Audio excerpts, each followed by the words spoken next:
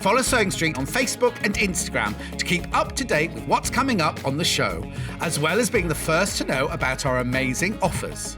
Get involved with our competitions that are exclusive to social media. And pick up some top tips from us too.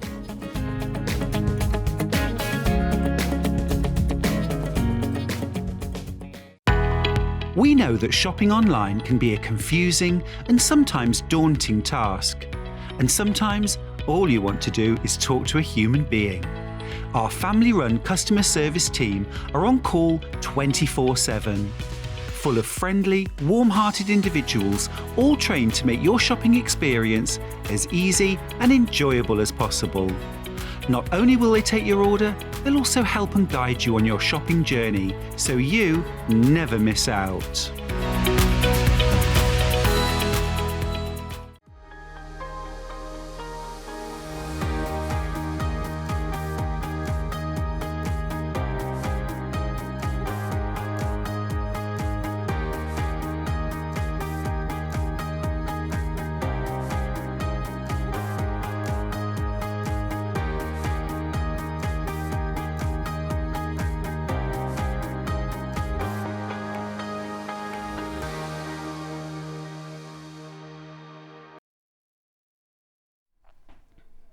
Good morning and welcome to Sewing Street. Thank you so much for joining me today. I know it's a really sad time for lots of us, a lot of time of reflection and thought about the Queen, but we're here for you. We're still on air, we're still here for you. I think the best thing about the sewing community, particularly the Sewing Street community, is it's such a supportive place. Whether you want to share how you're feeling or what you're doing or, how you're coping over the next few days, then or you just, want to take your mind off it, you want something to watch and immerse yourself. It's such a wonderful, mindful hobby. If you are a member of the Sewing Street fan page, you'll know it's a great place for support. So if you need us, we're here, and we just think that we can help support you and get immersed in it. We've got 2 guests on today. I'm going to do some demonstrations. So hopefully, if you stay with us today, we can help you and you can learn lots of different things from us. So we are thinking about everybody out there today, and thank you so much for joining us. So shall we have a look at what we've got coming up today? As I said, we've got 2 guests and I'm going to do some demo as well. So it is going to be a really packed day. Coming up next, now 8 o'clock, I have got a brand new Tula quilt kit. It is beautiful. I've spent the weekend playing with it, working out how it works. So I'm going to demo parts of it, show you how to do it. But just as a heads up, this is a beginner's quilt. If you've used a sewing machine, you've done a bit of sewing and you've thought, I really, really would like to make a full quilt, this is the one for you. It is really simple, and I'm going to focus on the rotary cutting aspect of it, because it's one thing that a lot of people say, well, I don't know, where do I start if I've got the mat and I want to cut full strips? What is sub-cutting? That's what I'm going to focus on. So if you are a beginner to quilt making, this is the kit for you, and it is a beauty. So that will be on now, 8 o'clock. At 9 o'clock, we've got Sandi with us in the house. She is going to be demonstrating Helen Newton's beautiful cake shop cushion and her Enjoy the Ride cushion. Now these are applique. Now if you're not a fan of free motion, what Sandi's going to focus on a bit with some of these demonstrations is if you don't want to do free motion embroidery, if that's something that puts you off, how to do embroidery that's not free motion, that's just straight stitch or even hand embroidery. So if you'd love to have a go at making the cushion, here it is, this is the baking one. If you want to have a go at this, then, and you don't want to try free motion, then stay with me for 9 o'clock and she'll show you how to do that then. So that's at 9. At 10 o'clock, we are going to be focusing on sewing room tools. Lots and lots of different things. We've got different creative grids. I've got a Dresden plate ruler. I'm going to be showing you how to use that. Again, that's brilliant. If you've never used creative grids before, they're specialist rulers in particular, then stay with me for that hour because I think you'll really enjoy that. And we've got some really good value fat quarters that you can use to make several Dresden plates, and I'm going to show you exactly how to do that, as well as the wool pressing mat, one of my favourite tools. 11 o'clock, Sandi will be back with us. She's going to be showing us how to do the Amber Makes thread spool cushion. So we've got a set of instructions where you can learn the thread spool block, make the cushion, you can make a wall hanging, and you can make a full quilt as well. So we've got kits for all of those, and Sandy's going to be demonstrating the basic block, how you get from your fabric to a thread spool block and how you join those together to make either your quilt, your wall hanging or your cushion. Lovely gift for somebody, a really nice way to decorate your sewing room or your sewing space, but a nice gift either as the kit or as the finished thing as well. It's a real nod to your hobby, and we've got it available in different prints as well, including one in a fab batik print. Looks amazing. They're really bright and cheerful and fun. So because once you get the instructions and the kit, you can use any fabrics. Do you know, it's a really good stash buster, good for the front of your block keeper as well. So that's the thread spool. That will be on at 11. And then at 12 o'clock, obviously, it's Yarn Lane, and we've got the wonderful Sabido in the house. Brand new design. It's her crochet zigzag bag. It is already available on pre-order and is starting to sell. It's available in 3 different colourways. Absolutely gorgeous. You can line it or not line it. It is your absolute go-to splash of colour shopping bag. You take it to your workshops, you can take it to the grocery store. I mean, it'd make a great beach bag, maybe for next year. Not quite warm enough now. Love the autumnal one, that's my favourite, because Sam was asking everyone on Instagram to vote. I love the autumnal one, it's gorgeous. Very, very on trend. You look at some of the designer stores, these are going for about £300-400. But not ours, no. And we have full kits to make them all. That's at 12 o'clock. If you want to buy the kit in advance, remember you need to go onto the Sewing Street website to do that. Right, so that's the day. And thank you for joining me, and it'd be lovely if you can stay with me all day, because we have got some really lovely things coming up. So let's start with the early bird. Now this is fantastic. This is actually, I think I will be treating myself to one of these this morning. It is the pack of Janome needles. So if you've got an Elna or Janome machine, these are perfect because they have specific needles for their machine. There are 4 different ones here, and we have got a pack of all of them. Now, the normal price for these is £21. You're getting 4 packs of needles. You're getting the red tip needle, which is your basic universal needle. You get the blue tip needle, which is for your heavier jean sewing. You get the purple tip, which is stretch, and then you get the super stretch needles as well. So you are getting 4 packs of needles. Normal price for those, £21, but not today, £17.49. Now, you know how frustrating it is when you're in the middle of a project, your needle breaks and you haven't got another one, so you need to always have spare sets. So for your Janome and your Elna machines, these are perfect. You have got 1 of every packet. There are 5 needles in a packet, and this covers all of your sewing needs. So if you're using the red tip in your machine that you normally do, it breaks, or you're sewing in jeans, you think I need a heavy one, then just pop the blue tip in and you will know, and it will really help. If you're using stretch fabrics, use the purple tip needles. It will make a difference. They have a slight ball point. When you're using stretch fibres like knits, like whether you're using toweling or stretch or whatever, you don't want to pierce the threads, otherwise you'll get a ladder in them like you do in your tights. What you need is a ball point that separates the threads so you can sew through. So you will get a much better look. These are also really good for free machine quilting as well. Yep. And for dense stitch embroidery, because of the sort of tip they are. Absolutely perfect. So, and then you've got the super stretch needles, which are obviously perfect for the real stretch fabrics. You've got the red tip needles, which are your standard universal needles. These are the ones that you'll use nearly all the time. But then the blue tip needles can never be without these. These are for your heavier fabrics. So they've got a much stronger shaft. It's not just that the point is sharp, but the shaft is much stronger, so it will cope with the thicker fabric. So save yourself a little bit of money today with one of our sewing room essentials. If you've got an Elna or a Janome machine, these are absolutely perfect, because I still only have, you get a few of each of the needles when you buy a new machine, but I still need to treat myself to full packets because I've only got 2 red ones. If one of them breaks, then I'm very low. So do treat yourself to those, especially today, because that price will go up. That is a special offer for today only, and then the price will go back up again midnight. So nice little saving for you. Well, or until stocks last, because I have to say they are flying out. But whenever we put our essentials on an early bird special, they always fly out because it's something we always need, and they are absolutely perfect. And nothing worse than running out of needles. But you will find if you've only ever used your universal needle, which is the red tip one, if you start using needles that are the correct needle, you will get a better finish. And it does make a difference. You know, it's like with any of the tools. You use the correct tool for the job, makes a big difference, doesn't it?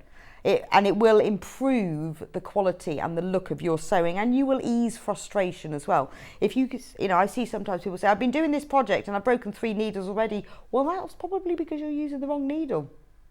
So get the pack now while you can, because that once the stock's gone, then the price will go as well. Right, so I'd love it if you could get in touch with me today. Send me your messages. Tell me what you're doing today. What's on your workroom table and what are you making? The best way to do that is go on to sewingstreet.com, and then on there, so www.sewingstreet.com, you can message me, studio@sewingstreet.com. So when you go on to sewingstreet.com, click on watch live. That's on the top bar. And then from there, you can see the menu. And all the messages will appear, and Hannah will then play them and we can answer them. So if you've got any questions or any messages, or tell me what you're doing today. Now, for the shopping, there's 2 ways of doing it, on the phone or on the web. And this is probably it's the simplest way because you can see the pictures of everything. You've got 2 columns there. You've got pre-order. So that's everything that we're going to be showing today, but I haven't actually talked about yet. And there we are. So you can see all the quilt kits, the Tula quilt kits. We've got the very last of When This Is Gone, It's Gone, the Tula pink fabric, that's all there, as well as the quilt kits. We've got Tula thread, we've got some Tula pre-cuts as well, and we've got some lovely rainbow fabric bundles which go beautifully with the Tula fabrics if you want to make your designer fabrics go a bit further. I've popped a few tools in that I'm going to be using in my demo today. Then these are the cushion kits that are coming up at 9 o'clock. Please do get those in your basket and check them out before the demo. All the tools that you'll be needing to get the best look from your applique. Then there's our sewing room tools. There's the Dresden plate ruler, the wool pressing mats. Now they go very quickly. I'm going to be showing you the glory of them because I've got one, so I know how beautiful they are and the difference they make to your sewing. They're all there, and we've got all the fabrics as well. Singular fat quarters as well as bundles of fat quarters. And then we've got the Adventures in Crafting zigzag bag kits. That's all there. Yeah, and then, we're slightly out of order then, but don't worry. There's the Amber Makes Thread Spool quilt. We've got the kits for the cushions, and we've got the instructions on their own, so it's all there. You can also message on our Facebook page as well, so I will be reading those out. And if you want to phone your order, and there's the number on the bottom of the screen. It's a free phone. It's UK. Well, it's actually just upstairs. Really, really helpful group of people. So if you've got a bit confused by anything, or you've put something in your basket and you're not sure, or if you'd just rather speak to a human being to order, I mean, I often do. If you've got questions, you say, I don't know, I can't remember. You know, sometimes like when you want to order a machine or something, you think, well, I actually want to speak to somebody. Then it really doesn't make any difference. You can do it online or you can do it on the number. The number will be on the screen all day, so easy to remember, and it is a free phone number. So any questions you've got at all there, do give the call centre a ring. So let's go on to the quilt. So here's the quilt behind me. Beautiful, isn't it? Now, obviously, it features all Tula pink fabrics. It's the rainbow quilt. I mean, it really is beautiful, isn't it? What I love about it is the joy of a lot of the Tula prints is that they, you know, they are beautiful in the fabric themselves. Even the ones that look plain, like this one, there actually has a print and a pattern within it, and all the stripes, and you've got the little cat heads and the teacups. So this design is using those fabrics to their fullest. But it's not just one of them.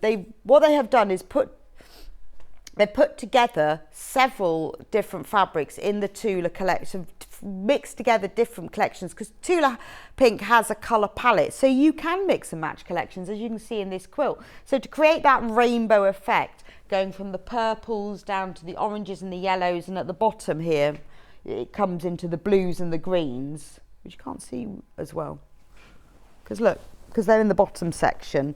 There's the other part of the rainbow. It's all the blues and the greens that it goes into.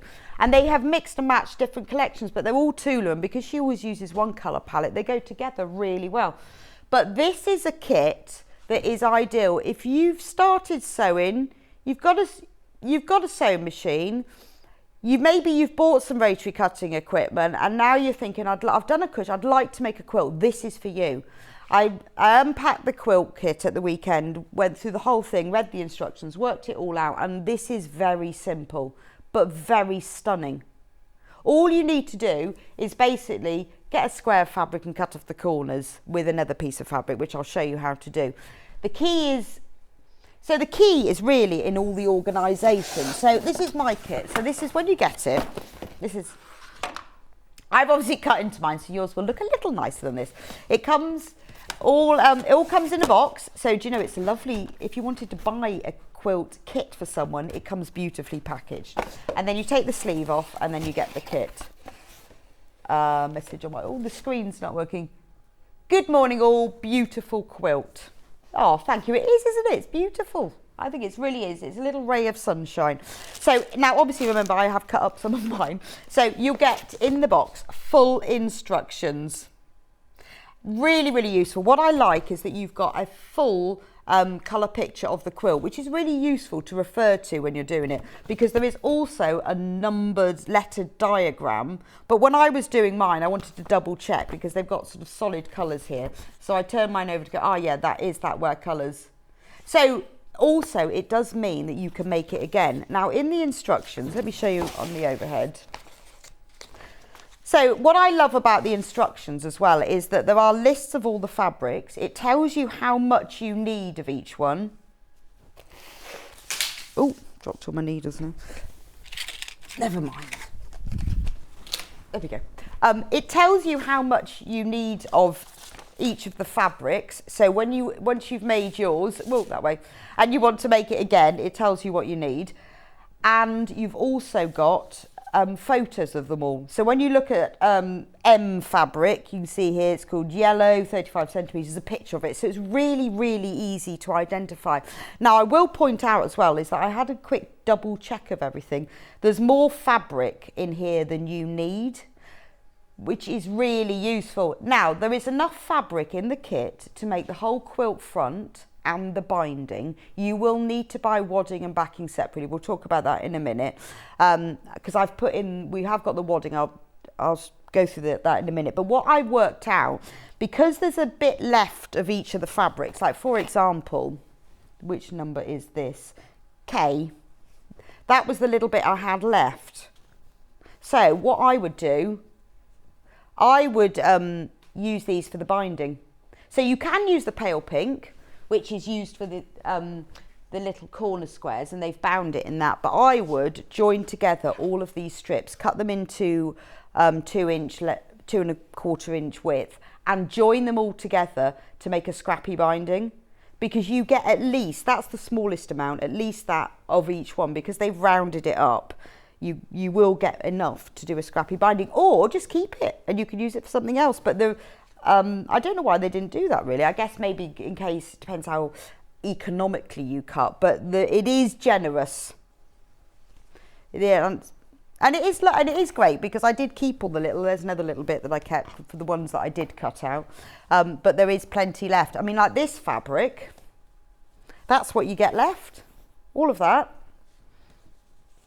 and all of it, yeah, which is fab.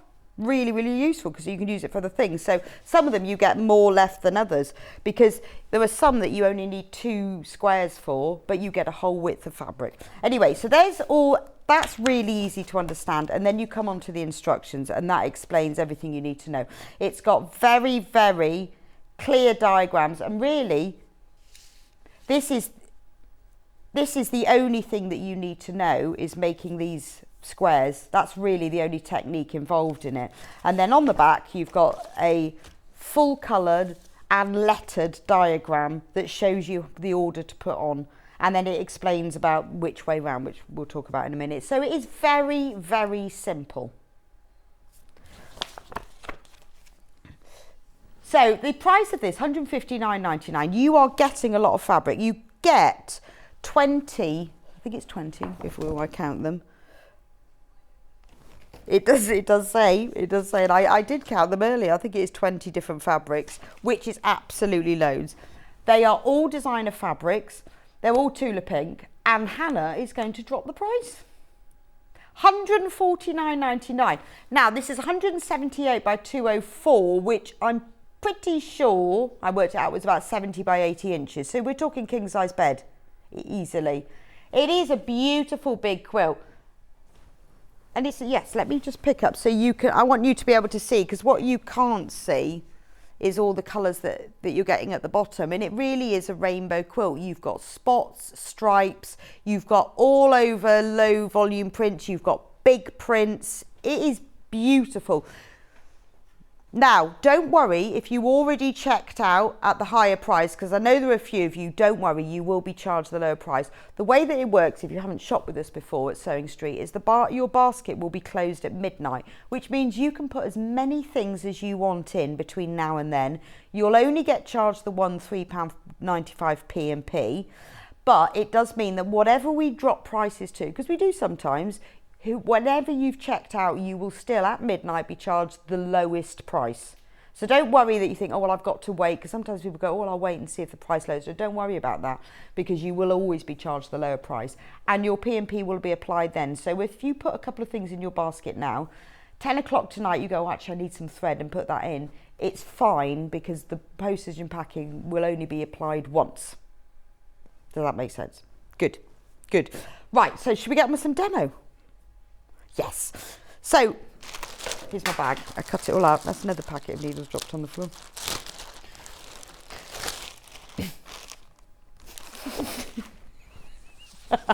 Just sharing that with you.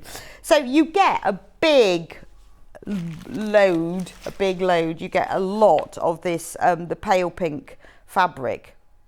180 centimetres, that's the main thing. So you start off with this. Now what you have to do is you have to cut strips of this fabric to start with, and to use for the little squares, which will all make sense in a minute. So I'm just going to show you what you do with this. If you've done lots of rotary cutting before, you will know all of this. So I apologise in advance. This is for people who haven't done it and would like to have a go. Now, what you will need, I would always say, when you are working with fabric that's normal width, which is 44 inches wide, 112 centimetres, that's the normal width of a quilting weight fabric. You need a cutting mat that is wide enough to cope with half of the width. So I would normally say the largest space that your space will allow, but if you are cutting fabric from the fabric width, your cutting mat needs to be at least the half of the width of that. So this cutting mat we've got here, the extra large, 90 by 60 centimetres, that's 22 inches.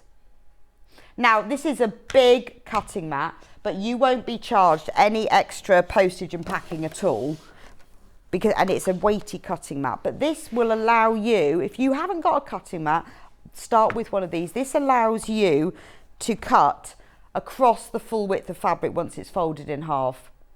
It also protects your work surface. You can use it for all sorts of things there, but it's really useful. So if you haven't got a cutting mat, I would start with this one, because this is the biggest you will need. It's also wide. If you turn it the other way around as well, you can use it that width, but by having it the smallest width is half the width of the fabric, then that's great. So start off with that. Now you will also need a ruler. Now if you're cutting strips of fabric, your ruler, well, you need a ruler that will be that's 24 inches long, so that you can see that it more than covers the whole width. Now I've chosen, we do these in two widths. We do it in a 6 inch and an 8.5. Now I've chosen the 8.5 because it gives me a little bit more leeway. It means that if I need to cut strips when I subcut it the other way that's more than 6, it just gives you a bit of extra. Quite often your 8 inches is quite a common block size if you're cutting things, it just makes that little bit of difference. Having the extra 2.5 inches on your ruler makes it that much more flexible. And now, I've bought myself really recently, probably the last 6 months, Creative Grids. I had a much older one, and I have noticed such a difference. On the back of the Creative Grids ruler, you have these textured spots. You have a strip all the way round that's about quarter of an inch wide that's textured, and you have these spots. Now, all of that gives grip.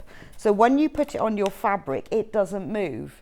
Now, my older ruler, which is probably about 25 years old, still works perfectly fine, but it doesn't have this grip on it. Now I always use this. It has all, my old one has all the measurements. Well, I have to say, after 25 years, they're starting to wear off. But this has so many measurements. It's also really easy to read. It took me a while to work it out, but now I've got it. So the white numbers are the whole numbers. So if you're cutting whole, like a 2 or a 3 or 4 inch, you go white. But if you're cutting, if you want to cut 1/2 inches, then the larger dots are labelled in black. So it's really easy to understand. It's split into 1/8 of an inch increments, so you can really finely cut things. You've got your 45-degree angle, brilliant for cutting when you're doing bias strips, or you're cutting flying geese or half square triangles, and you've got the 60-degree as well if you're doing diamonds. So this is your kind of go-to ruler. This is the one that I use every day. Absolutely love it. Obviously, there are loads of Creative Grid rulers. In smaller sizes, I do have little ones as well, but this is probably the one I use the most because it will cut across the full width. That's all, yeah, all the different things it does. It is a great ruler, because this is the one that I have. And then the rotary cutter that I've put onto the show as well, this is the one that I have, I particularly like.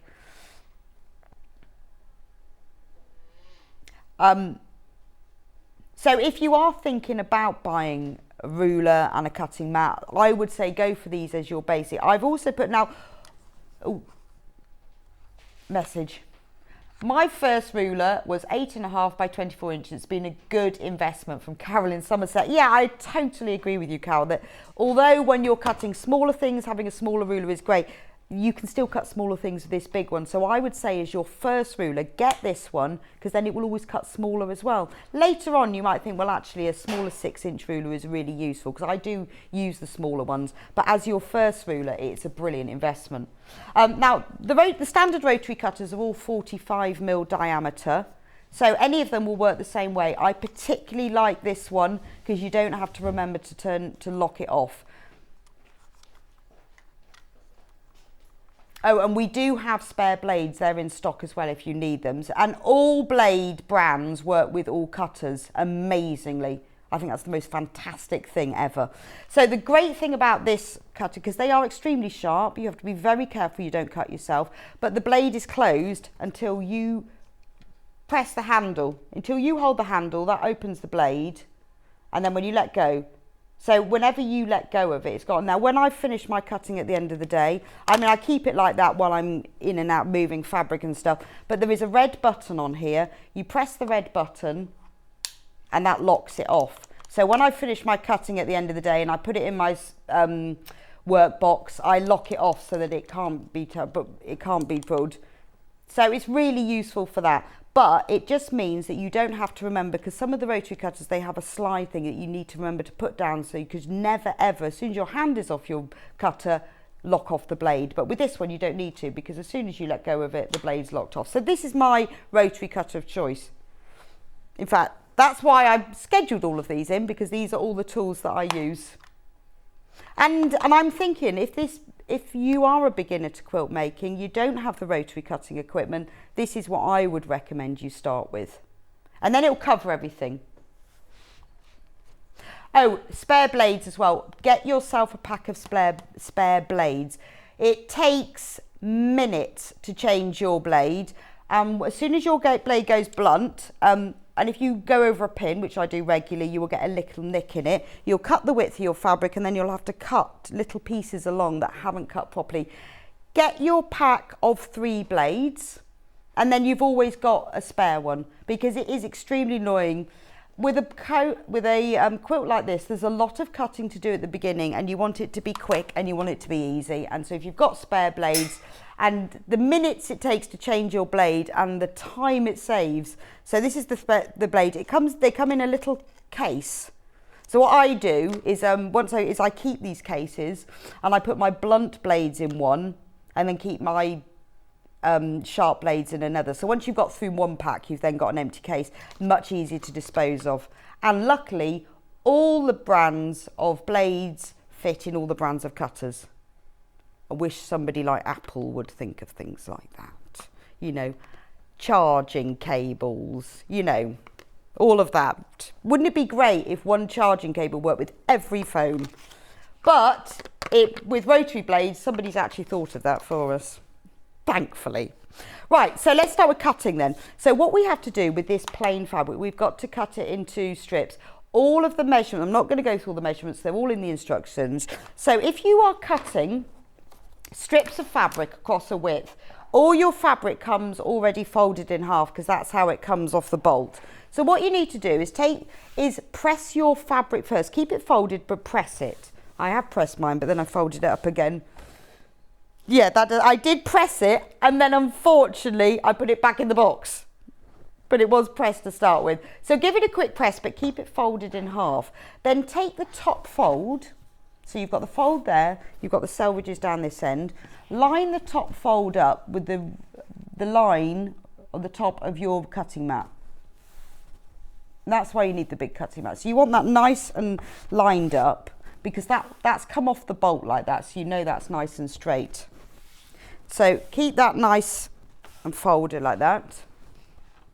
So take a little bit of time to do that. So I know that lines up. Now I've cut from this already, so this was straight, but because I folded it and put it back in the box, it's gone off slightly. So always trim off the end. Now it's up to you how much you cut off. Just make sure, because obviously one layer is going to be sitting slightly above or below the other one. So I always cut off about 1/4 inch, but you may find when you get fabric, if it's been cut for you, it might be slightly wiggly. So cut it off so it's nice and straight. Now, because you've lined up the top edge, all you need to do is line up the ruler with one of the lines on your cutting mat, because you know that the top's straight, so this will be straight, so you'll get a nice right angle. So I've got about 1/4 inch, so I'm going to line up one of the lines on my mat, and I know that's nice and straight. And then simply cut all the way along it. Right, just need a pair of scissors, one moment. Yes. Yeah, if you could get the right tools and use the right techniques, it makes a difference. Now, you don't need that bit, so you discard that. So now I'm going to cut it into the width I need, which I'm going to double check that I've got the right, that I'm doing this. Yes. So I'm going to cut this into a 1 3/4 inch strip. So all I need to do is line up, there's 1 3/4. So when you're lining up a measurement, just look on your ruler for that measurement. Now, different rulers have them in different places. You know, I can see from here where the 1 is, where the 2 is, and then we just line that up. I know it's straight across the top, so I don't have to worry. So starting at the bottom, and then we go all the way up to the top. Now, if you're then cutting another one, 2 ways of doing this. You can keep that one where it is, because it's quite hard when you move your ruler to see that line, to keep it there. So if you just add on the 2 strips together, which is, say if you're cutting a 1/2 inch strip, you do a 1/2 and a 1. If you're doing it slightly different, you might find it hard to add that all up. So you can do the next one by just adding that measurement on, or just take that one away and then cut another one. So that's really simple, isn't it? So now you need to cut lots of these strips. All that information is given in the instructions. The remainder of it is used for the binding, but as I said, if I was you, I would go scrappy binding. Now, we need lots of squares, so what we're going to do now is subcut.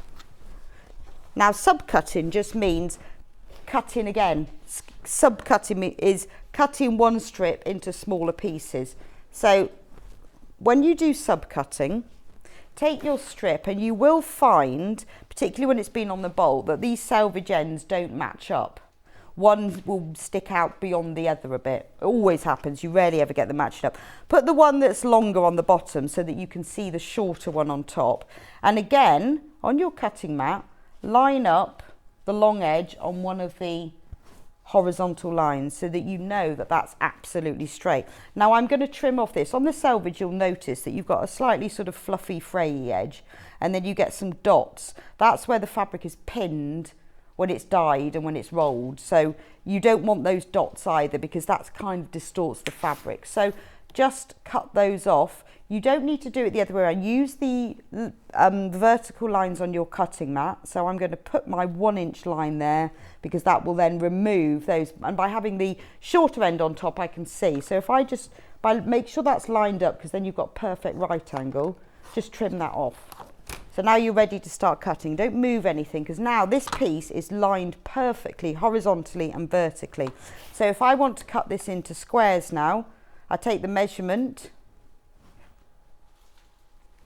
But you see, because normally what happens is if you want to cut something, you need to cut it the other end. But by lining it on the mat rather than the ruler, it means that you can then keep it in place. So to subcut, I'm now going to cut this into squares. So I just line up the marking there, and I'm cutting 2 at a time.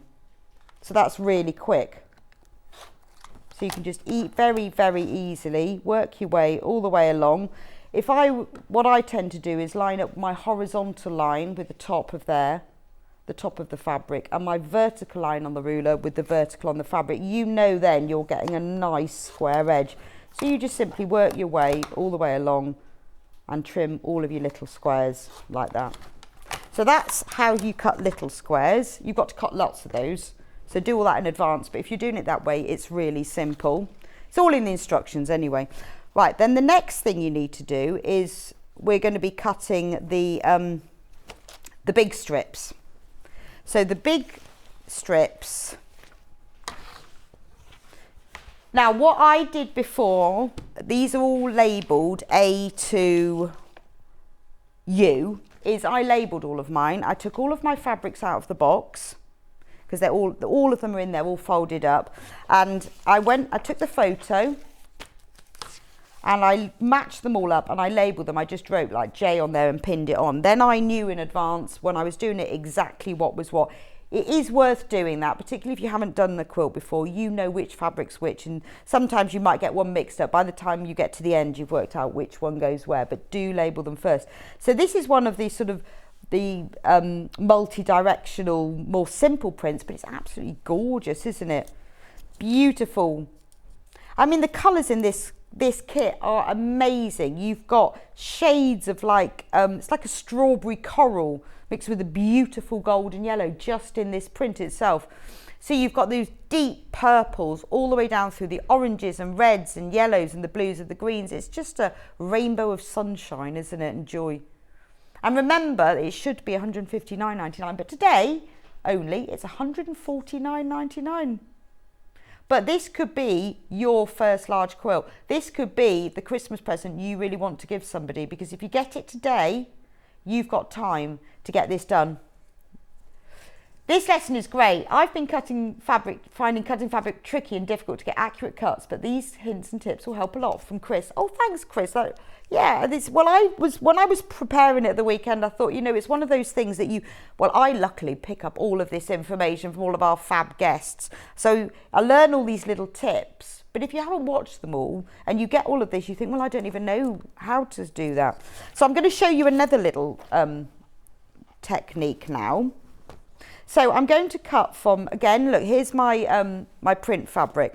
So we've got our selvages on one end, and then we've got the folded at the top. So exactly the same way as the plain fabric. Line up the fold with the top horizontal line. This is a massive mat, but no extra P&P. So if you buy the two together, then that's amazing. And my cutting mat I have had for over 25 years. So when you look at this now, again, I pressed I pressed all of this, but as you can see, if I show you really carefully, the layers, they don't match up exactly, they never do. So let's do that little trim again. You know, this is your beautiful designer fabrics. You don't want to be trimming off much. So only trim off the barest minimum so that you're making sure that the bottom layer and the top layer are the same. And the best way to do that, as I said before, is to line up. But these, even if you're not buying this quilt kit, these tools are invaluable.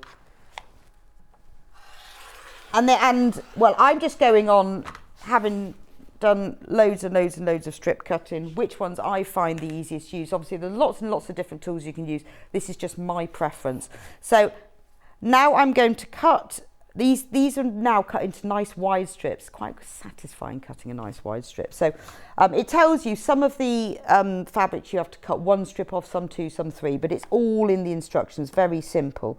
So I'm just going to cut one strip of this one. Wow, I've always thought the selvage need to line up. Using the fold is a revelation, such a time saver. Thank you so much from Helen. Well, I know I always thought that, but do you know what?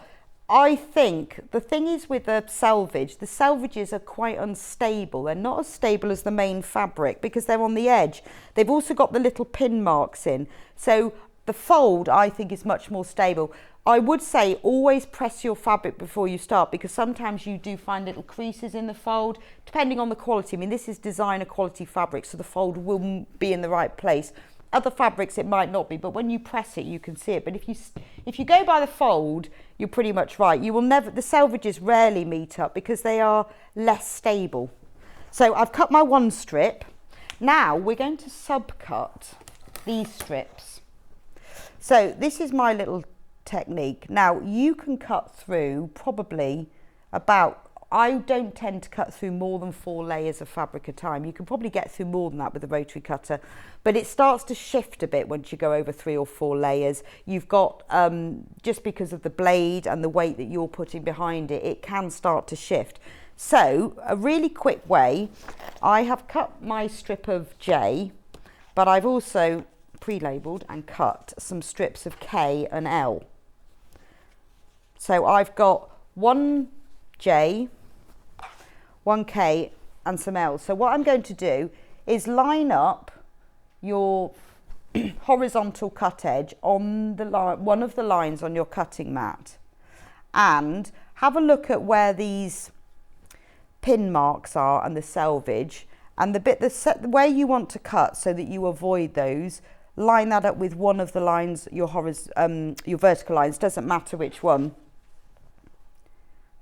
And then do this again. So because the whole point in the ruler is it's got lines that you use, but the mat's got lines, they are fab. So for the next one, line it below, and where you want to trim this fabric to trim off the selvages and the pin marks, line that up on that same line. Now I'm going to put another one because I've actually got to cut 2 of these. So I'm going to put another one on top and take a little bit of time to make sure that those are perfectly lined up. So I've got 4 layers. I don't want to go for more than 4 layers, but I've got another fabric here. So I'm going to put this one, now I've realised I have to move them all up. Maybe you should start at the bottom. You don't want them right next to each other. Leave a little bit of space, I would say. Always make sure that you turn it round so the one on top is slightly shorter, because then you can see where you need to cut it. Right. And then, there we go, and then put that one. So now what I'm going to do, I've got 1, 2, 3, 4, 5 strips of fabric, and I'm going to cut these all in one go. Now if I layered all of these up together, you wouldn't get the perfect cut. It would shift slightly and you might struggle to get through it all. But because I've lined them up all horizontally and then vertically, I've made sure the pin marks are going to be just a tiny bit, like 1/8 of an inch at the side of this vertical line. Just double check before you go through it all. Make sure they're lined up on the horizontal. So it just takes a little bit of time, but this will save you loads. So get your ruler, and now you can line up your ruler on that vertical line that you made sure that was the other side of all the pin marks and the selvages. And then this is where it's really useful having a non-slip ruler. You can just hold this, it's not going to move. Cut all the way through them. Now, before you move anything, put your ruler on top. That keeps everything very still. Then you can remove these. I always think if you put the ruler on top, it stops anything moving in case you accidentally hit it. Then I'm going to cut these now into the size I want them to be. Might help if I turn my ruler around. Right. When you do it, line up the measurement that you want them to be, and then line up the top as well, and then just double check that that's lining up all the way down.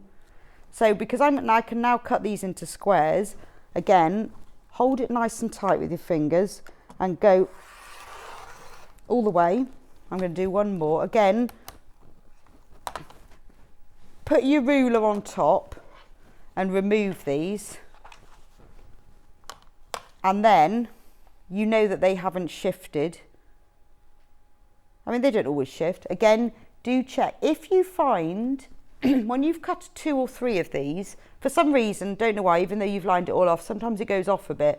When you come to put your ruler on, if this horizontal line and this vertical line aren't matching up as a perfect right angle, then just trim a little bit off the edge of your fabric to get it back again, because for some reason once you've cut 3 or 4 strips it does go off slightly, just because obviously just natural tiny inaccuracies as you go along will build into another big one. So just after 3 strips double check, and you might need to trim just the tiniest amount off. So you do all that way along. So in that way I've cut 1, 2, 3, 4, 5, 8, 10 squares of fabric in one cut. So that's much quicker way of doing it. So I would recommend, that's a really good way of sub-cutting. Oh, Christina and Leah have the same question.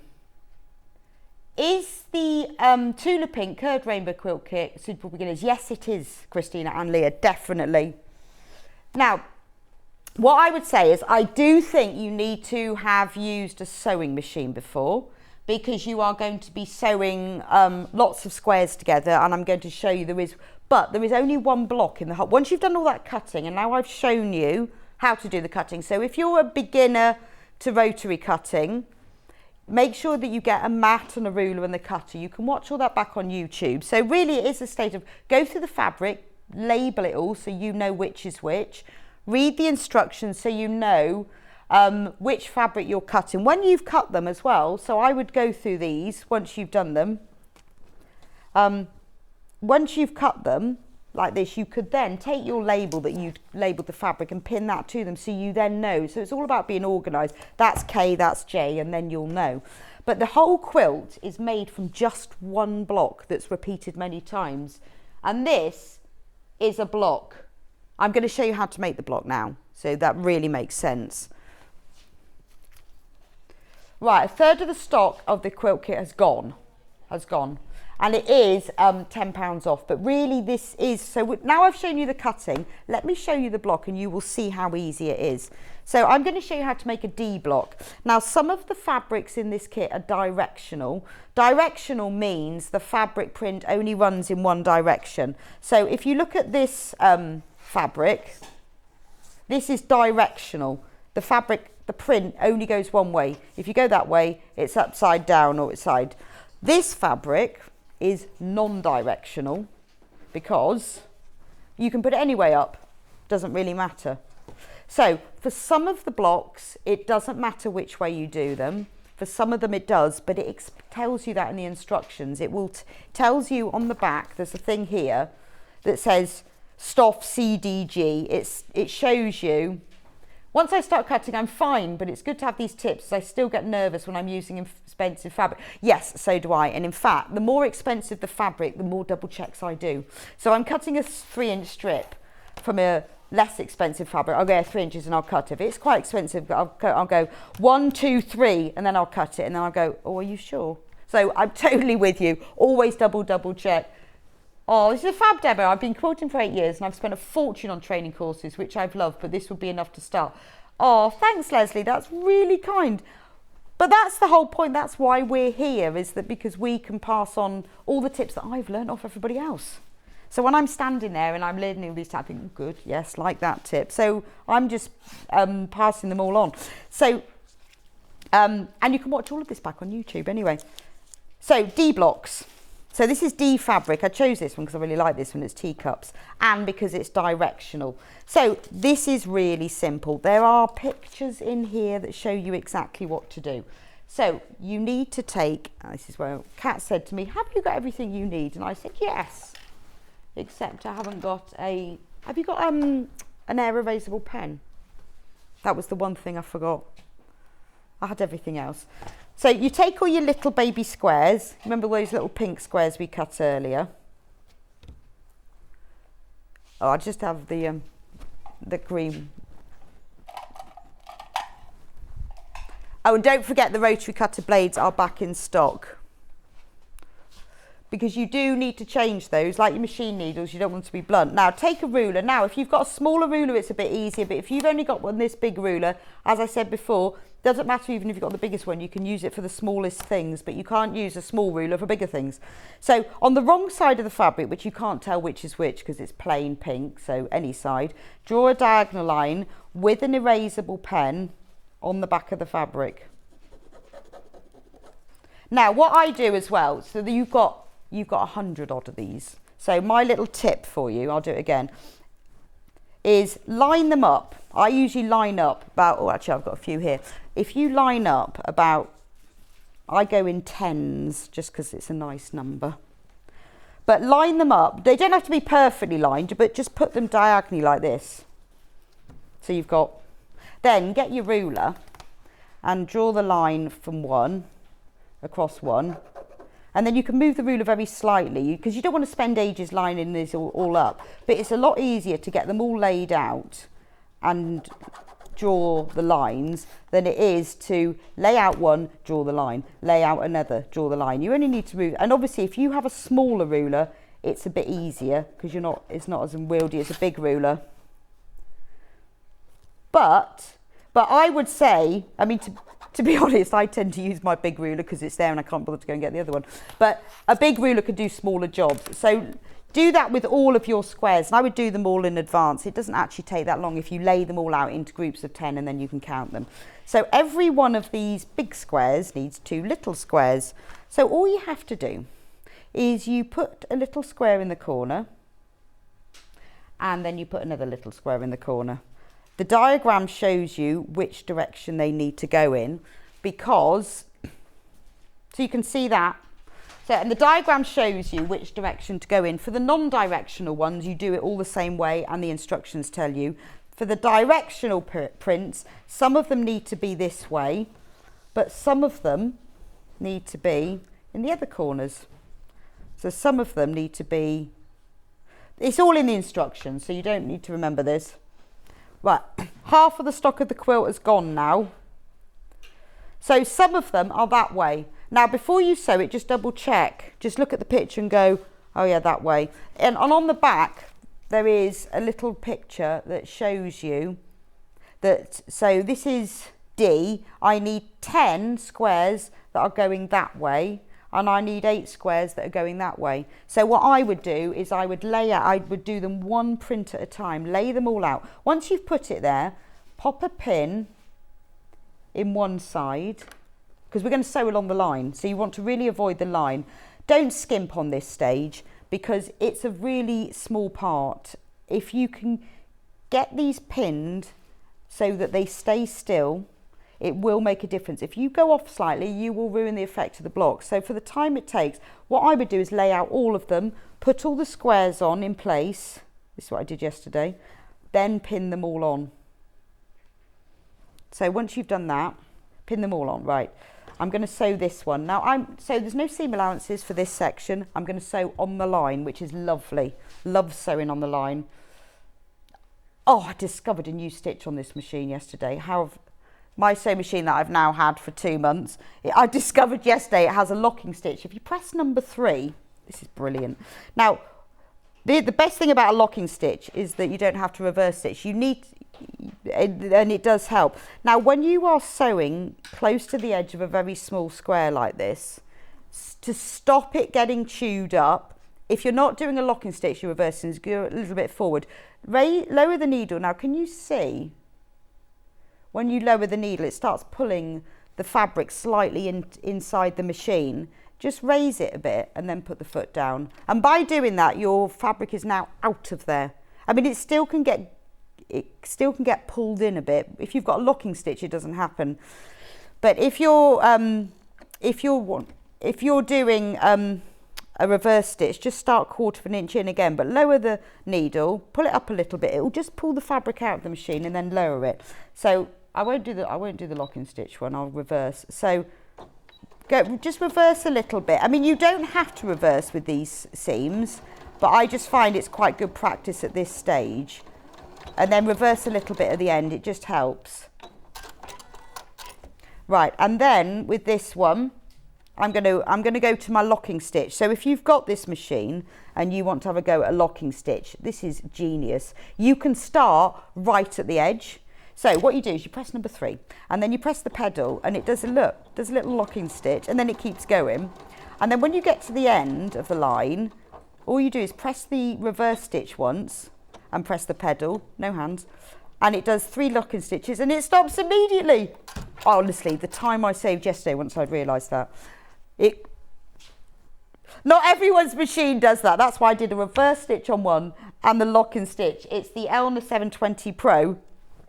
I know, I've got it at home. Why am I checking? But I didn't realise that I had a locking stitch. I mean, it's just genius because it means that I now will never get my fabric all meshed up because it's got that and you can start right on the edge with it as well. Right, I'm just going to plug in my iron, which I should have done earlier. So what we're going to do now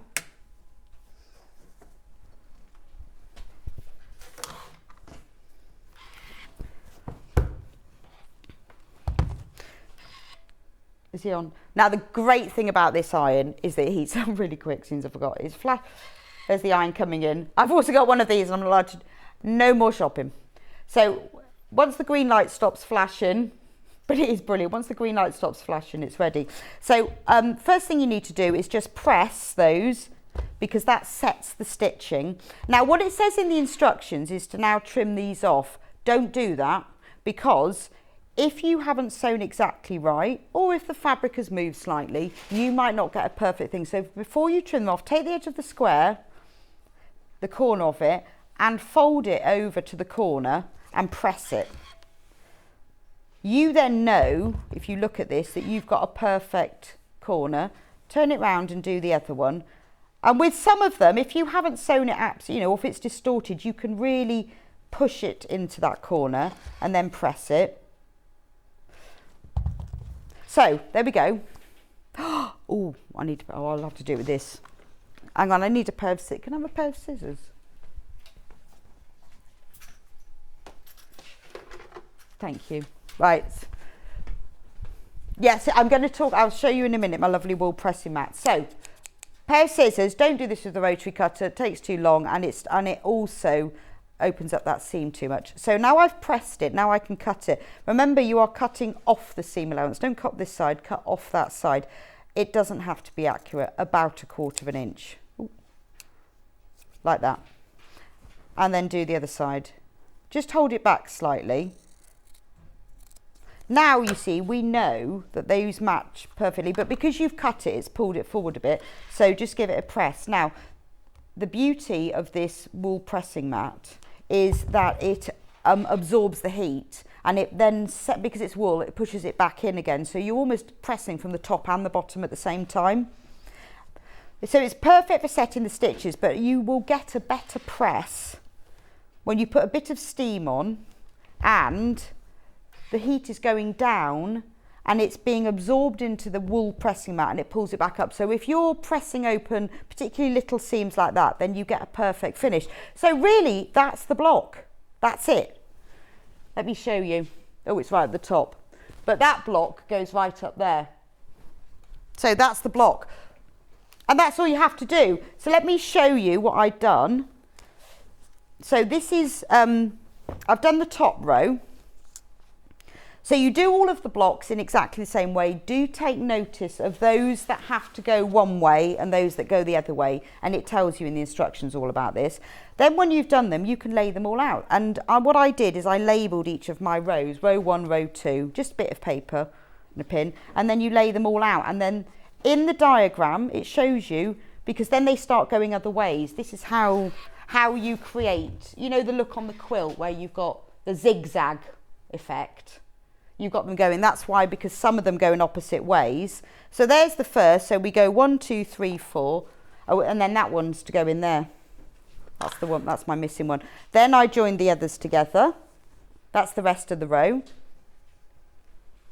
And then this is row 2. So again, I only did 2 rows. But you look at this now, you can see what the individual block looked like from here. There's an individual block. This is what it looks like when they're joined together. Some of them go the opposite ways, which is how you get the V shapes. Oh yeah, sorry, like this one. Can you see the V shape here? And that's the V shape you get there. Then when I join them together, that's how you get the different shapes. So it really is one block, isn't it? So I've shown you how to do cutting, accurate cutting quickly, and how to make, and honestly, that is it. You join all these together. There's a picture on the back that shows you the order, and it's brilliant because it goes B, C, D, E, E, and it's lovely. Once you've made all your blocks, you lie them all out on the table, label the front of each one, join them all together, and then join all those, and that's it. That's easy, isn't it? So honestly, this could easily be your first larger quilt, or if you're an experienced quilter, but you love Tula fabrics, you want to make a quick quilt in a hurry, this is the one for you. Please do check out. Remember, it's £10 off. Got loads of you who've got it in baskets, loads of you need to check out. But that price will only be until midnight tonight or until stocks last. And we have got so many of you want it, but it is beautiful. If you've got any questions, just message me in. Honestly, dead easy. Now, if you're new to Sewing Street as well, this is available on split pay. So this is a way of us enabling you to spread your cost. It doesn't cost you anything, it's interest free. So what we've done is we've split it into 3 equal payments of £49.99. So that is entirely optional. When you get through to the checkout, you can choose whether you do it all in one or you do it in 3 split pays. It's up to you. But if you go for split pay, you'll pay £49.99 today. The quilt kit will be sent to you straight away, and then next month you'll pay another £49.99, and the month after that £49.99, and it's done. So maybe it's a Christmas gift for you or for someone else, or you're making it. It will be with you in time to make and paid for by Christmas. So if you'd rather spread the cost, interest-free, that's optional, but it's done. You know, this is in 3 things, it's done. And then you will have, I mean, I'm thinking Christmas present for somebody. What a fantastic gift. You've made them a quilt using beautiful designer fabrics. And what I love about this quilt is it looks way cleverer and way more complicated than it actually is. They won't get the instructions. They won't know how easy it is. They will just think you're a genius. And it is beautiful because the fabrics are doing the work for you. You've just cut the corners off. Really, basically. Right, let me just round up the tools I use because, because once you've got them, unlike your fantastic, thank you, I've learned a lot and decided to buy a new ruler for Carol from Coventry. Do. I honestly, my other rulers, I can't, well, I have got a metric ruler, which I still use, and it really slips, unfortunately. I haven't found a Creative Grids metric one, so I've got another one, but it is a big difference. So, if you are new to rotary cutting, get yourself a big mat, because you need to be able to cut across the full width of the fabric. Now, with this mat, let me just move all the bits off. It will fit the full width, but if we turn it that way, you can cut it like this as well. So if you want even more space, if you're thinking, well, I want to have a little bit more leeway, you can cut it that way. You can cut all your strips out one way, turn your mat around, but this is a really nice size. This is the size mat I have. £37.99. Now, unlike your quilt kit, This is going to last, you know, you've made your quilt, it's done, but the tools, they will last you for every quilt kit. And it really is, I would say, well, we know it. I mean, you get what you pay for, really. I would say it's worth buying these branded, the good quality ones. They will, particularly the rulers, it really is worth it. You can give, I mean, and if you get yours, if you cut fleece or stuff on it, things fluffy, velvet, sometimes the fibres can get a bit caught. If you put them in a bath and give them a little bit of a swoosh, all of that disappears and you can clean them up. Keep them flat as well. Very important to keep them flat. The ruler, now I would say obviously a big ruler can cut small things. A small ruler could, and I used to have a 6-inch ruler, but when I bought this new one a few months ago, I went for the 8.5, and it is lovely because it just gives you that little bit extra. So if you have to cut a 6-inch, good morning, excellent demo. Never made a quilt, but I think I'd like to have a go now from Sue in West Sussex. Sue, give it a go, because I know it's like, oh, it's a big quilt, but you know, when you think that you're just making one little block several times, and do it like I did. Right, there's less than 20 of the quilt kit now. Do what I did, do it as a production line, cut everything first, draw the diagonal lines on your little squares, all of them first, just one by one, put the radio on and just draw them all on. Pin them out one by one colour at a time and sew them on, and then do the next colour. Then you've got them all, and then you've got the joy of laying them all out. And remember, there is enough fabric left to be able to bind it as well. They have given you, they've been quite generous. So less than 20 of them left now. So if you want one, you need to get it in your basket and check out. Make it in time for Christmas. And when you've made it, put a photo on the Facebook page. I'd love to see it. Rotary cutters. Now, there are loads and loads of different rotary cutters. This is my favourite purely because I don't cut myself if I forget to close it. All rotary cutter blades, 45mm, will work in this. Get yourself some spare blades. Really annoying. When I showed you where I cut 10 pieces at a time, if the blade isn't sharp, you'll have little threads that you'll have to cut. So the spare blades are there in the side.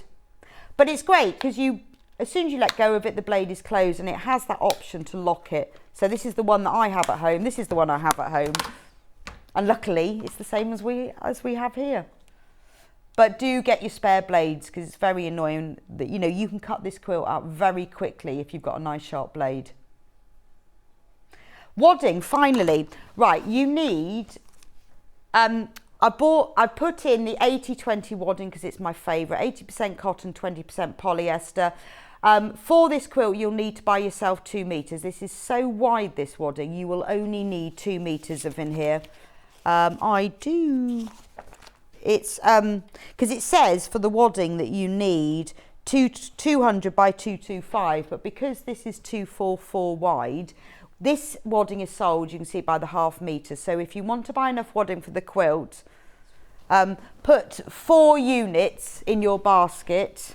This is ½ meter. If you put 4 units, you will be sent a whole 2 meter cut piece. Don't worry, you won't be sent it as 4 individual ½ meters. And what's more, you'll have a bit left over on the edge. So this is it, it's really wide. Put 4 meters in your basket, that's enough for this whole quilt. And they've given extra allowance because your wadding always needs to be a bit bigger. If you buy extra wide backing, get 2 meters of that.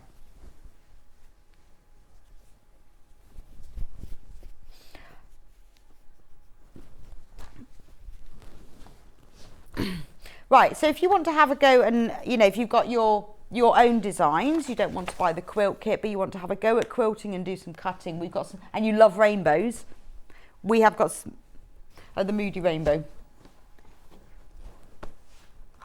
So this is Moody Rainbow. I like Moody Rainbow. So it's just it's not as primary as Bright Rainbow, but it's still rainbow. So the red, you've got, so how many have you got here? 9. So you've got a red, but a deeper red. You've got a deeper pink. And then you've got orange, but it's like a pumpkin-y orange. So it is just a slightly more muted rainbow. Let me put it out. So it's beautiful to have. I love the red. And look at the deep pink. You've got a pumpkin orange. You've got like a golden harvest yellow rather than a primary yellow. Then you've got a darker green and an apple green. Then you've got 2 blues, a lovely sea blue and a turquoisey blue. And then you've got a purple, and it's been reduced to £29.99. And that should be over £30. So you're getting 9 fabrics, moody rainbow. Isn't it lovely? It's those real, I mean, it is rainbow colours, but you're not your bright primary ones. It's just a bit, it's almost like an autumn rainbow. I know rainbow's the same colour, whatever colour year. But all these, they're beautiful. I mean, you don't have to use them in the rainbow, but if you want those more muted shades, but you want colours, all the colours of the rainbow, then this is great just to add to your stash. 1/3 of that stock has gone already. And it is a beautiful set of colours because it is more muted, it's subtler, but you've got all of the shades there. £29.99 for 4.5 metres of fabric. Yes, please. We also have the more traditional rainbow colours as well. So if you prefer your brighter rainbow, we have got bright red, we've got bright orange, bright yellow. There's only 7 fabrics, this is 1 of each colour. Let's put the pink there. Single figures of this, we've got a bright apple green, a lovely turquoisey blue and a proper imperial purple there. So that's your traditional rainbow. So those are all the rainbow colours. So if you want to have a play with those techniques, if you want to have a go at cutting all the strips, you know, you can make things. You now know how to cut squares accurately, how to cut lots of them together without piling them up. Don't go over 3 or 4 layers. It all starts going off a bit. Have a look on the website. There are other products like Tula Pink's own Aurifil threads, which if you've bought the kit are really useful, particularly if you want to do some coloured quilting on top. But Tula does have our own sets of thread. It's all on there. Please do check out on your quilts. We're very, very low in stock. And when you've made your quilt, congratulations on buying it. Please put a photo on the Facebook page so I can see it. I will be back in a couple of minutes with Sandi, and we're going to be doing a plique, and she's going to show you how to do it is all about skills today. Well, this is because we're here for you. We want you to learn with us so that you can make the most of your mindful hobby. And Sandi's going to be showing you how to do machine embroidery, but if you don't want to do free motion, if you go, oh, that's too scary pants, then straight. You can do straight machine embroidery instead and a bit of hand embroidery. So I'll see you back here in just a couple of minutes' time. Follow Sewing Street on Facebook and Instagram to keep up to date with what's coming up on the show, as well as being the first to know about our amazing offers. Get involved with our competitions that are exclusive to social media. And pick up some top tips from us too.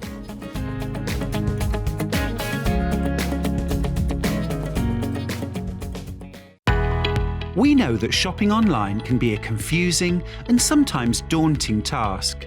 And sometimes all you want to do is talk to a human being. Our family-run customer service team are on call 24/7.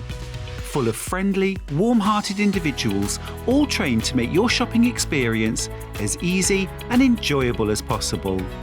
Not only will they take your order, they'll also help and guide you on your shopping journey, so you never miss out. Sewing Street have our very own app. You can now watch and shop from anywhere. Simply download the app from your app store onto your smartphone or tablet, then log in or create an account, and you're done. You can watch us live from anywhere, browse all our recently played items and pre-orders so you never miss out on any show deals, and message the studio to say hello at any time. And remember, you can check out as many times as you want and only pay 1 P&P all day.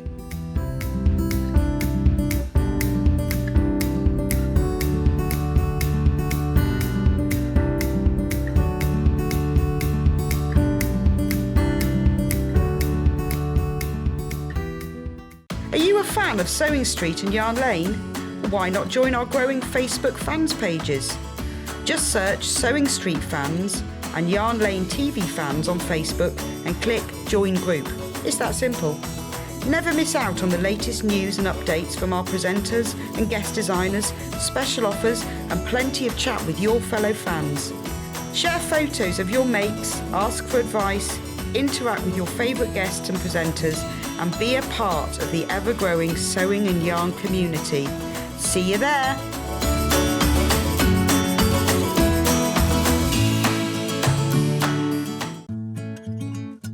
Stuck for ideas for the perfect gift? Why not get them a gift card?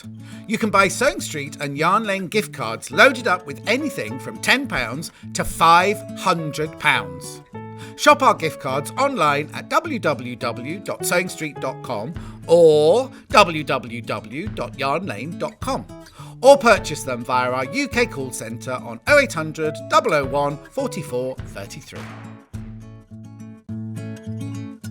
Stuck for ideas for the perfect... Missed the live show? Don't worry, we recorded it for you. Never miss out on your favourite presenters, guests and makes ever again. Head on over to our YouTube pages to watch back the day's live show and enjoy your favourite demos over and over again. Subscribe and turn on the bell notification so you never miss a show or video ever again. If you're a Sewing Street or Yarn Lane customer, no matter how many times you check out in one day, you will only pay one postage and packaging. So don't wait to add the item you want to your basket and check out. You will only pay one P&P even if you check out multiple times in one day. Keep up to date with what's on Sewing Street, as well as all the latest news and special offers by signing up to our email newsletters. Head on over to www.sewingstreet.com, scroll down to the bottom of the homepage, type in your email address, click the envelope, and you're done. Never miss out on the latest news and special offers ever again. Follow Sewing Street on Facebook and Instagram to keep up to date with what's coming up on the show, as well as being the first to know about our amazing offers. Get involved with our competitions that are exclusive to social media, and pick up some top tips from us too.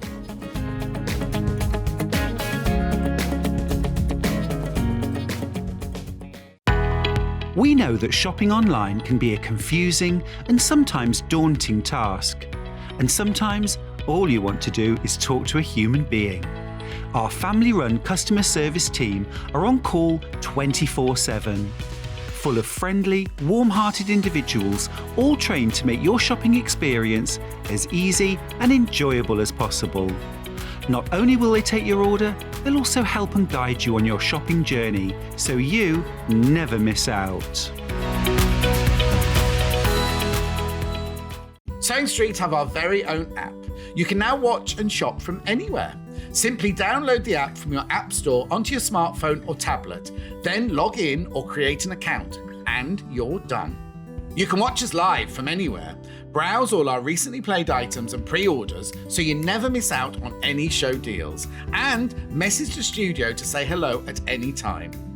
And remember, you can check out as many times as you want and only pay one P&P all day.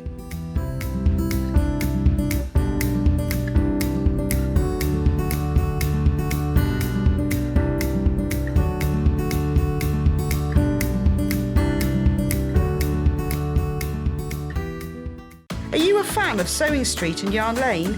Why not join our growing Facebook fans pages? Just search Sewing Street Fans and Yarn Lane TV Fans on Facebook and click Join Group. It's that simple. Never miss out on the latest news and updates from our presenters and guest designers, special offers and plenty of chat with your fellow fans. Share photos of your makes, ask for advice, interact with your favourite guests and presenters, and be a part of the ever-growing sewing and yarn community. See you there!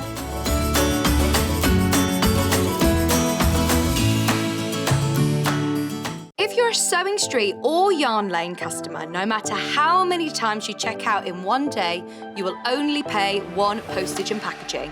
So don't wait to add the item you want to your basket and check out. You will only pay one P&P even if you check out multiple times in one day.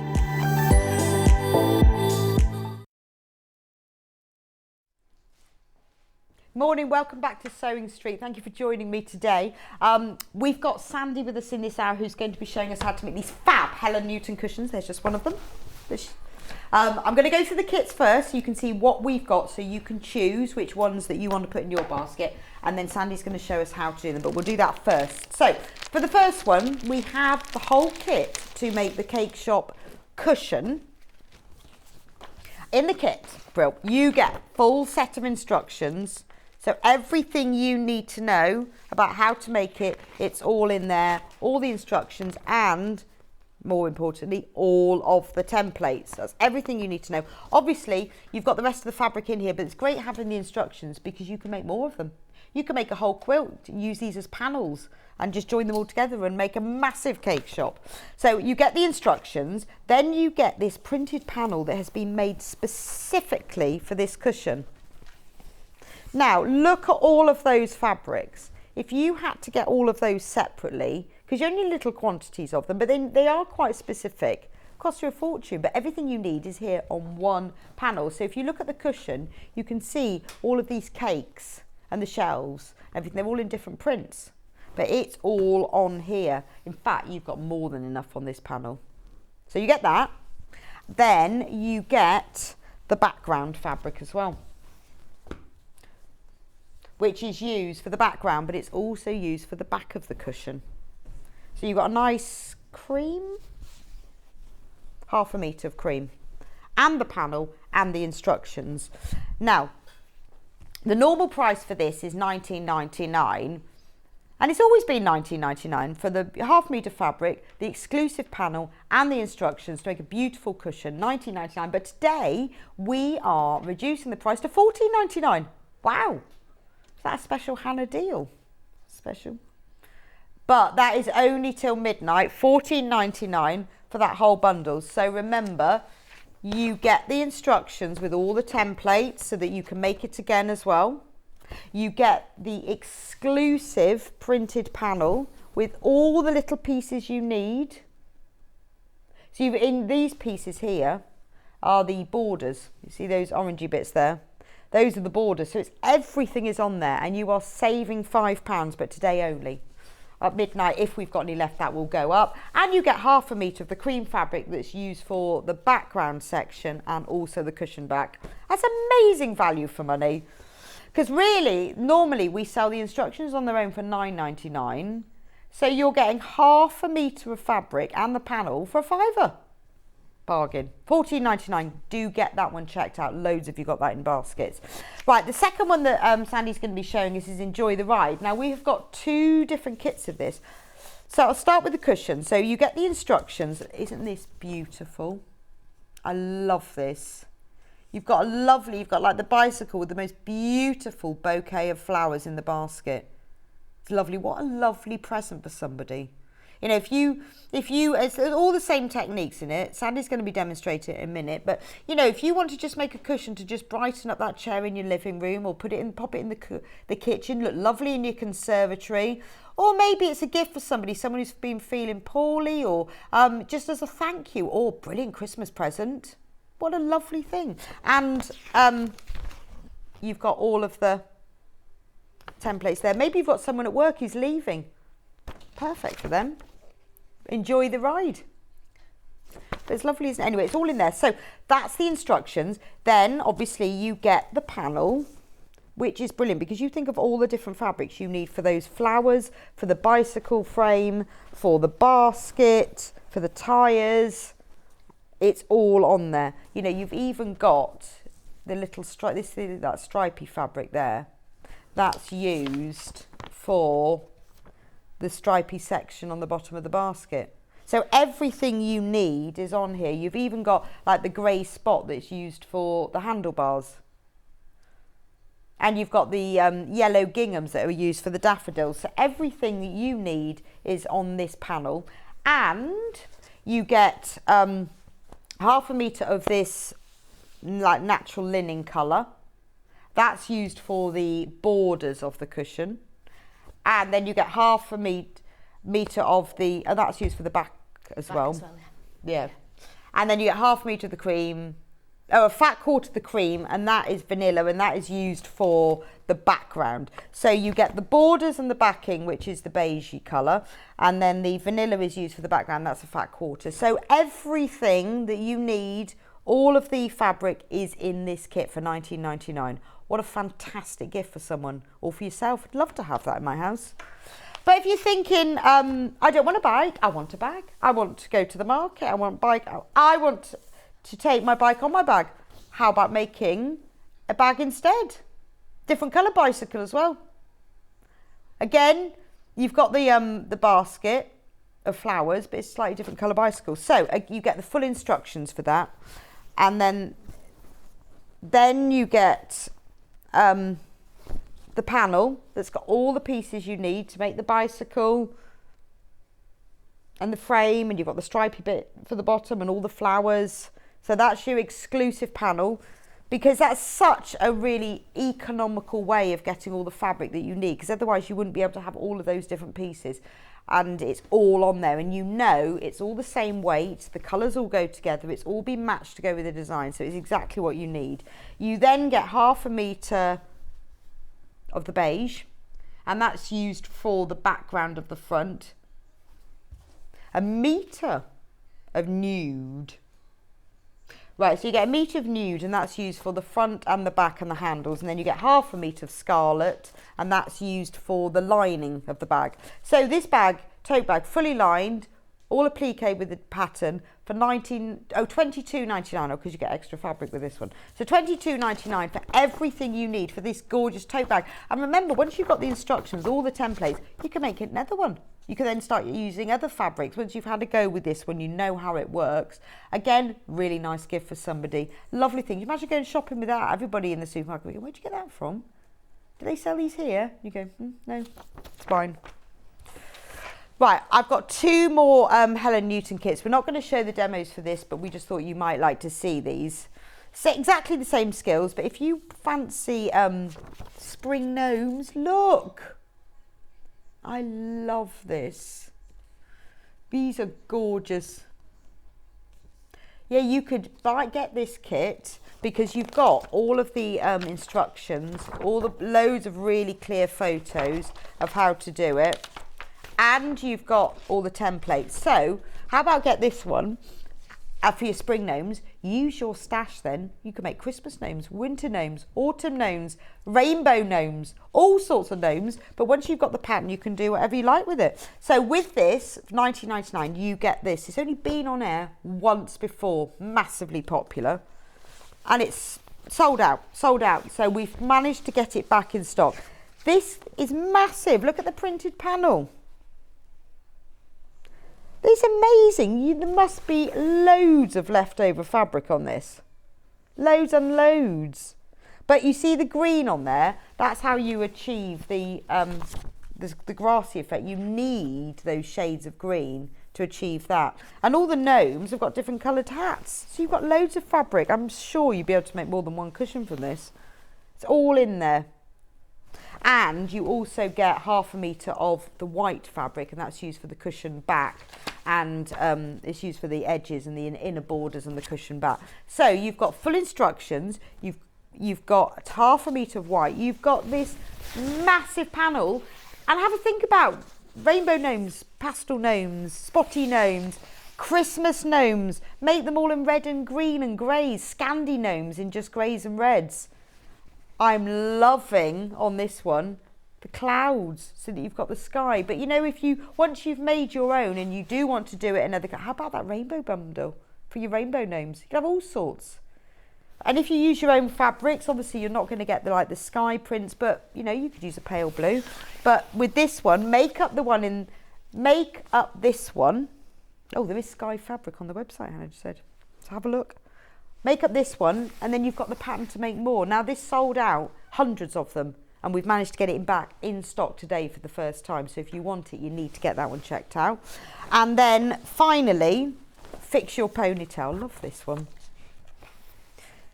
Same techniques, but this is just the instructions.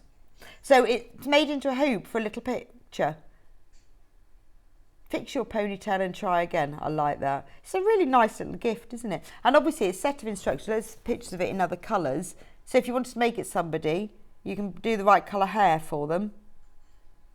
That's really nice, isn't it? It's like, however, when it all goes wrong, just pick yourself up and get started again. $7.99, full instructions. And remember, in the instructions, you're getting everything you need to know. I mean, it doesn't have to go into a hoop. It could be on a cushion. It could be on a bag. But a lovely little thing. You could even sew it onto a piece of card. Send it to somebody as a really lovely card. And then you've got all the templates as well. And the embroidery templates as well. So $7.99. And that should be $9.99. But for today, it's $7.99. Anyway, right, so Sandy's going to show us how to do it now. Morning, Sandy. Morning, Bex, how are you? I'm all good, good. So how did you get on with the instructions? They were great, really informative, very easy to follow. Oh, good. So they were fabulous, and you've got everything in it. Which makes it easier. So you've got all the templates there, and they're really thick, so you can see the bonder web through it as well. Handy. You can use a light box. Right. But you don't necessarily need to because they are quite thick. Oh, okay. So they're quite good. As I say, have a cup of coffee, sit down, read the instructions through, and you're off. And there's lots you can do with them as well. So I'm going to show you slightly different things that you can do with the cake one, but I'll show you sort of like the traditional one that Helen did for this cushion. Okay. So in your pack, as you say, you've got your cream, which you just cut your square out for the middle. Then you cut your borders out, which are quite simple, 2 shorter ones, 2 longer ones, just put them on. Then I did the bonder web. So if nobody's used bonder web before, I've got it here. I think we've got it on today, have we as well? We've got a pack so we've of got it. some bonder web there. And it's so easy to use as well. $2.99. This is a small pack, but this is all you need to make one of the cushions or bags. Do you know, I almost used 1 pack for the 2 cushions, but I wanted to do some extra flowers. Oh, right, so you might have enough and to so do. if you're a bit more, not as generous as I was, maybe, you could possibly sort of squeeze them out. Because also with this, she gives you all the flowers and the leaves, but she does say cut out as many as you want in each one. So make your own. So you can follow the pattern, which is lovely, which is all on the front, so you can sort of follow it directly from here, or you can take it. I mean, you've got all the bike, so you'd put your bike ones as it was, and again swap and change with the materials that you've got in there. I used the bike exactly how she'd done it with the same colours, but with the flowers I think I've cut some different flowers out, different colours out. So with your bonder web, the first thing you need to do is do your bike. So if we look on the pattern on the back, I'll do sort of just cut a little bit. So what Are you they do, all printed in reverse already? yes, Fab. so it's fine. So you just literally trace them off and then put them on, so you don't need to do them in reverse for these ones. So say if you're doing the basket, it says use a black pen, but I used a blue one. I like to be a bit different. And it's just a permanent marker pen. So put your bonder web over, and if you want to try and get it all out of, one sheet, you don't have to sort of put it across the page, and then just literally draw around it. So I'll just do the top bit, just to show you, and it doesn't even need to be as neat. Do it as neat as you can. So say I've done the top bit of the basket there. Then with your scissors, just cut out just roughly round it. So again, you don't have to cut all the way around this one. And don't forget you're drawing on the paper side of your bonder web. So you can feel the glue side. I think I've probably done it on the wrong side. I'm going to start, I'll start again with that. You need to do it on the paper side. So it's quite easy to do, so make sure you check. So just feel it. Just feel it. There's me saying it's easy. You can feel it. It's quite rough on the other side, and then you've got the smooth paper side. So what you want to do is put the rough side down and then draw on the paper side. So don't do what I did. Do as I say, not as I do. There you go. So, and there we go. So draw it on that side, and then we just need to cut it out. And then if you follow the basket, she had the lovely sort of green at the bottom. But if you want to go rogue, you can do. So I've got the green here. So what I did as well, I cut out all the little bits, so you've got all the little bits rather than having it in the big bundle. Yes. It's quite nice to just sort of cut out the small bits so you've got them all there. Now with this one, it doesn't tell you what they are, so you can check on the pattern. But on the cake one, she does sort of have a little description of what they all are, so you can sort of follow them a bit easier. So with this, you put it on the wrong side. You need to move that over. Oh right, yeah. There we go. Perfect. So you'd lie it down on the wrong side, so you've got the sticky onto the wrong side of your material. Then I just use a little small iron, which again I think we've got here, haven't we, the little Quilt Bear ones, and just sort of hold it on for about 4 to 5 seconds. And you can tell when it's bonded. You can just sort of check, and as long as it's all down, there we go. And just leave it for a minute or two because it is very hot because you put your iron on it and you can burn yourself with the fingers on it. Then you want to cut out. So this is a bit where you'd really cut round your lines and make them nice and neat. Oh, so you just cut round it roughly so to start with? Roughly you just cut round it, and then you can make sure it's really neat. Don't worry if you've still got some of the blue or the black marker on it. It doesn't matter because that's going to come off with the backing paper. So there you go. So you've now got the bottom part of the basket. Or in fact, the top part, I've done it, there we go.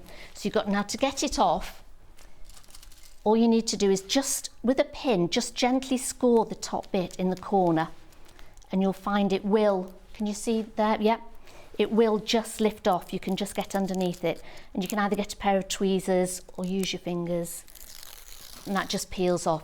Now the sticky's on there, but it's not actually sticky. So it doesn't sort of stick until you've ironed it. So then you'd put it on your fabric and again with your hot iron, just hold it over it for 4 to 5 seconds and that will then bond onto it. Okay. So that's how you use your bonder web. So I've gone ahead and I've put the bike on. So you need to do the bike first. Right. Before you go to the flowers, really. So that's sort of like the base is that of it. Why is that then? Because you need to put the flowers over the top of your basket. The layering. Because of the layering, and some of them will go over the top of each other as well. So you've got your handles here will go just over the top of your handlebars. Then you've got a little badge on the front here. This will go over the top of the main bicycle frame, and then the wheel arch goes over the top of the tyre as well. Right. So what you'd need to do is lay it out first, and again the basket, you just lay them on top of each other so they're not all, they are sort of slightly overlapped. So you're best if you lay it all out, so like I'll do with the flowers now.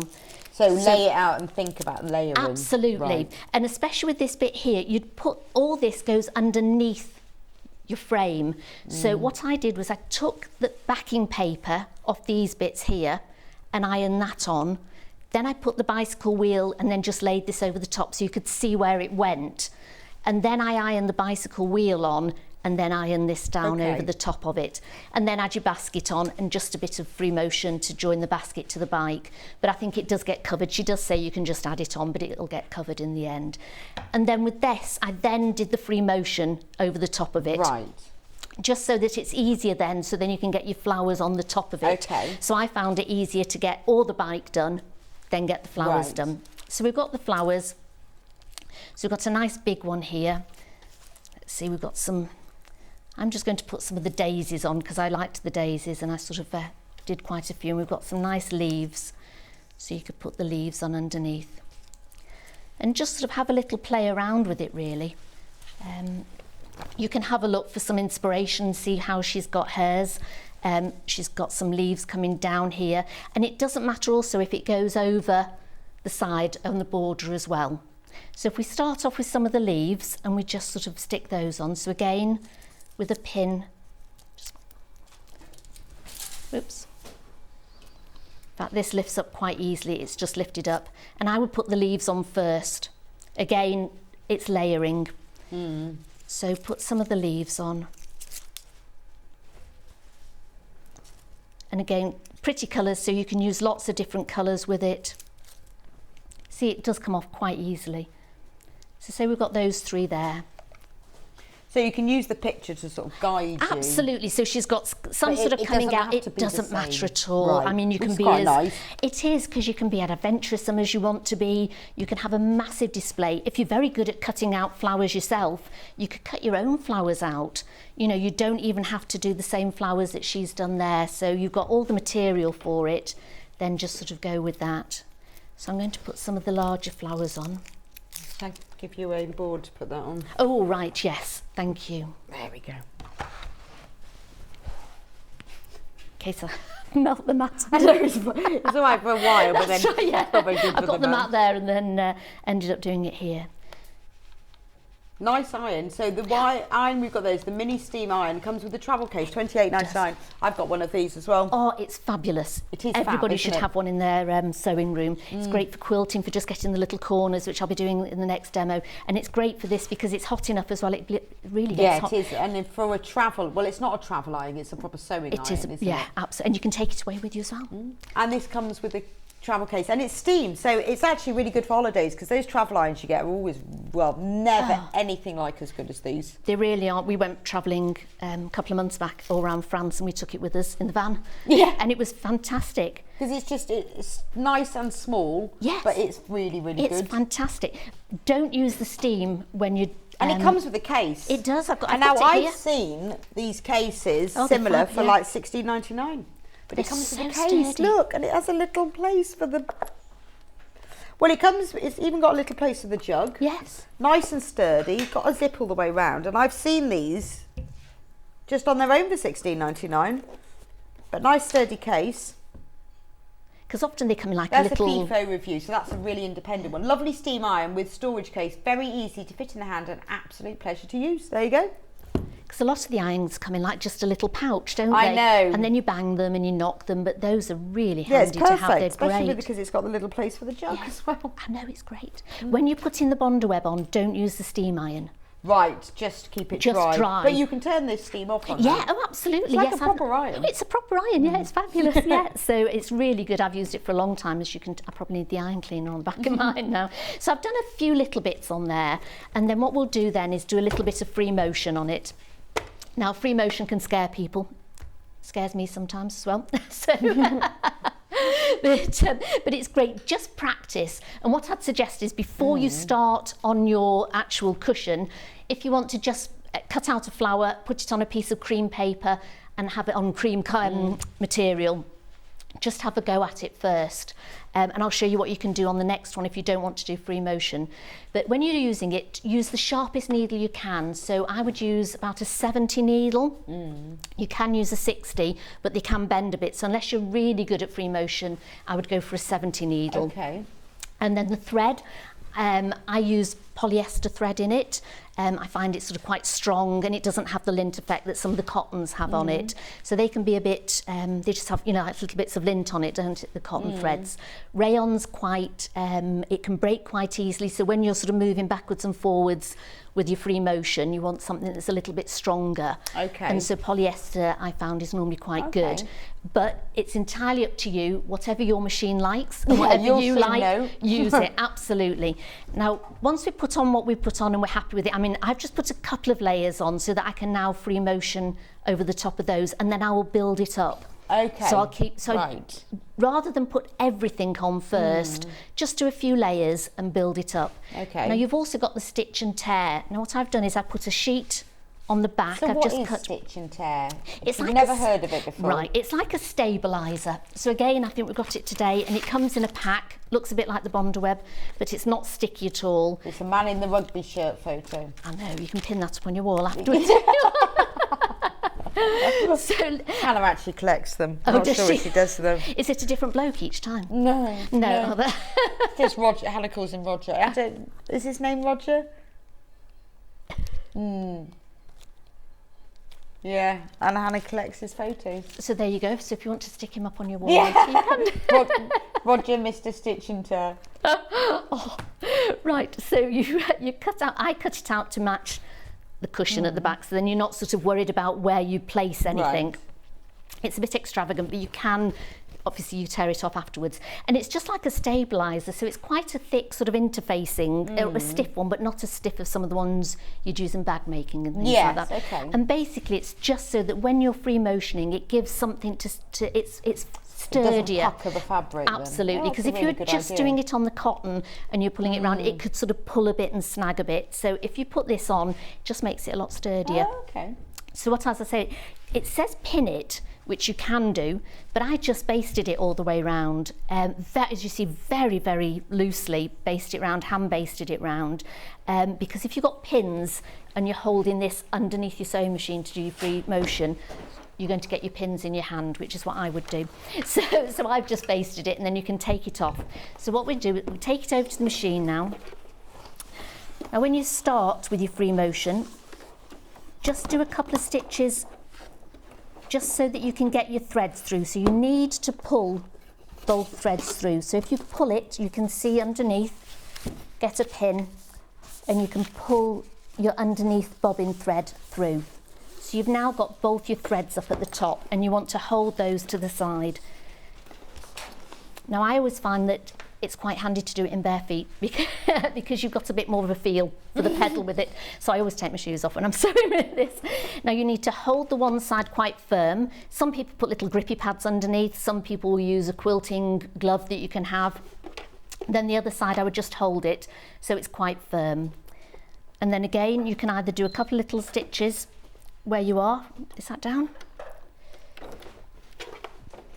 And then literally you're just sewing round the edges, and don't be afraid to stop with free motion and turn your material round if you find it easier to sew towards yourself.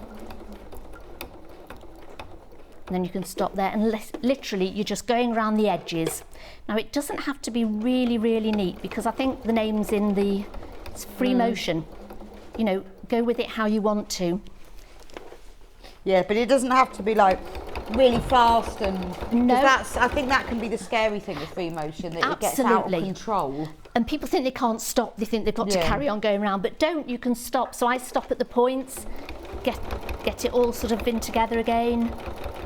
There we go, just stop there, turn it round, and literally you can go as slow or as fast as you want, but as long as you're in control of it, it's really quite fun.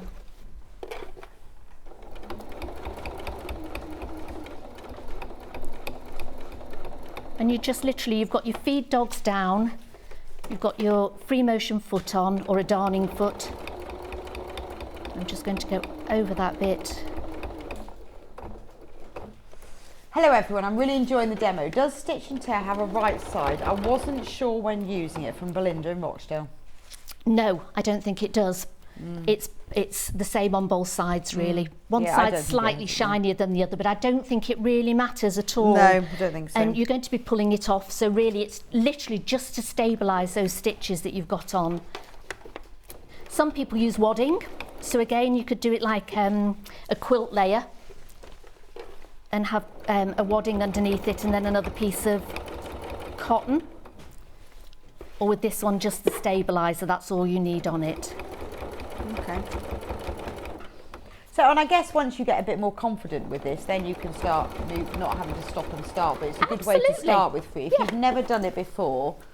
And if you want to get it right, just sort of stop where you want to. I mean, you can go down and then don't stop, just carry on up. And then carry on down. And again, some people prefer bringing it towards them, some people prefer taking it away from them. So again, it's entirely up to you. That's why I say get a flower and just have a go at it.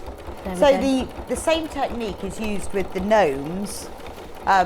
Spring Gnomes cushion cover, I just want to show you again, very, very popular. This sold out last time.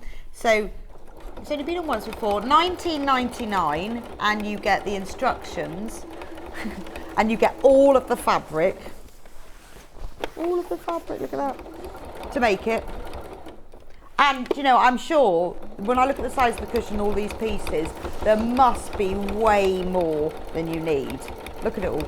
So you get all of that. And then you've got the instructions. So if you want to make Christmas gnomes, autumn gnomes, rainbow gnomes, summer gnomes, spotty gnomes, stripy gnomes, you've got all of that in there. And you also get half a metre of the white fabric, and that's used for the back and the border section. So if you missed out on this last time, or if it's the first time you've seen it, we did sell out and we sold hundreds. So you do get the instructions and the exclusive printed panel, which even has clouds. It's even got a special cloud and sky fabric. Fantastic. So the other one, Sandy. Yes. If you were going to show us a different technique. I will. I'll just show you one little thing before we go on to the other one. If you've got your ends at the top here, people say they don't know what to do with them. Just sort of knot them. So you want to make a knot here. Oops. Just do a loop. So you do the start of a knot here. And then put your pin in the loop and close to here and just pull it. So you get a neat little knot there. Then get a needle, put your needle through there, take it underneath, and you've got it on the back. Okay. So you've got that to finish with. Like you do with quilting to take the ends through. Absolutely, yes. And then with this one, I would just take this out, and then literally you would just tear this away really gently. Okay. So that That doesn't stay in then? No. So That's it just to keep it stable. So that's what gives you that professional looking finish. Absolutely. That takes your sewing. And literally you can see, just do it gently. Next level. For £2.49 you can take your sewing to the next level. Absolutely. I won't do it all, but that's literally how you do it. Just pull it away from the back. That's really good. So that's you know, it's inexpensive. Absolutely, yes. And you get a perfect finish. It's really worth having, because if you do it without that on the back, you're not going to get the same finish on it at all. No, it might be slightly puckered. That's really worth knowing. So put the stitch and tear, pop the stitch and tear in your bag. You have got, it's 90 by 36 centimetres for £2.49. I know. And yeah, if you've already put the other kit in your basket, your P&P's paid for it. It's really worth getting that to get that more professional looking. It just makes it easier as well. And I think if you've been scared of free motion embroidery, thought, I can't ever do that, because we do quite a bit of it on the show. A lot of Delphine's designs and free motion. Yeah. Get a bit of stitch and tear.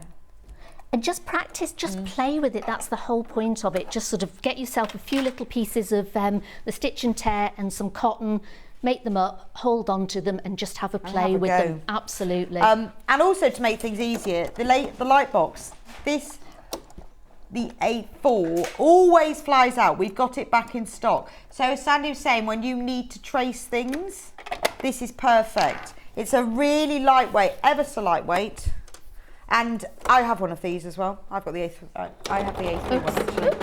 And it's brilliant. I use it for tracing all different things all the time. It's fantastic, because if you want to trace embroidery or applique, or you just want to reverse something, it has 3 light settings: low, medium and high, and then it goes dim, and then it just turns off. And it's brilliant because it's so lightweight. It's really easy to store. $32.99. So I'm just going to give you a price comparison. It's not for this exact make, but it's the same thing, isn't it? It's an A4 light box. I think you might have to change £65. 65. What's happened? I'm trying to put the foot. I'm going to change my foot now, and I just couldn't get this one back on again. Oh, you okay? That looks okay, doesn't it? But then it doesn't seem to like it. No. Oops. No. No. There you go. Is it on right? I'm not sure. Yes. Right. Shall I do it with... Oh. Yeah, put the other foot on. That'll be fine. I'll go back through the kits. Yep. And then we'll have a look at it later. So let's just go through the kits again. So the Enjoy the Ride, which is the one that Sandy has just demonstrated for us. You get the full instructions. Which one is the... Oh, that's the right. Sorry, I picked up the wrong one. Full instructions. You then get the printed panel that has all the pieces that you need for it, which is great because it's got all the flowers, it's got the check bits, it's got the stripe bits, it's got the pieces for the bicycle and the bicycle frame, which isn't just a plain grey, but it's a little spotty one as well. So that will make an exact version of that. Obviously you can adapt it with your own flowers, but it's a really, really economical way of getting this. You also get in this kit, you get a fat quarter of vanilla, and you get a 1/2 metre of nude that's used for the back and the borders. Then for the bag, it's the same sort of, and it's the same design as in it's a bicycle with a basket with flowers. The bicycle's a slightly different colour, but you've got all the fabric to make the bag. So you've got this panel with everything you need for the bicycle. All the stripes and the gingham and all even the bicycle. I like the fact that the bicycle is in a print, a floral print, of course. Then you get a metre, 1/2 metre of nude, and then you get the red, and that's used for the handles and the front of the back. And then you get the red for the lining. So this is a fully lined tote bag with the appliqued bicycle and flowers. Isn't that beautiful? That's a real talking piece. That's the sort of thing that people will really comment on. It's beautiful, isn't it? If you want to make the bake cushion, then in here you get full instructions for the cake shop, the bake the cake.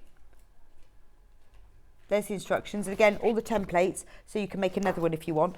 Again, you get the exclusive printed panel with everything that you need on it. So you've got the spotty bits and the stripy bits and the little floral ones, so you can get, and even those, the rectangular strips at the bottom, those are for the borders of the cushion. So everything you need is on there, you know, even like a little piece here with the little spots, so that you can make this cushion exactly. And it's to have all of these fabric, particularly these spots, they're brilliant, aren't they, for the cake cases? I love them. And you also get cream. You get 1/2 metre of cream, and that's used for the back and the background. So all of that is in the kit. Okay. Sorry about You've sorted your machine out now. Yes, I think so, yeah. I wanted to put just sort of an ordinary foot on, but we've not. We've just left with the free motion one on. But as we were saying, you can do this on exactly the same as you did the last kit. But I thought we could do it a little bit different, because as we were saying, not everybody likes doing free motion. So we thought, you've got everything there, so cut it out the same. You've got your square, your triangle in the middle, you've got your borders, they're all in your kit for you, so you just literally cut them out and sew them on. Then I've done the little shelves. So on here you can see the little shelves on it, and then all your little cakes on it. So I've cut out, so you put the shelves on first. Then what I was going to do is, just with an ordinary foot, just sew down it. Or if you've got a fancy stitch, just do like a little triangular stitch or something like that on it. A blanket stitch or something like that, absolutely. So that's what I was going to do, and then I put the cake on, and because a lot of them are square, again, you can just very easily just sew it. So I'm going to try and do it with a little bit on here. So, and again, Helen's used black on all hers. It'd be really nice with like a variegated thread on it as well. So you don't have to have the black on it. So it's one that you can really put your own creativity on with it. You know, we buy all of these lovely threads and think, oh, now what am I going to do though? It's ideal for that, isn't it? I know you have to rethread your machine, but it's nice to use different colours. It is. Variegated. Absolutely. And this machine's not liking me today at all. It's threads come out now. Oh, doesn't that just happen? It's one of those days. It's one of those days. It just happens, doesn't it, sometimes? So my machine, I'm sometimes I think, why is this happening? Right, let's try this time. So you would just have a normal machine on, needle on it. So you wouldn't have to, there we go. And what I've done as well is, if you noticed, I put a bit of ribbon on it. Oh, okay. So put your own ribbon on it. Oh, so you can do little embellishments if you want to. Absolutely. I've got seed pearls here as well that would go really nice on the cake, on the, so you've got a flower on the top here. So little, you know when you put like the hundreds and thousands on top of your cake? Oh, nice. Use some of the little seed pearls, or use some sequins. I mean, we've always got things like this in our stash, haven't we? And then you can give it a little bit of bits of ribbon as well, we've got in our stash as well. So literally I was just going to put a bit of ribbon on. And so it's quite nice, you use the kit as your starting point and then embellish it yourself. And then just embellish it, absolutely.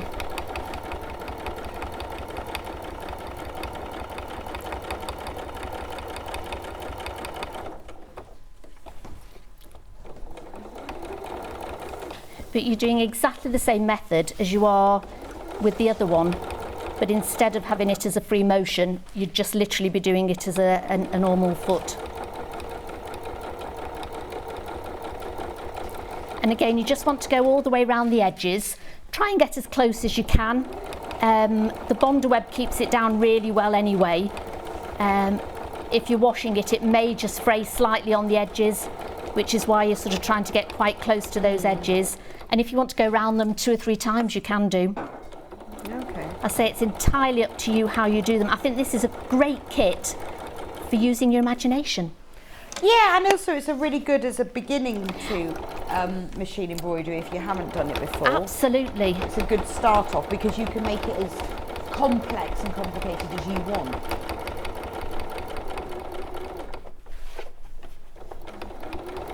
So I'm just going to go around the large cake here. And again, with the cakes, you can sort of glue them all down at once, but I wouldn't. I would just sort of start off.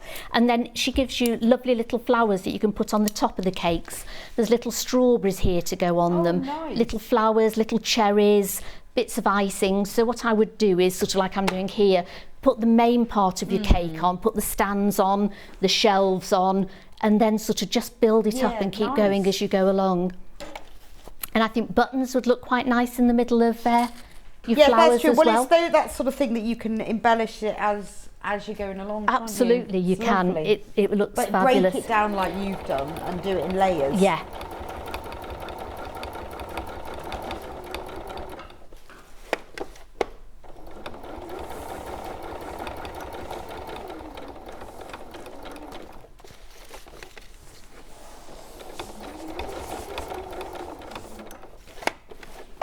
And as you say, it's a lovely kit for somebody to have as a present as well, isn't it? Well, you know, if you know somebody who loves sewing, what a nice little gift to give to give them the actual kit if they like sewing, because it's all. I think it's nice when you give someone a kit because everything you need is in there because of the panel. You have, but a lovely gift for somebody as well as a thank you.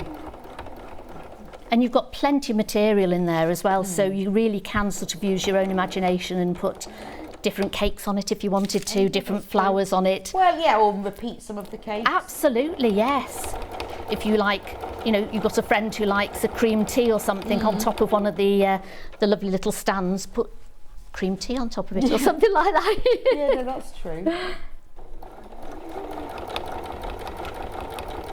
It'd make a nice birthday cushion for somebody, wouldn't it, with all the cakes on it and things like that. Well, also, you know, when you think, well, I don't know what to get them, as I've got this and that, but you know, to buy that, and then you could even sew happy birthday onto it. You could, or the name on it. Could be the birthday cushion that comes out every year. Absolutely, yes, like a Christmas cushion, couldn't you? You could have a birthday cushion. Your children or your grandchildren. Yes. And that it comes out. Oh, that'd be lovely, wouldn't it? Really nice. Birthday girl. Absolutely, yes. You could put an age on it if they want, like special birthday, a 60th or something like that. You could have a 60th birthday cushion.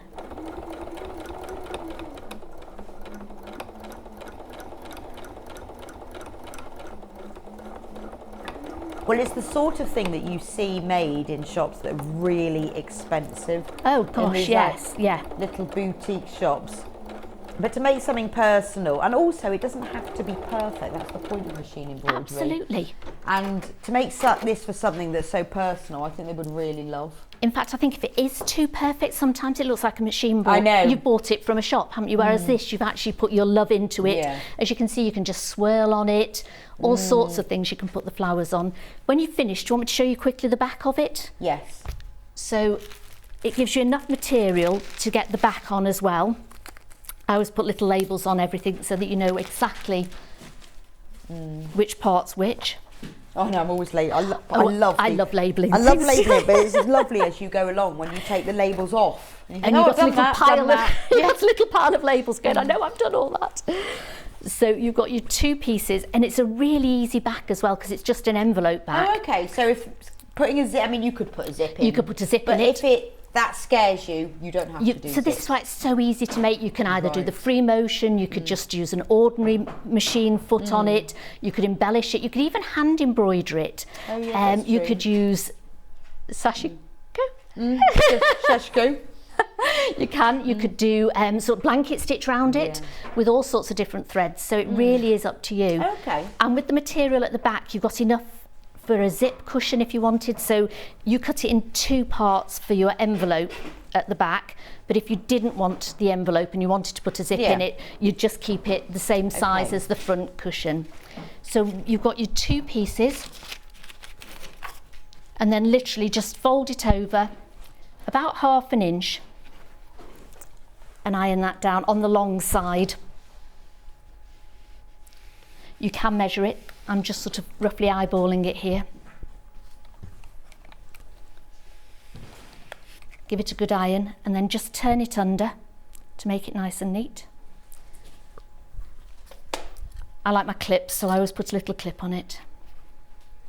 You can pin it, or you don't have to, you can just iron it. Again, depends exactly. There you go. And again, this would look quite nice if you're not doing free motion and you've got an ordinary foot on and you've got some nice fancy stitches on your sewing machine. Just put a nice fancy stitch along there, so it sort of adds a little bit of interest to the back of the cushion as well. I've only got my free motion one, so I'm just going to sew along here quickly, pretending that it's an ordinary foot. Whoops. And you do while this. you're sewing that, I'll just go back through your there we are, the cake shop. So if you want to buy the cake shop kit, remember, instructions, everything you need is in here with all the templates. So it means, because you've got all the templates here, you can put more of the same cake, less of them, you can really make it your own, you can make lots of them.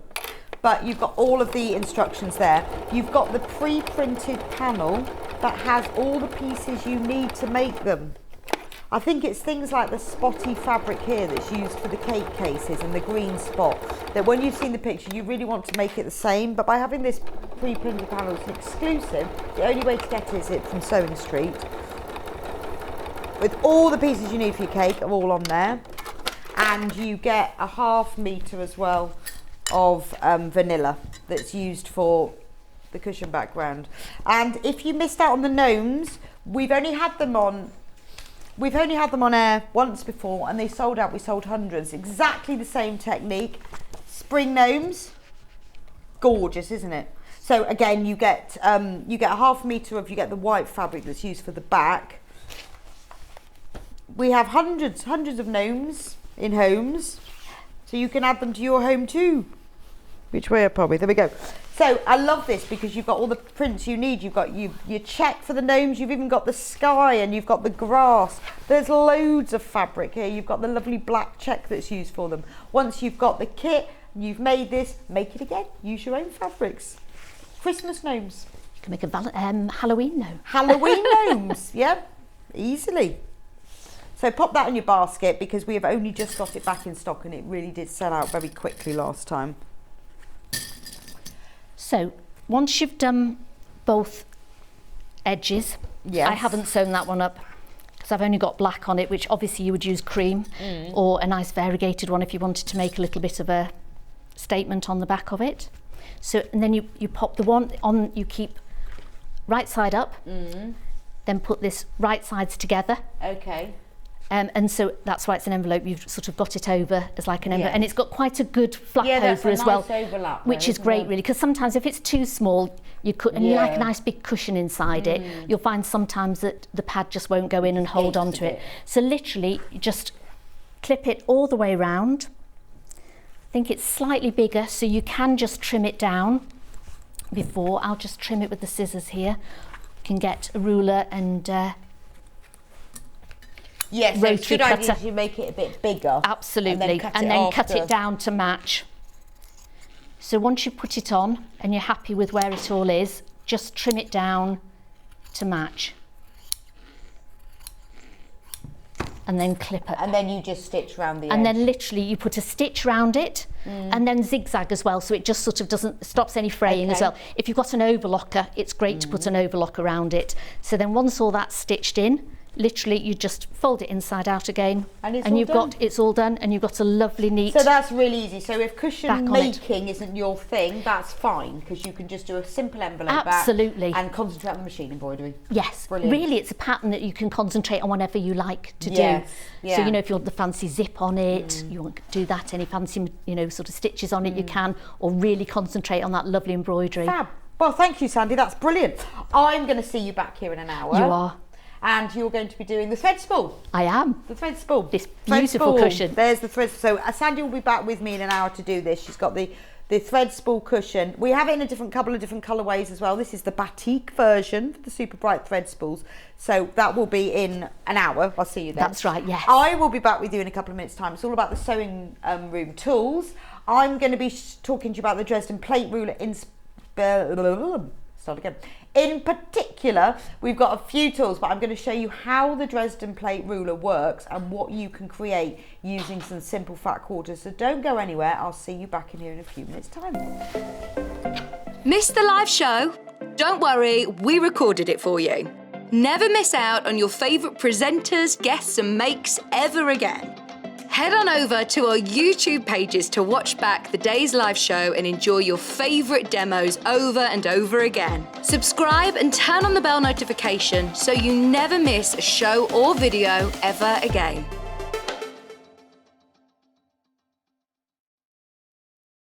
Keep up to date with what's on Sewing Street, as well as all the latest news and special offers by signing up to our email newsletters. Head on over to www.sewingstreet.com, scroll down to the bottom of the homepage, type in your email address, click the envelope, and you're done. Never miss out on the latest news and special offers ever again. Follow Sewing Street on Facebook and Instagram to keep up to date with what's coming up on the show, as well as being the first to know about our amazing offers. Get involved with our competitions that are exclusive to social media. And pick up some top tips from us too.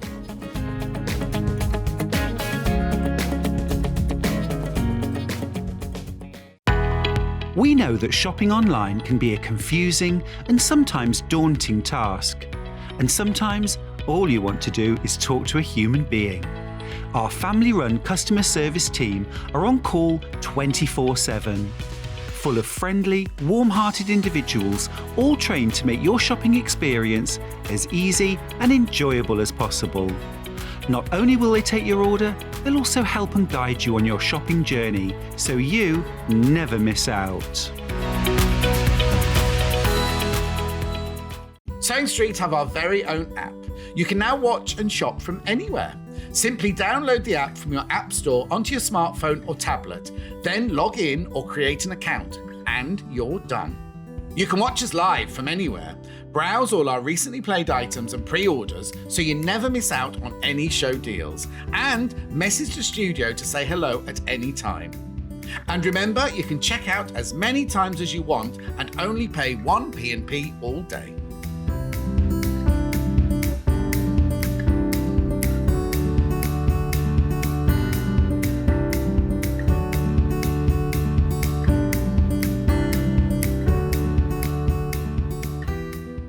Are you a fan of Sewing Street and Yarn Lane? Why not join our growing Facebook fans pages? Just search Sewing Street Fans and Yarn Lane TV Fans on Facebook and click Join Group. It's that simple. Never miss out on the latest news and updates from our presenters and guest designers, special offers and plenty of chat with your fellow fans. Share photos of your makes, ask for advice, interact with your favourite guests and presenters, and be a part of the ever-growing sewing and yarn community. See you there!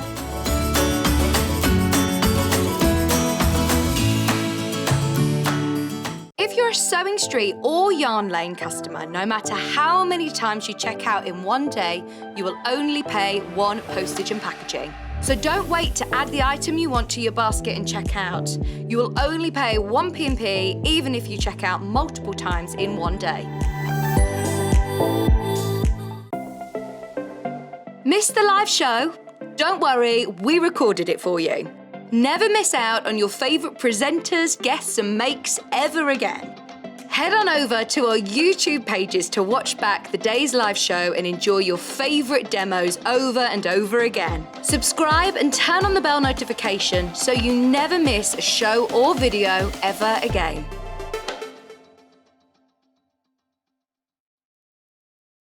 Keep up to date with what's on Sewing Street, as well as all the latest news and special offers by signing up to our email newsletters.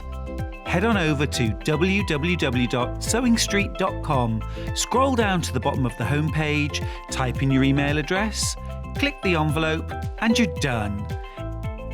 Never miss out on the latest news and special offers ever again. Follow Sewing Street on Facebook and Instagram to keep up to date with what's coming up on the show, as well as being the first to know about our amazing offers. Get involved with our competitions that are exclusive to social media. And pick up some top tips from us too.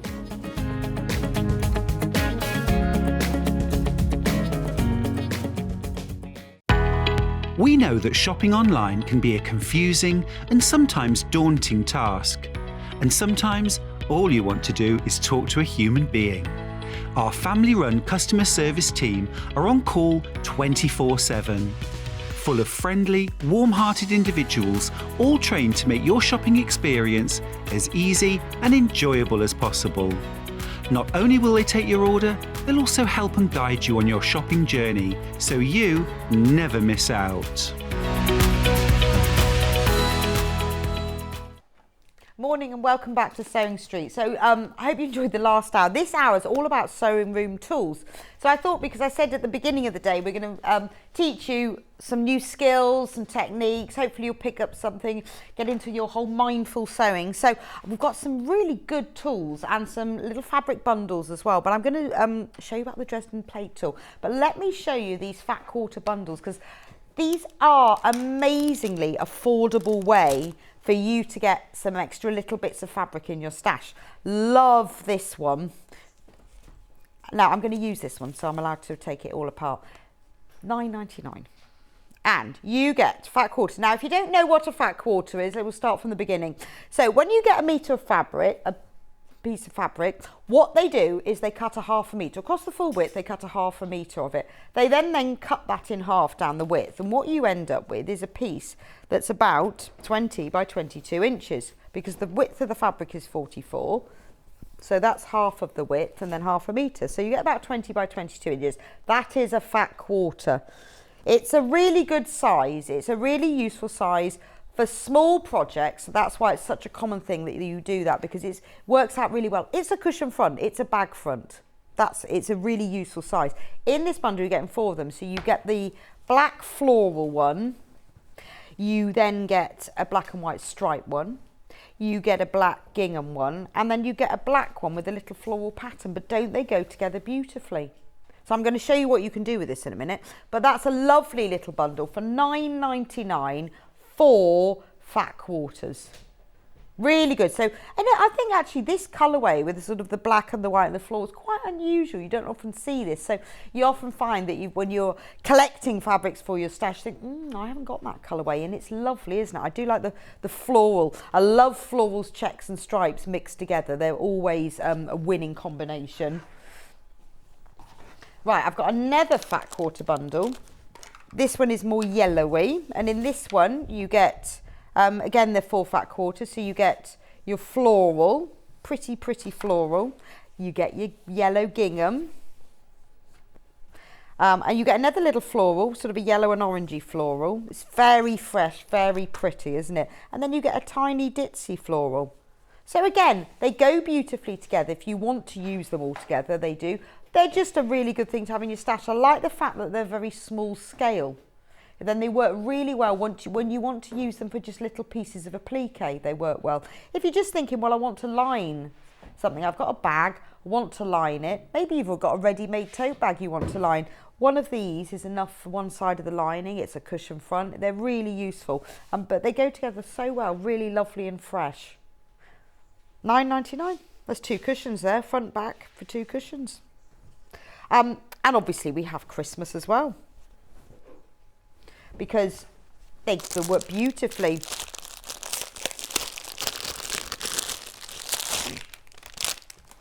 Oh yes, yeah. This one, let me take it all out. Love this one. Now this is a really lovely fabric. It is slightly weightier than your quilting weight cotton. Not a canvas weight, but it's got a little bit more structure. So really good for things like cushions and stockings because it just has a little bit more weight to it. £12.99. You've got the red snowflake. And it is, and so because it has that slightly more weight, it's less likely to fray as well. I mean, it's not canvas weight, but it's just really, it's a nicer weight. This one, lovely, your kind of pale natural linen background with little red stars all over it. Love this one. This is making me think Fair Isle jumper. Always thinking Fair Isle jumper. Now, this is like, if you were making applique gnomes, these are his legs, aren't they? Look, gnome legs. Or if you were doing applique jumpers, perfect for that. It's just a very loud knocking noise. Someone trying to come in. Then you've got this like ivory background, but with the red snowflakes. So it's the reverse of this one. Oh. And then you've got red with white stars. What a lovely collection. £12.99 for 1, 2, 3, 4, 5 Christmas fat quarters. It's amazing, isn't it? Beautiful. All 100% cotton. And then this one. So again, we've got, this is more of your traditional fat quarters.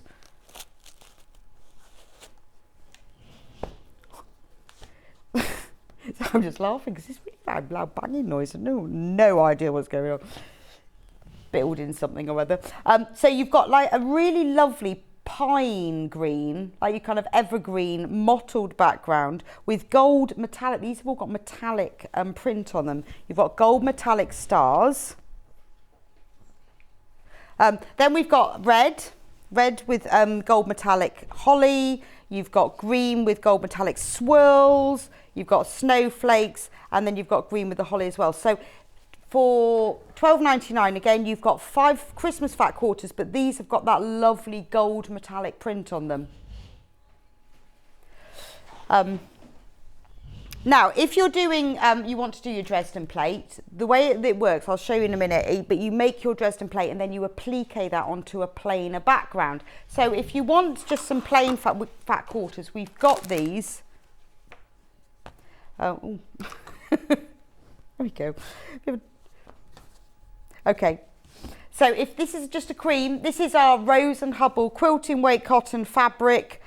It will becomes as a fat quarter. It's £1.75 for a fat quarter, 20 by 22 inches, beautiful quilting weight Rose and Hubble cotton. So that's cream, £1.75. Loads of you have multi-bought this on pre-order. It's a beautiful quality, but when you only want a half fat quarter, you don't want your half a metre, there you go, £1.75. We've also got it in white. Oh, ivory, is it? Oh, gosh, my eyes are going. This one is ivory. It is, well, it's just not your bright white. Ivory. Then we've got pale pink. I love this colour because it is the softest pale pink. It's not even like your dusty pink. It's just a really beautifully soft pale pink. And then we've got brown, which works really well. It works really well when you're using lighter fabrics. If you put it on a darker fabric and put darker prints on a lighter fabric, it makes it show up better. So those are all my lovely fat quarters. Right, the Dresden ruler. I've got my sample. Where's the real thing? It was here. Where's the real? No, that's my sample one. Oh well. Oh, I've got it. It was under, I put all my fabric on top of it. So £22.99. Now this is fantastic. This, for £22.99, you are getting 2 precision cut pieces that will create beautiful Dresden blocks from sizes 1 inch to 9 inches. That's the size of a blade. So that means that the whole thing will be up to a 22 inches. It's massive. So I'll show you how to use them because I've got a bag here. Now, you know, like the Creative Grid ruler, if I was showing you earlier, this has the grit, the slightly textured on the back. It has dots all the way through, which holds it beautifully flat while you're cutting. So you get the wedge blade piece, but you also get the circular piece that you will use as the template for the centre of your Dresden plate, but you can also use if you want curved edges. So if you don't know what Dresden plate is, these are two that I made earlier. So using this ruler, as I said, it is so multi-use because you can make really big Dresden plates or really small ones, and also loads in between. Now here is one that I made. It's really, really traditional. Now it has 20 blades. The long bits are called blades. It has 20 in it. To get them to all fit together this perfectly, you just need the template. If you try and do it yourself, it's hard. You've got to get it cut right. You've got to get it sewn right. But with this ruler, you can create this. Or if you want to do, using the same ruler, you can make a baby one. There I've appliqued in the centre. And what you can do is you can take the baby one and applique it on top, and you can have layers, and that's really lovely. And all you need is the one set to make this with. Now, what's great about this is that the instructions are in here. When you open it up, there's a little instruction pack, and there's also a QR code. If you just hover your phone over there on the camera, that will take you to the demo. There's also the YouTube link inside the instructions with a full demo. It's really worth watching. It's the design has been created by Lynn Edwards, and she does the demo as well. She's an absolute quilting expert. And I sat down and watched it first before I ever used it, and it really explains. So you don't need to know anything about cutting and the sewing of it before you watch the demo. She really does explain it. But these are laser cut, so they are precision, and they are so easy to use. And this is what you can create with them. You can create all these beautiful Dresden blocks. I'm trying to remember what size. I did really big size with this one. So really, really simply, to start with, all you need to do is decide what size blade you want to make, and there are measurements on here. So I'm going to go with a 6-inch blade. So if I take one of my fabrics, I'm just going to, it's really important with these things to press them first. Wrong one. Always important, because if you press your fabric first, you get a better finish. So, and then I'm going to cut some strips from this. So to make my cutting easier, I'm going to fold it in half so that I've got a nice fold at the top, because it's just quicker to go all the way through. So I think I'm going to use this lovely, for this fat quarter. And I'm going to pair it with a black and white stripe one. This is all the same bundle. So I'm just going to give it a press first, just because you will get a more precision cut by doing this. Now, if you're using a fabric that has a direction, like these stripes, you just need to have a think about which way you want your stripes to go. Do you want your stripes to go across? Is that making the sky? It's making my eyes go funny. Is it making the screen go funny? Okay. This is fine. Right. Okay, so I'll just do 2 of those. And then you could use maybe the, should we go for the ivory one as well? Give that a little press. It's just really worth making sure your fabrics are just nice and crease free before you do it. It's a lot simpler. So what you need to do next is, because I'm going to go for the 6-inch one, because that's about halfway between, entirely up to you. You just now need to cut your fabric into 6-inch strips. Really simple, the 6-inch one, 6-inch strips. I'm going to do this all together in one go. Have a think about this. I'm going to use a stripe. So if you've got a directional fabric, have a think. Do you want your stripes to run down the centre of your blades like this? Or do you want, if you want them to go that way, then just think about which way you're going to cut if you've got a directional fabric. So I'm going to do them that way. So layer your fabrics. I'm going to put the white down first.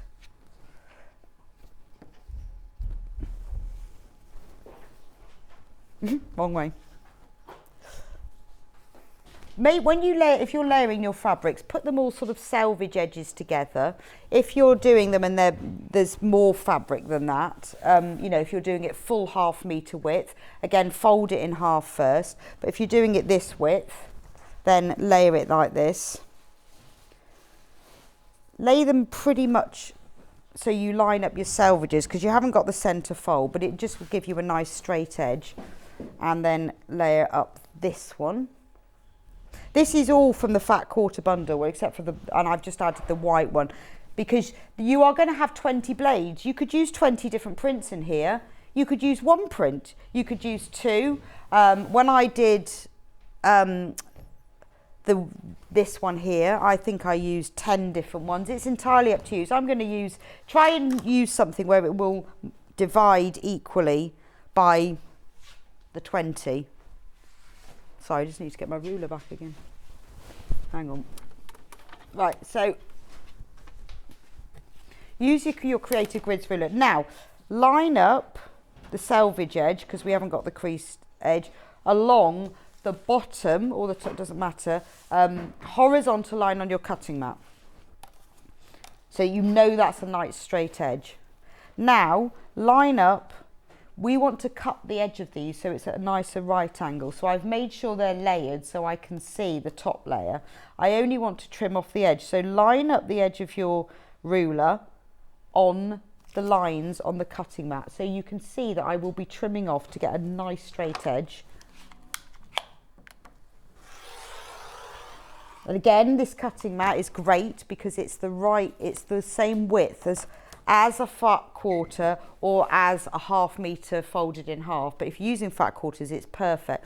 Right, so now what I'm going to do is I'm going to cut 6-inch strips, because that's the size of it. So line up the 6-inch. This is where it's really useful to have a ruler that's wider than 6.5, because if I wanted to do an 8-inch one, I've got that width. So one simple cut, because I would say I wouldn't go for more than 3 or 4 layers is enough, just because it can start shifting. So you put that to one side. Right, now I've got my 6-inch layers. I'm going to keep them together like this. They're all nice and even. Right, take my ruler, and what you have to do is line up. It's the 6-inch line. They all start off the same on the bottom. It's this top line that's important. So because I've cut it 6 inches, I'm lining up the 6-inch line and the bottom, and it works perfectly. So cut along this way. Well, actually, because I can't cut that one, I'll have to just cut that one first. If you've got a rotating cutting mat, you can cut off the other end. So I'm just going to cut that line there. Right. So I'm not going to use that bit. Then turn it round, put the bottom there and the 6-inch at the bottom. Make sure that lines up. There's some blades. I'll just cut another few. So basically you need 20 of these. So it depends on how many fabrics you've got and how many you do, but just cut them all. But it's the most efficient way. There is no wastage here, except for that first little bit. But look at that. Amazing use of fabrics, and how easy is that? I haven't got to think about it. I haven't got to work out angles. I've cut my 6-inch strip, same as the 6 line on here, and just cut them. So just keep cutting all the way along until you've got 20. Loving the tutorials this morning. I need a Dresden with a what? Thank you. I'm glad you enjoyed the demo, but what do you need a Dresden flower with? Right, so I'm going to show you how to make a blade, because I've got 3 of them now. I'll make a flowery one first. So really, really simple this. I'll give you a couple of tips about how to get a nice finish. So the blades can have pointed ends, which is the traditional way, the one I'm going to show you, or they can have rounded ends. If they've got pointed ends, which are like the ones I made here, you can machine sew them. If they've got rounded ends, you then have to use the round template to cut them, but then you have to hand applique those on to get them right. So it's entirely up to you. I'm going to show you the pointed ends, but in the video tutorial that Lynn Edwards does, that you get information on, she shows you how to do that. But so I'm going to show you pointed ends. Fold your blade in half, right sides together, matching this long cut raw edge. Really important that you fold and press that accurately. That center crease you are going to use. Now what I'm going to do is I'm going to sew this top seam. The top one is the longer end. The bottom, there's the short, that's where the centers, this is the outside. So the top one I'm going to sew across there using a 1/4 inch seam allowance. So you can either do that using the 1/4 inch seam lines on your machine, or you can use a 1/4 inch foot like I am. That's up to you. But they don't come with all machines, but they do come with the 720 Pro. Not all machines will come with them. Right, so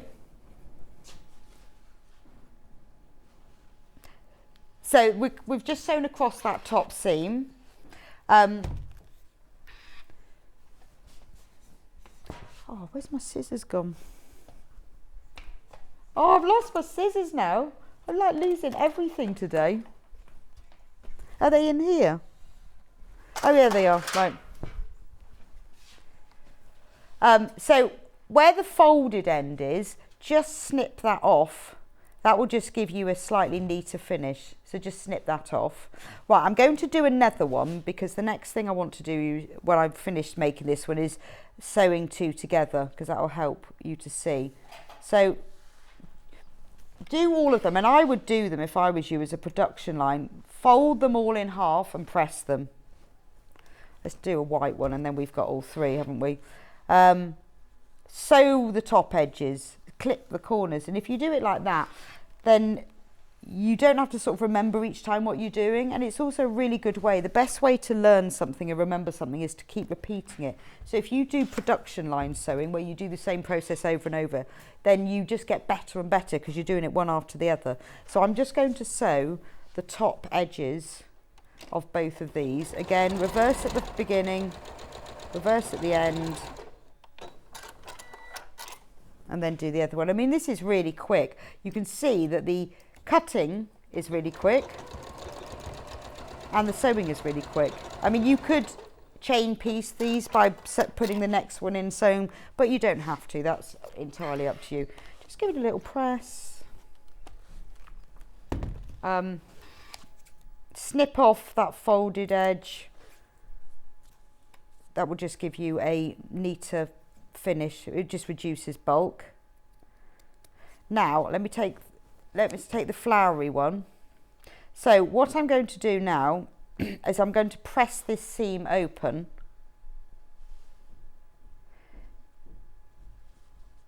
So just open it up and press it. Oh, I've got my iron on the wrong side. Just press that open.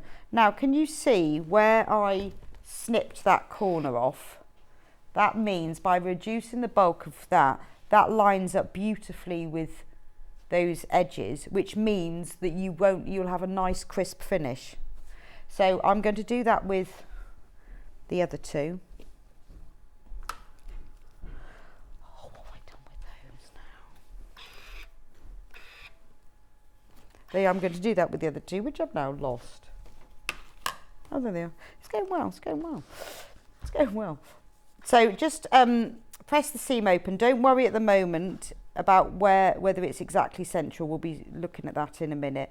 But if by pressing the seam open at the moment, that will give you a crisper finish, a neater finish, and a less bulky one. So it is worth this little extra step.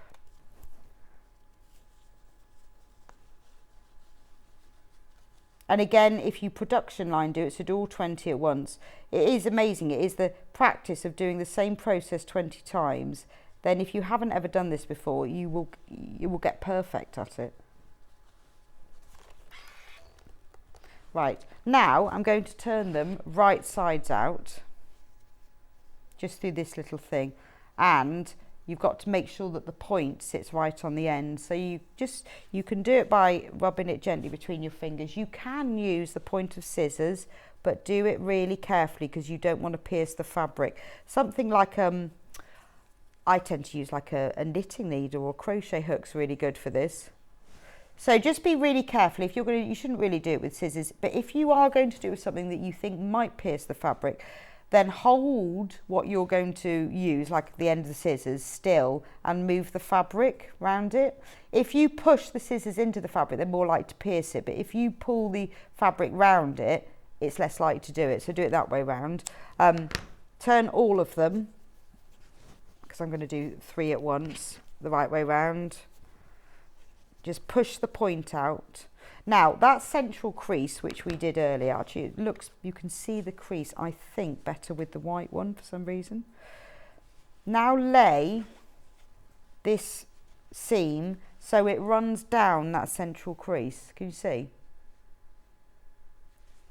So can you see this seam is running line that central crease? That means that the point will be exactly in the middle, and that's where that comes in useful. So lay that out. And then do the same with the others.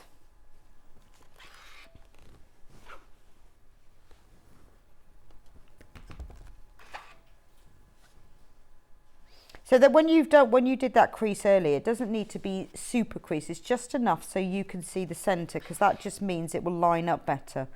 Right, now we've got 3 beautiful points. It's really important that these are nice and crisp and pressed, and this is where your wool pressing mat comes in really useful, because the wool absorbs the heat and the moisture, it pushes it back into the fabric, so it's almost like you're pressing something with 2 irons. So when you're doing little seams like this, if you can give this a really good press,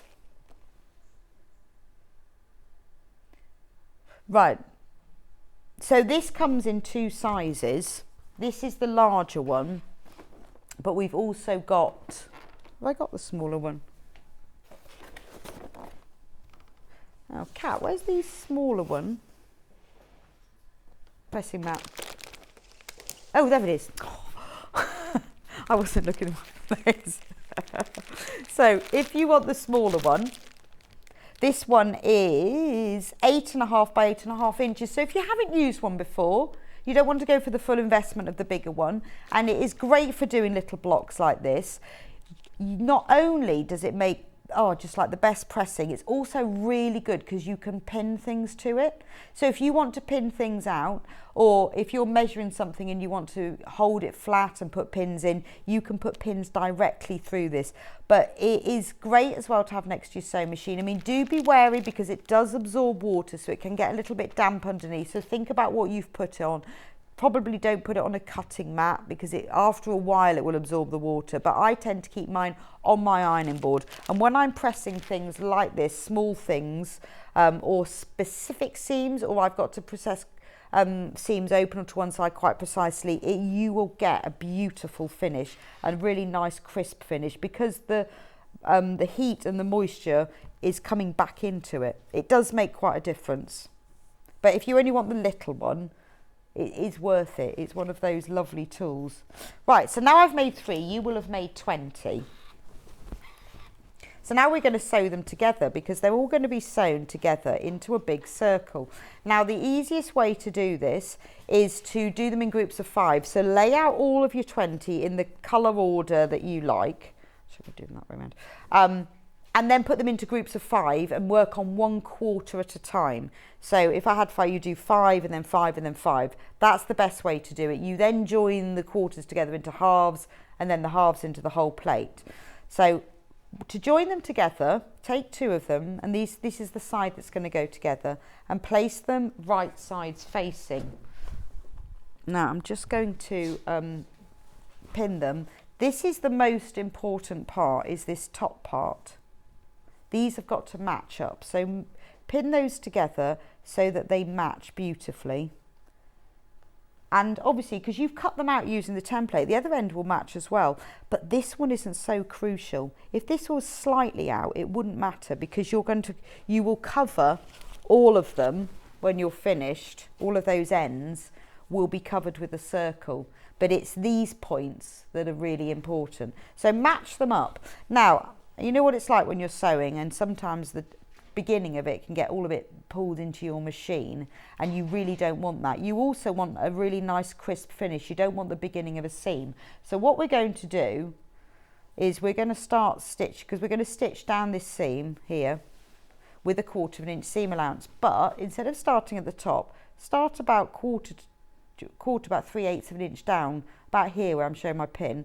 Then what you do is you stitch upwards, you reverse stitch, put your machine in reverse upwards, and then stitch back down again. In that way, the place where you're starting is further down, it won't get pulled into the machine, and you've got a nice mid seam position here.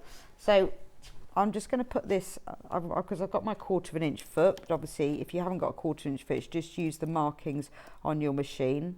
I'm going to start just about a 1/4 inch down,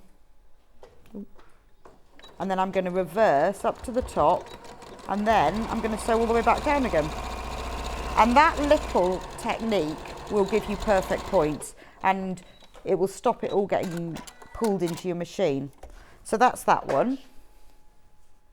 Lovely. And then I'll just do the other one so you can see. Again, all you've got to do is match up those folded edges. Make sure that they match perfectly when you pin them together. I'll just pop a pin in there. And then I'm going to start 1/4 inch down, about, it doesn't have to be exactly that. And then reverse up and sew all the way straight down.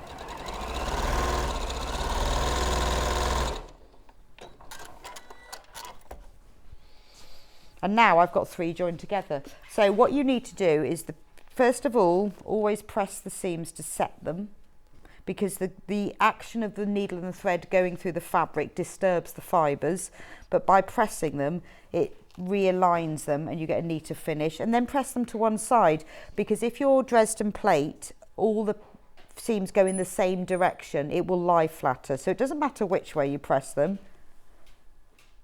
just press them all in the same direction, but it doesn't matter which direction. So do that, and then turn it over to the right side and give it a nice press. There we go. So now you can see, let me just move that out of the way. There's 3. You'll do that with all 20 of them, that you've got perfect points. This inner section joins up beautifully because of that starting a 1/4 inch way. So with that one fat quarter pack, you have got more than enough to make your 20 blade Dresden plate. Popped a little ivory in it as well, and how gorgeous is that? And then all you have to do is sew it to your background fabric. I used a blanket stitch on my machine. You can do it by hand. You can use this one. I used just an ordinary top stitch, or you can do it by hand. What an easy way with a tool. And that Dresden rule gives you that absolute accuracy. And remember, comes with full instructions, and it has a link to the video tutorial as well. Now we've got the 505, the big can, the big one back in stock. So, do you know what's one of the worst things is basting, tacking your quilt. You've made your beautiful quilt like this one here, made it beautiful, yeah, and you've then got to quilt it, and you've got that whole tacking and layering thing. But with this 505, this is temporary adhesive. So you do it instead of tacking. It's removable as well. So if you've put it on and you think, oh, it's not quite in the right place, you move it off and it washes off. You can stitch through it in your machine.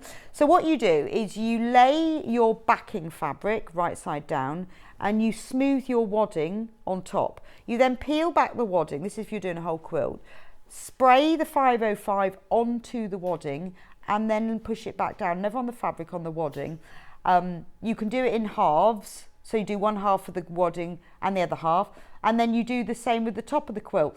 If you find it's not quite in the right place, if you've got a little bubble, if you've got a little crease, you can then pull the wadding back and redo it. For things like, you know, with your Dresden plate, before you applique it to the background, give it a little quick spray. You can spray it. Now, this one is double the size of the one. There's 500 mils in this one and 250. Yeah, there's the baby one. This is the big one. So if you love the 505, if you hate tacking, this is absolutely perfect. You can sew through it when you're on your machine, it won't affect your machine. It washes out. Now we don't charge any extra for the for it because it's an aerosol or because it's larger, because some people do charge more because of the aerosol. But it is brilliant. There's instructions on here, and you can just wash it. It will wash away as well. But it is lovely when you put something on, because it is temporary. If you stick it on, so say like you'd stuck your fabric on the Dresden plate, you don't like it, you just peel it off and put it, and it will stick back on again. Absolutely fantastic. It really is a game changer for people who hate tacking. There we go. Now, talking about quilts, if you weren't with me at 8 o'clock, I demonstrated how to make this quilt in that hour. We have a complete kit to make this quilt. Everything you need, all the fabric for the front and the binding, obviously not the backing and the wadding, but everything. This is totally suitable for beginners. If you've done a bit of sewing before, you've used a sewing machine, you've made a couple of cushions, you're thinking, I really would like to make a quilt. Honestly, this is the one for you. It's really simple. If you watch back on YouTube, the 8 o'clock hour, I showed how to do it. It really is cutting strips of fabric and then cut them into squares. And then there's one block. There's only one block you have to make. And once you've learned how to make the block, you just repeat it. And then you join it all together. It's really simple. And it features all of these Tula pink designer fabrics. Now you can't see, oh, you can see on that one, on the one hanging up, you can't see the blue because it's below the desk height. But it's beautiful. It's a mixture of fabrics from Tula's collections in order to create that rainbow effect. But because she uses the same colour, similar colour palette in her collections, it goes together beautifully. But it really is that the next step. You have done, you know, or maybe you've not done rotary cutting. And I do demonstrate at 8 o'clock how to do the rotary cutting, how to cut strips and how to subcut. But this is perfectly achievable. It's £149.99, which means it's £10 off. We reduced it £10 only till midnight, but it's available on split pay. So that's entirely optional. When you come to check out, it gives you the choice. It's interest free. So you'll pay £49.99 now. We'll send you the kit. And then £49.99 a month after, and then the month after that. So by Christmas, it's all paid for. But what a beautiful Christmas present. Right, so when everyone's checked out of this, we are down to single figures. So if you want this, if you want to make it for yourself, if you're thinking about making someone a quilt for Christmas, get this now. Honestly, it's easy, but it doesn't look easy. I think it looks really clever. And the fabrics, it's a real talking point. It's the sort of thing you put it on your bed, you take it out for your picnics in the summer, you put it on your wall, and so many people would say, wow, look at that, it's got teacups in it, it's got little heads, it's got leopard prints, it's absolutely beautiful, it's got spots and stripes. It's a stunner. It's a stunner. Go with that one, because I know that a lot of you will miss out, because we're down to single figures now. So please do check out. No, let's put my mats away and get your wool mats. What should we do next, Hannah? All you'll need for this one, by the way, because all the fabrics you've got now, it uses the plain fabric for the background, but I discovered when making it, there's enough extra of the Tula pink print fabric in it that you can use that to bind the edge. Really pretty. You will need wadding and backing. You just need 2 meters. 2 meters of the wadding. The wadding I picked for it is a cotton 80-20 blend, because that's my favourite. And it quilts really nicely. And we sell it by the ½ metre. And if you order 2 meters, put 4 units in your basket. It'll be sent as a whole cut piece, and you'll have a bit left over as well. And you'll need, if you use extra wide backing fabric, you'll need 2 meters of that. And then that's everything that you need for it. But that wadding is extremely good price for what you need, because it's cut to order as well. Then you are not, you're getting what you need rather than having to buy pre-cut pieces. Obviously, we do lots of other waddings that are cut to order. I just chose that one because it's my favourite one. Comic boards.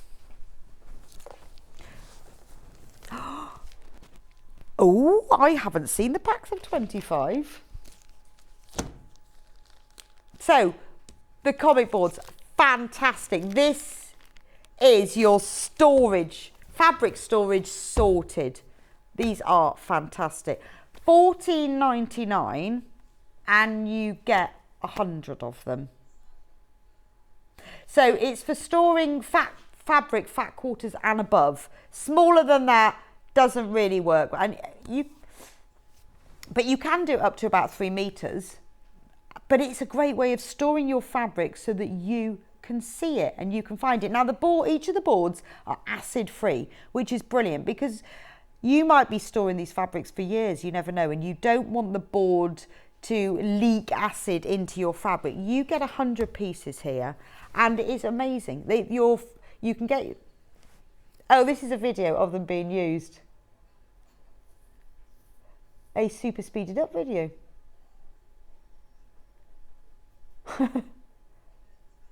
So that's how you fold it. There we go.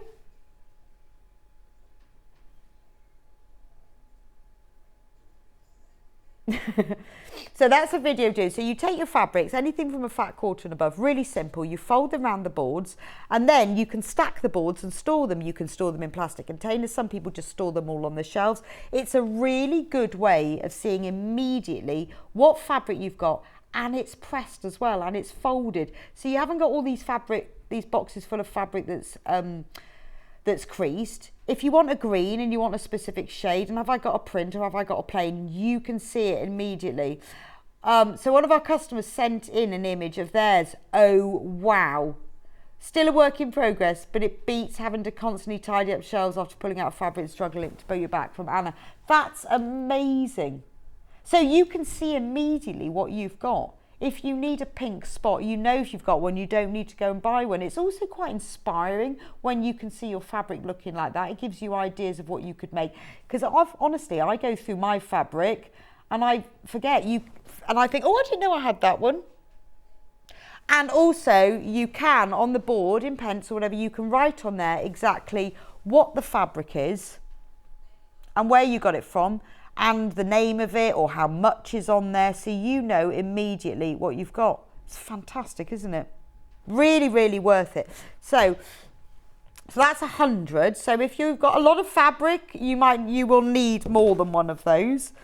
That's the best value way of buying it. But if you just want to have a go with it, we have split some of them because we had a lot of requests saying, I only want to buy 25. Because I just want to see how it goes, whether it works. I don't want to commit to the whole 100. So we have split these for you. Then we've done this ourselves. Well, the warehouse have done them for you. $3.99 for 25 if you want to have a go. I mean, they're called comic boards because originally they were used for storing comics because they're acid free. So why not use them for fabric as well? It's become a bit of a craze because it is such an amazingly efficient way of storing and organising your fabric. But if you just want to buy 25, that's $3.99. But they're the same boards, we've just split them down for you just to make it so you can have a go, see what you think. I think it's amazing. I mean, I did a load of them and had them all stacked up. They're just fab. I've seen people put them in plastic storage boxes as well and laying them all together, because then you can see them all stacked end on end as well. There we go. The perfect fabric storage. There we go. There we go. So that's the comic board.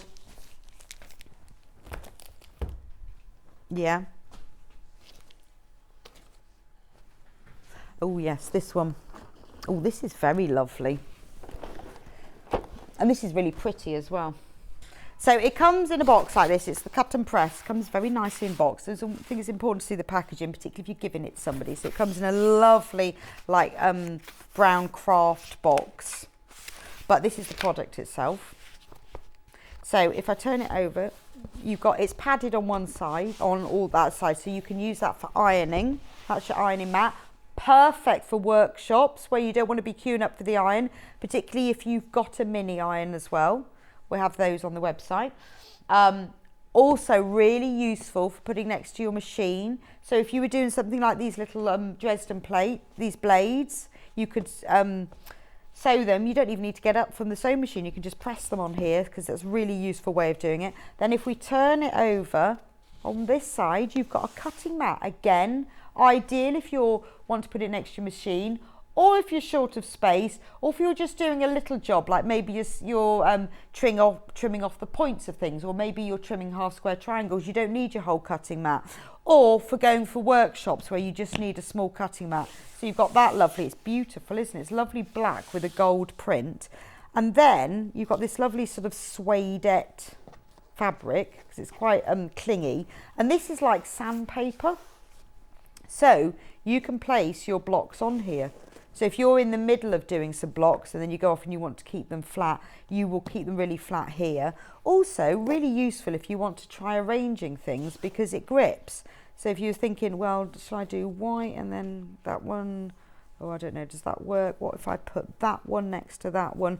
So it's a really good way of storing, but because it grips, you can also, gives you a good idea. You can just cut small samples of fabrics. I know sometimes when I'm trying to decide what colour to bind, you can just cut little strips and lay it all out here and it will grip.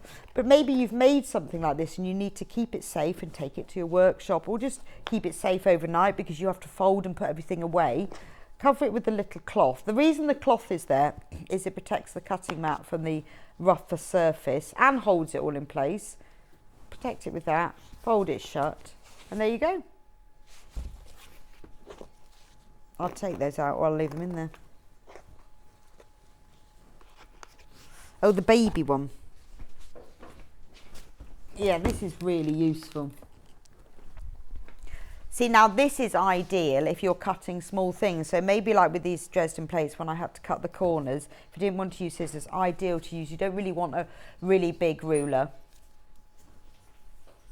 The good thing about this is it is just a little one, so it's easy to do those small things, not just for cutting. It's you know, your creative grids, it's Perspex, absolutely perfect for cutting, but you can use it for drawing lines. So maybe you want to draw your seam allowance on because you want to be sure that you're sewing in a straight line. You can use this ruler for it. You know, I said earlier, if I was going to have any ruler, I'd have the big creative grids ruler, because obviously you can cut and draw smaller things with the big ruler, but once you've got the big one, you need to build your collection, and having a little one like this is really, really useful. And it's got great measurements. So it measures 2.5 by 6 inches. It's quite pretty because the grips are the little hearts. So you've got grip around the edge, but you've also got all the little hearts of grips. And it has, oh, hello, I've got an open one here. It has inch measurements down here, and you've got all of the 1/4 of an inch measurements there. It's got a little hole so that you can hang it up, but it's really useful when you want to draw things. So you see it's got the 1/4 of an inch line. So maybe, you know, you haven't done a lot of sewing, you're not sure about, you worry about getting your seam allowances right.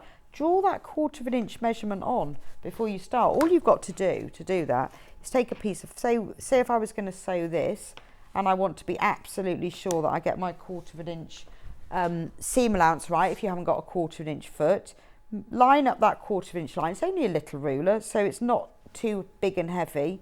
Take your pen, use an erasable pen, draw down, and there you go. That is your 1/4 of an inch line. When you're doing things like, you know, you do half square triangles, you draw the centre line and then you need to sew 1/4 of an inch either side of it. If you think, oh, well, I'm not absolutely certain what that is, draw the line. And by having a little ruler like this, it's perfect. Maybe you need to hem something. So say you want to, if you wanted to hem a piece of fabric, I'm going to use this again just because it's a cut piece, you need to hem it by 1/4 of an inch. The easiest way to do that is draw double. So draw 1/2 an inch because you're going to hem this, turn it over by 1/4. So draw the double what you need, and then all you have to do is turn the edge over to meet up with that line and press it. You've now done a perfect 1/4 of an inch. So if you needed to fold that again because you wanted to do a double one, you just fold it at that line.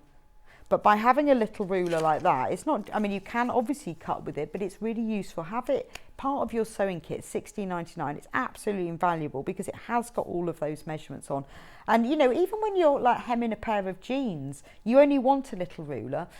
it's more accurate than using a tape measure. If you're anything like me, I'm always ironing over the end of mine, and some of them, the beginning of the tape measure is not quite as accurate for it further in if it's got a bit baggy. But with the Creative Grids ruler, they are so accurate. So it's well worth having that part of your sewing kit, and it's really good for those smaller lines, and it's got so many different measurements on it.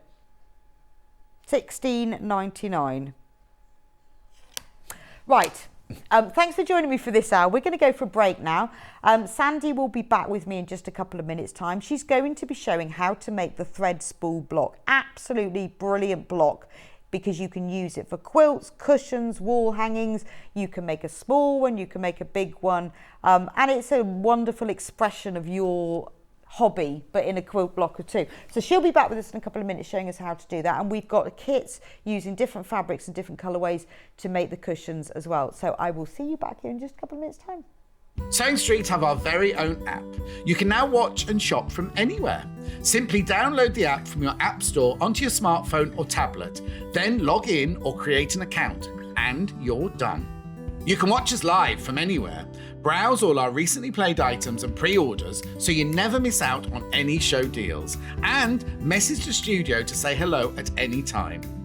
And remember, you can check out as many times as you want and only pay 1 P&P all day.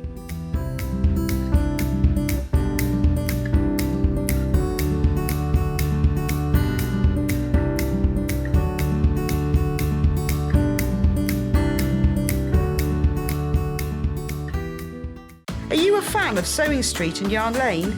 Why not join our growing Facebook fans pages? Just search Sewing Street Fans and Yarn Lane TV Fans on Facebook and click Join Group. It's that simple. Never miss out on the latest news and updates from our presenters and guest designers, special offers, and plenty of chat with your fellow fans. Share photos of your makes, ask for advice, interact with your favourite guests and presenters, and be a part of the ever-growing sewing and yarn community. See you there!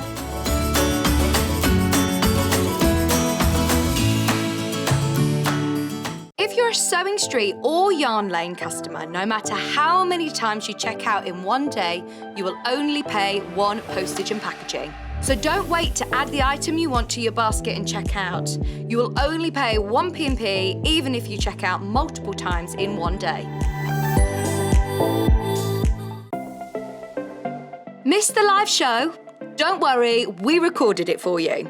Never miss out on your favourite presenters, guests and makes ever again. Head on over to our YouTube pages to watch back the day's live show and enjoy your favourite demos over and over again. Subscribe and turn on the bell notification so you never miss a show or video ever again.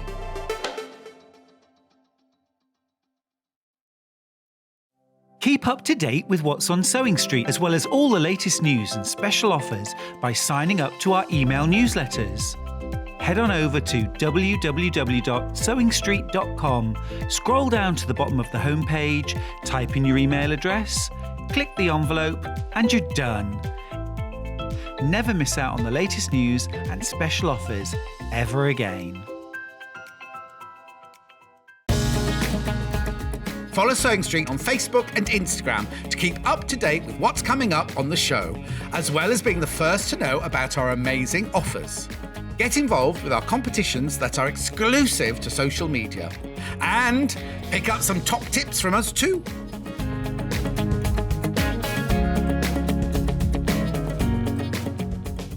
If you're a Sewing Street or Yarn Lane customer, no matter how many times you check out in one day, you will only pay 1 postage and packaging. So don't wait to add the item you want to your basket and check out. You will only pay 1 P&P even if you check out multiple times in one day. We know that shopping online can be a confusing and sometimes daunting task. And sometimes all you want to do is talk to a human being. Our family-run customer service team are on call 24/7. Full of friendly, warm-hearted individuals, all trained to make your shopping experience as easy and enjoyable as possible. Not only will they take your order, they'll also help and guide you on your shopping journey, so you never miss out.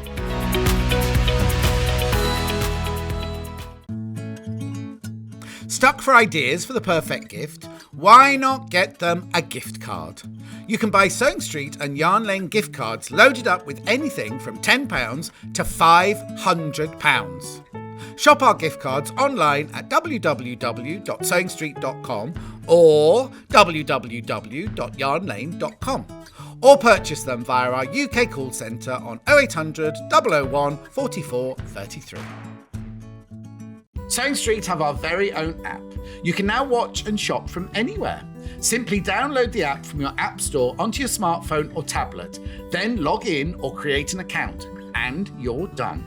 You can watch us live from anywhere, browse all our recently played items and pre-orders so you never miss out on any show deals, and message the studio to say hello at any time.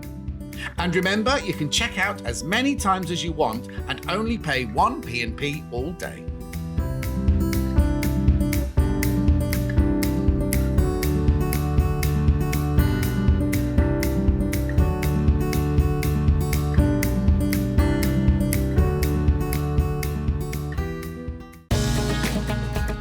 Follow Sewing Street on Facebook and Instagram to keep up to date with what's coming up on the show, as well as being the first to know about our amazing offers. Get involved with our competitions that are exclusive to social media, and pick up some top tips from us too.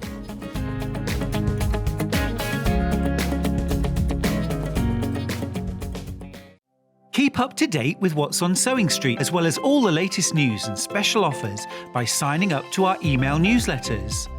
Head on over to www.sewingstreet.com, scroll down to the bottom of the homepage, type in your email address, click the envelope, and you're done.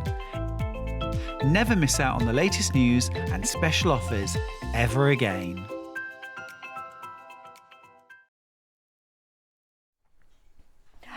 Welcome back to Sewing Street. So this hour is all about the thread spool block. It's a great block because it's part of what you love, isn't it? It's creating one of your main sewing tools, pieces of equipment, notions in Quilt. Now, these are the instructions.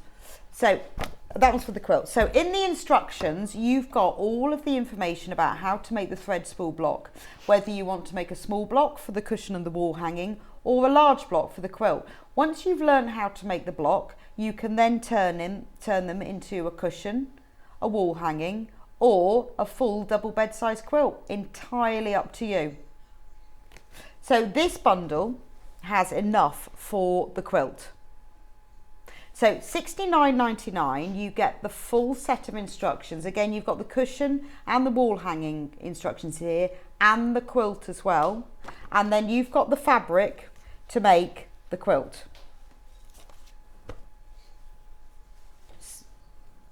So you've got a fat cord. Is that a fat cord? Yeah.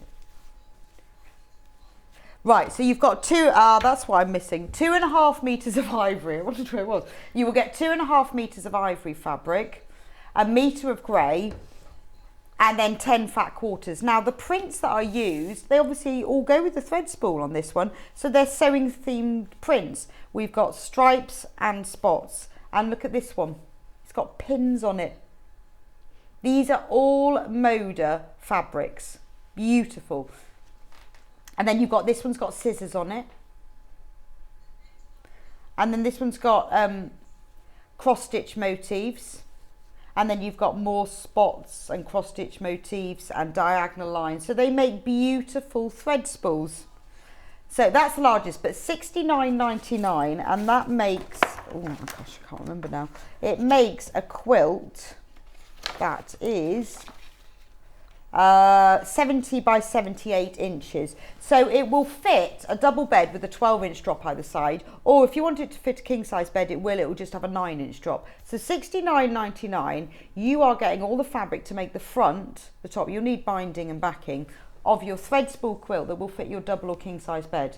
So you get full instructions and all the fabric as well. Right, the next kit, if you fancy making the wall hanging instead, so the wall hanging uses the smaller block, and the finished size of that is 40 by 30. So it could be a wall hanging, it could be a lap quilt, it could be a cot quilt. It's up to you. It's a really nice quilt for just putting over your knees. You could use it outside as well. I've called it a wall hanging, but it could be a smaller quilt. So with this kit, you get 1.5 meters of the ivory fabric. You get 0.5 meter or 2 fat quarters of the silver fabric that's used for the thread spools, and then you get obviously full instruction, and then you get 5 fat quarters of fabric that are used, and it's this thread spool fabric, so you get the pins and the scissors. This is all mode of fabric. The plain fabric is beautiful quality Rose and Hubble fabric. So for $39.99, could be a wall hanging, could be a lap quilt, could be a cot quilt, 40 by 30 inches. And you will have enough left over to do the cushion. But you get the instructions that will that show you how to make a large thread spool, a small thread spool, the cushion, the wall hanging and the quilt. So that's the colourways that are used in this Moda, the Moda fabric that's in this sort of the haberdashery type prints that you can see on the front.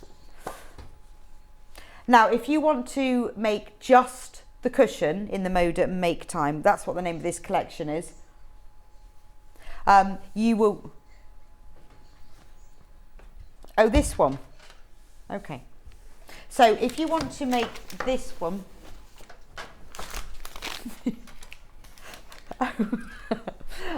if you want to make, this is Moda Make Time as well. This is the one that Sandy's going to be demonstrating for us. So if you want to just make the thread spool cushion, you get this lovely like tealy colour stripe.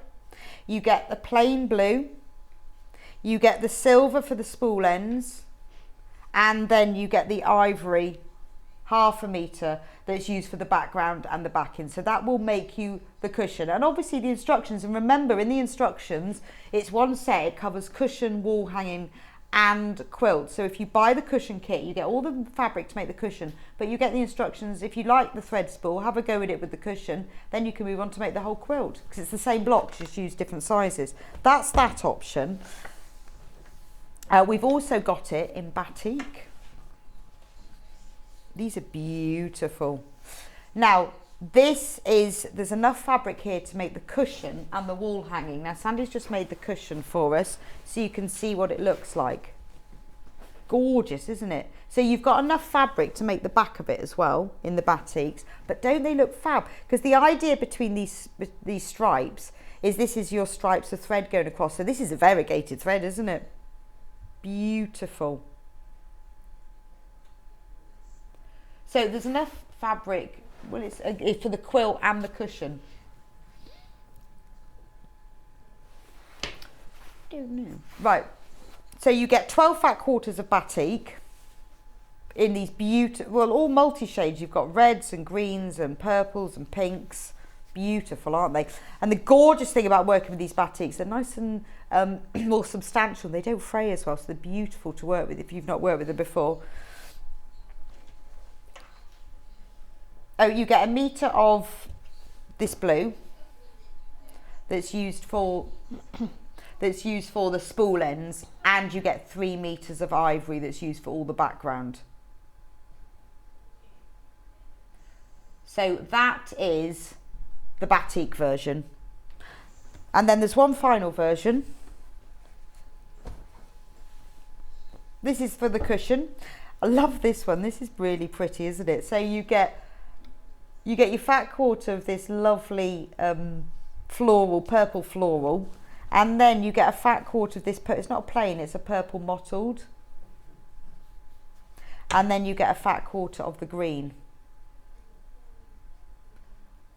And then I presume you get 0.5 meter of fabric as well.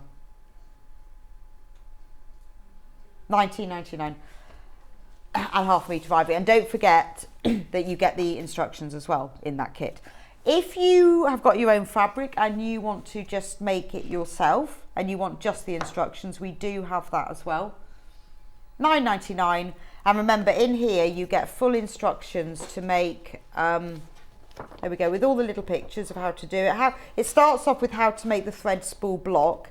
Then once you've learned how to do that, it tells you how to use turn that into making either a cushion or the wall hanging, or that's the wall hanging on the back, and then there is your full quilt on this side. So everything you need to know, gives you all the fabric requirements as well. $9.99 if you just want the instructions. Right, Sandy, so how do you make a thread spool? Quite easy. Oh, good. It's really good. It's lovely to make, and once again, Amber Makes has done it. Oh, thank you very much. Fabulous pattern. It's really easy to understand. I love the pictures in it, because even if you don't look at all the writing, you can just follow the pictures. You can just follow the pictures, yeah. Oh, why which not? is great. But I do advise that you do sit down with a nice cup of coffee and a chocolate biscuit and read all of it through first. Before you start. And then once you do, it really is quite simple to do.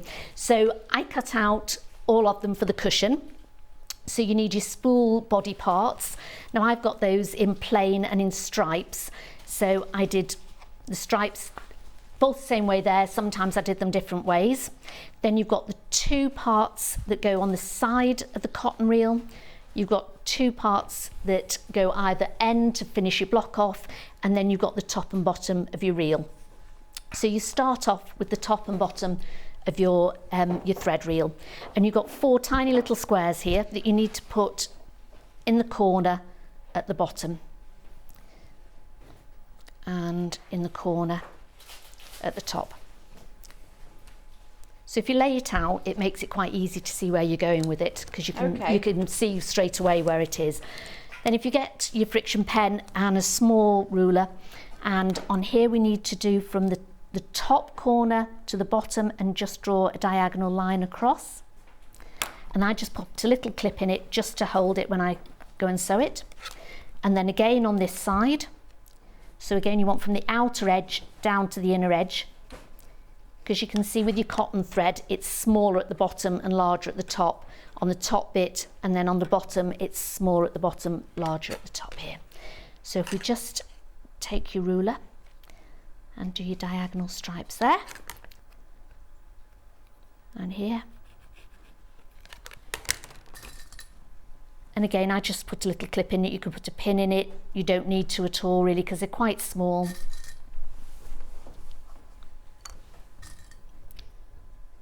Would you wash the fabric first before you did this, with it being a cushion cover, or not? No, I never do, because I'm just too lazy. Yeah. No, I'm too impatient. No, would I? You should.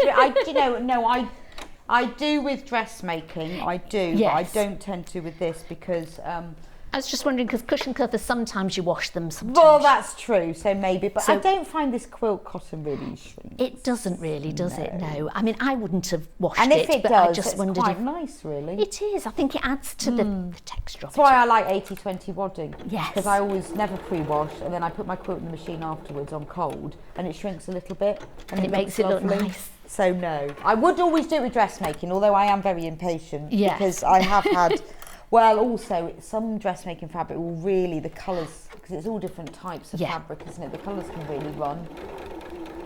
So yes, you probably should, but So I'm just sewing those diagonals. It's a really quick block to put together, and a really nice block to put together. There's only sort of one part of it that you've really got to pattern match with, I find. Otherwise, it's not too bad at all, is it? okay. I hate pattern. Well, I don't like really pattern. I don't like pattern. That's always. I guess it's good to practice, isn't it? It 'Cause is, sometimes you do need absolutely, to yes. seam match sometimes. So because you're doing the cushion, you're doing the small block. Yes. So then with these, if I bring this over a bit, just iron those back. Oh, you can't see. Oh, sorry. Do you know, I never bring it in hard. Oh, I know. It's really hard though, isn't it? Right, so what we're doing is you've got I can't remember. you've got your square, you've got your diagonal done. Then if you just push your iron up to where you've sewn, and then just hold it over it rather than sort of ironing it, because you don't Okay. want to stretch those. So that's the mini steam iron with travel case, with $28.99. travel case. There we go. Which also holds the water bottle water jug. Great for travelling in a Yes, camper it van. is. I know, it's fab. And once you've ironed them back, just trim off the bottom bit. I never trim that bottom bit off until I've done the top bit, because otherwise you don't want to make sure you've you've done the right side as well. Yeah, that's true. I have trimmed off the wrong part before. I think we all know because we've all done the wrong bits, haven't we? Yes, So it's we quite can pass on them. frustrating, really, isn't it? It is, yeah. So if you just sort of pull that bit back, just put your ruler on, and so you've got your top part of your quilt, your spool. And it's, I mean, you can get quite a few of these blocks done in an afternoon, can't you? So the quilt would come together fairly Yeah, well, I think once quickly you've as well. learned how to do it. It's just the first one, Then getting you the can first do one lots done of and them. you're absolutely fine, yes. Then the next thing I do is put the actual cotton reel together. So again, depending on what threads you've got, what cotton you've got, you can put them all together the way you want to. So I've done it with the stripes in the middle. So the kit that you're using is With the stripy one. one. The cotton sort of candy stripe, Riley the teal Blake stripe. Yeah. I love that purple one you've got there as I well. love- That yeah, is it's gorgeous, lovely, isn't isn't it? Now with this again, I tend to But just you've, pop... in some of your blocks, you've turned the stripes round I as have, well, haven't you? yes. I like that. I Yes. think that's really clever. Well, I thought they're not all the same because you don't have 4 cotton reels the same, No, do you? So I no. thought they're variegated in different ways. It's so, quite nice, isn't it? so- And it's supposed to have that look to it as well. I really like that. That you can use different coloured fabrics or different print ones. Yeah, it just adds your own personality to it, doesn't it? And I loved working the batiks. Those batiks were lovely to work with. I love a batik because they don't really fray. They don't. I mean, not that this cotton... It doesn't do Not too that much. the cotton It's not fabric no. frays much anyway, but batiks, and also it's a bit like it's got that stiffness to it. It's a bit like fabric sprayed with best press. I was going to say it looks like it's had a starch Yeah. sort of sprayed on it, and it Beautiful. hasn't. Nothing's been sprayed on that at all. It was crisp and beautiful to sew as So well. in this kit, you have got enough fabric to make the cushion and the wall hanging, and Yes. you get the instructions as well. You get lots of material in that kit. It's lovely. Got loads in this one. How nice would that be if you had that on your bed with the quilt on it as well? Beautiful, wouldn't it? It would- With the colours as well, and Yes. it's really nice because you can mix and match them of which colours you put where. So because you get all of these different batiks, you could really move them around, can't you? You could have spools in one colour, but different shades. Absolutely. Loads and loads of different Because I only options with used this one. 4 of the batiks there, so I sort of used the same 4 in Right. each of the spools. But I think there's about 8. Is it 8 different ones in the Yes, pack? I think so, yes. So I didn't use. So I tried to get I liked the orange and the green and red. So I tried to get the ones that sort of matched that maybe would be a variegated sort of spool Okay. colour, and then you can do the other ones, or you could match them all, make them all different as well. Really. True, true. So it's entirely up to you again. Gorgeous. So I'm just sewing these 4 spool threads together. And as you said, with each spool that I've done it slightly different, so all of them are just a little bit different.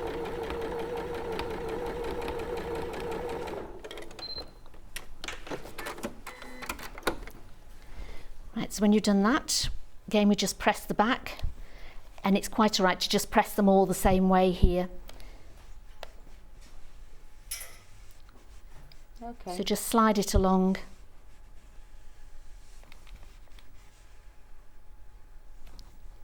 And then take it to the front and just give it a bit of a press at the front as well.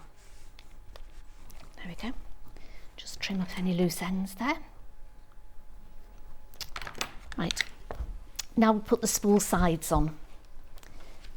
So we've got 2 little white strips that go either side of our block. You can see how it's coming together so nicely. And it's great for, I suppose, like a scrap busting one as well, isn't it? Because you don't have to have every spool the same colour, do you? And then once you've got your kit, if you want to add things in, and you can use the blocks then, even if you don't want to make a cushion, you can make a bag. Absolutely. Oh, they make a pencil lovely case. bag.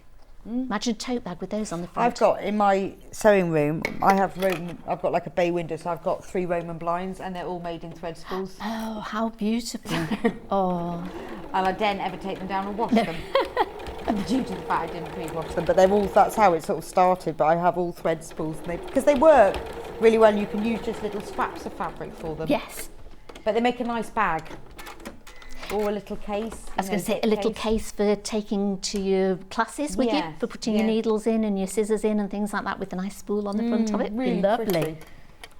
So once you've got the kit, you can make the cushion, learn how Yes. to do it, and then you can use the instructions to make whatever you like, because the blocks come together quite quickly. I just loved making these blocks. I could imagine myself going around my room going, well, I've got little bits here that I'd make a nice little block. Well, they're only little And pieces, aren't they? Yes, And you yeah. can, you know, when you think about the fussy cutting, you can just pick up little bits and think, Oh, oh, well, that yes. looks really nice with it. So the bundle that Sandy's using is the Riley Blake Striped Songbird and Duck Egg. And that is enough to make the thread spool cushion. So you get 2 fat quarters of the fabric and half a metre as well. So that's because that's enough to make the whole thing. $19.99. But if you want just the instruction, and that includes the instructions, obviously. And the instructions are typical Amber Mate one's really good. Thank you. Because I love having the pictures in because it's so easy to just look at them. You don't have to think. You don't, I know, which is great.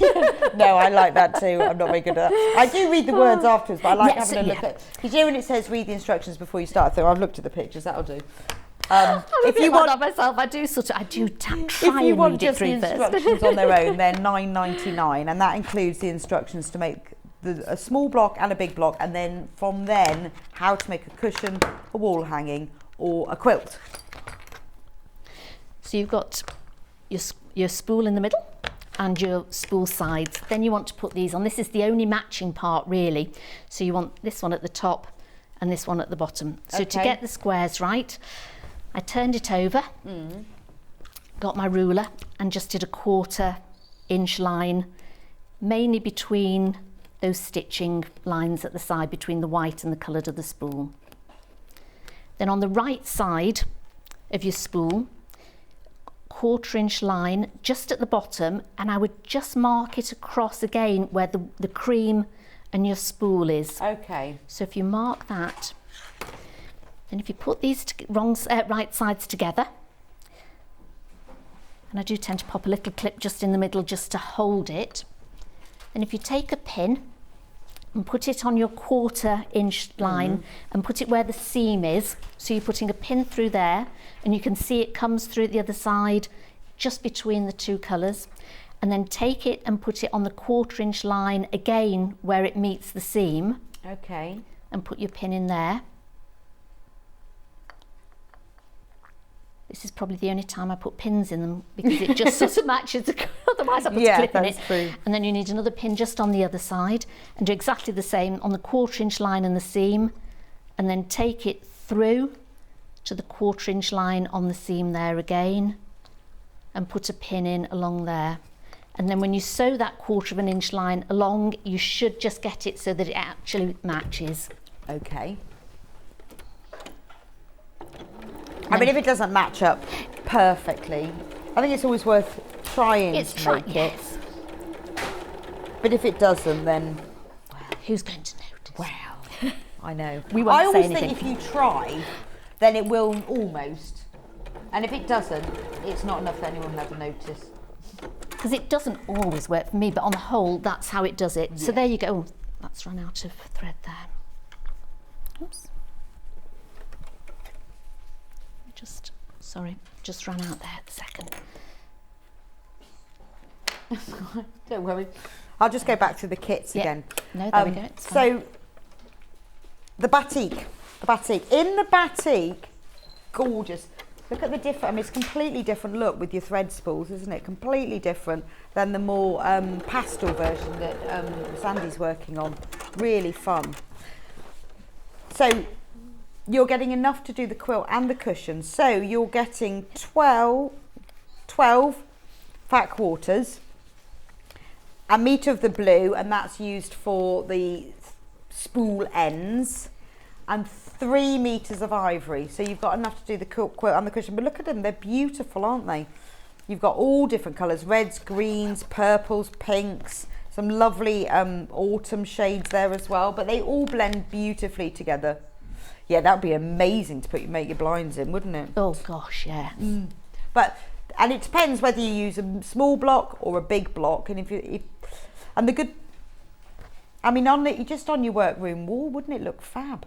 just because it just gives that little bit of colour, but it's a nod to you as well. That's why I love the thread spool block. And it's really simple to do, as Sandy's shown you. And then you can do a large block or a small block, and in the instructions you get everything you need to know. But you are getting all of these beautiful batik, and they do go so well together, and it doesn't matter. What's lovely is that it's nice to mix and match colours within the thread spools, and with this number of them, easy to do that. That'd make a lovely wall hanging to go in your room, wouldn't it? The batiks. In a sewing room, if you had that as a wall hanging, it would look lovely. It'd look beautiful. Would do. Absolutely gorgeous. Right, the batik fat quarters are also available on their own. So, you know, depends on what you want to do. You know, maybe you've bought the kit and you want to make more, you want to make a bigger quilt, or you've got the instructions before and you want to use the batik. So if you just want to buy the batik fabrics on their own, look at the colours you get. It just gives you an option. So if you've bought the kit and you want some extra ones, or you just love them and you want to use them for something, I'm just going to lay them out. There we go. So there's 3. Look at those. Loads. Look at the purple. And then you get a gorgeous pink. I love this pink because the scrolly background is like a lime green. They go so well together. And then we have this lovely, this one is like mixture of purples, pinks, blues with this really stunning yellow batik print all over it. Then you've got this gorgeous russet and green, again with your bright yellow. I mean, there's a real common theme here. I love this sandy tone. It's like a deep ochre. And then you've got a nether deep ochre. So these, you know, if you wanted to do it and you wanted to colour theme your thread spools, you've got the other deep ochre, and then you've got a nether one as well. So those 3 go together beautifully, but they also mix and match in with the others. You've got this one, this print of leaves, and it's got all colours. It's got reds and blues and ochres all mixed in together. And finally, you've got this gorgeous, it's like indigo and purple and violet and cerise all mixed together. So that's the whole fat quarter pack. So if you want that just on its own, £41.19 for all of them. So if you want to add to your batik stash, or you want to make a bigger quilt, or you think, oh, I love those, bought the kit, I want some more, £41.19. So where have we got to, right, Sandy? I've done the spools on the top and the bottom. Yes. Now you've got your larger piece that's just going on either side to finish your block off. Okay. And this one doesn't have to match up with anything, so it's great. You can just pop it on. It's just a little bit bigger than your block, so then you can trim it down afterwards, which is great. So again, just do 1/4 inch just along the side, top and bottom here, and that finishes your block off. Oh, okay. So it really is, they come along. So you've made that from beginning to end? From beginning to end, absolutely. So I'm just going to finish this one off now.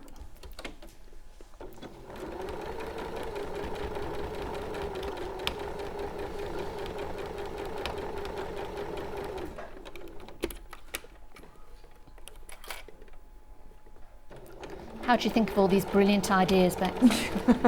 I made some blinds. Oh no, I managed to, a few years ago, persuade the rest of the family they didn't need a dining room anymore. Yes.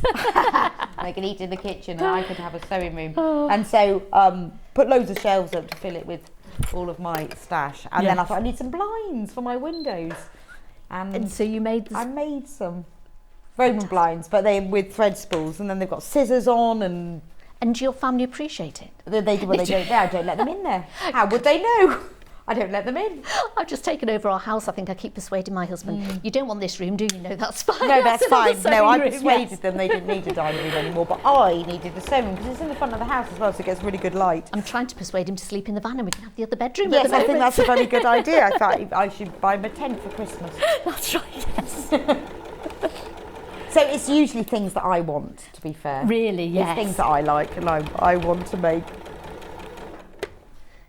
And I think this particular one, you can, as you said, you can use, once you've done the block, you can use that block in so many different ways. It works whether you make it a 12-inch or a 6-inch block. Absolutely. It works in the same way. So that is the whole block? That's the whole block. Just give it a good press at the end. So what happens now then? Right, I shall tell you. Okay. Right, I'm just going to trim this block up because it's just a little bit over there. So I'm going to neaten it up. And then I've got 3 that I made earlier in true Blue Peter style.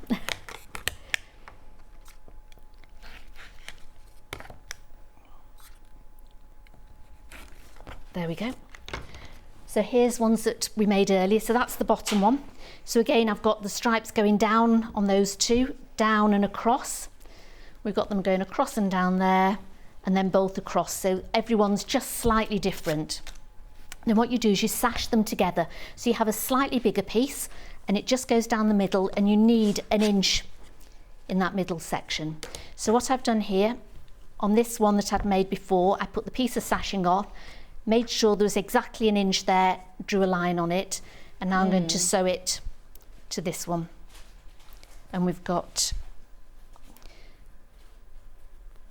the top 2 and the bottom 2. So again, it's really nice with the sashing. It's just quite easy to pop together. So, and I guess, you know, so this is it's just a square, isn't it? So you could make this into a bag instead. Absolutely, yes. And you could put a nice border around it for a tote bag. And I like the way you've alternated your stripes. That looks nice, doesn't it? Nice sort of variegated ones. Works really well. So again, it's all 1/4 inch. So sew these along. I mean, it really is one you can make up in an afternoon, and so you've got a lovely present for somebody as well. Yeah, that's true. Well, it's quite a satisfying block. Really satisfying. Satisfying block. Because some blocks, you look at them and they're beautiful and they're very complicated, and you've got to have lots of blocks together to make it look anything. That's true. Whereas with this, you could even just use one block and then border it out to make a bag with it. Yes. So there is so many things you can do like with looking this at, one. you know, you've put those 2 together. That's like a little zip case, isn't it? Yes, absolutely. Little pencil case. Yeah. Who doesn't love a pencil case? Yeah, so and also because you only need a small piece of fabric. Once you've got your kit and you've made it, then use the instructions to make more of them. Use up all your stashes. Even the sashing in the middle, they're all small pieces. So if you didn't want it to be even and uniformed, you could use even those. The sashing bits in the middle could be different colours. They don't have to be plain, do they? The plain ones. So there we go. We've got the 4. Then you need to put them together. So we've got a piece of sashing here, which I've cut out and labelled. If you label all the pieces, you know exactly which ones you've got, which makes it really easy. So I've got 2 pieces of sashing. So this is for the middle bit, so we need to sash them together. And we've got a square in the middle, and I use the stripe. You could use the blue, whichever one, and you can put it whichever way you want to.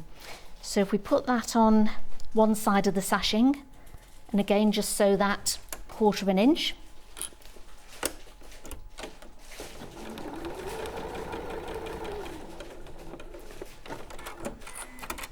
And then I think this is probably the only bit that needs to be really put together right. She says putting it together. Right, I'll pretend that that's stripy on that side. So then we need to make sure that that's 1 inch there. So again, if you put your ruler on it and make sure that's 1 inch. Okay. And with your pen, just draw so you know that you've got to sew that up, and then you'll get it all matching perfectly in the middle, because otherwise, you see on here, you've got your square which matches up really nice. So that's the bit that we're doing here. There we go, can you see? So you've got the little square in the centre, and this is your sashing bits together. So because these are 1 inch down here, that's your sashing pieces down, you need to make that's I think the important bit to make sure that that's to match up. All yes, to so match that up makes there. sense. There we go. So if I put that on here,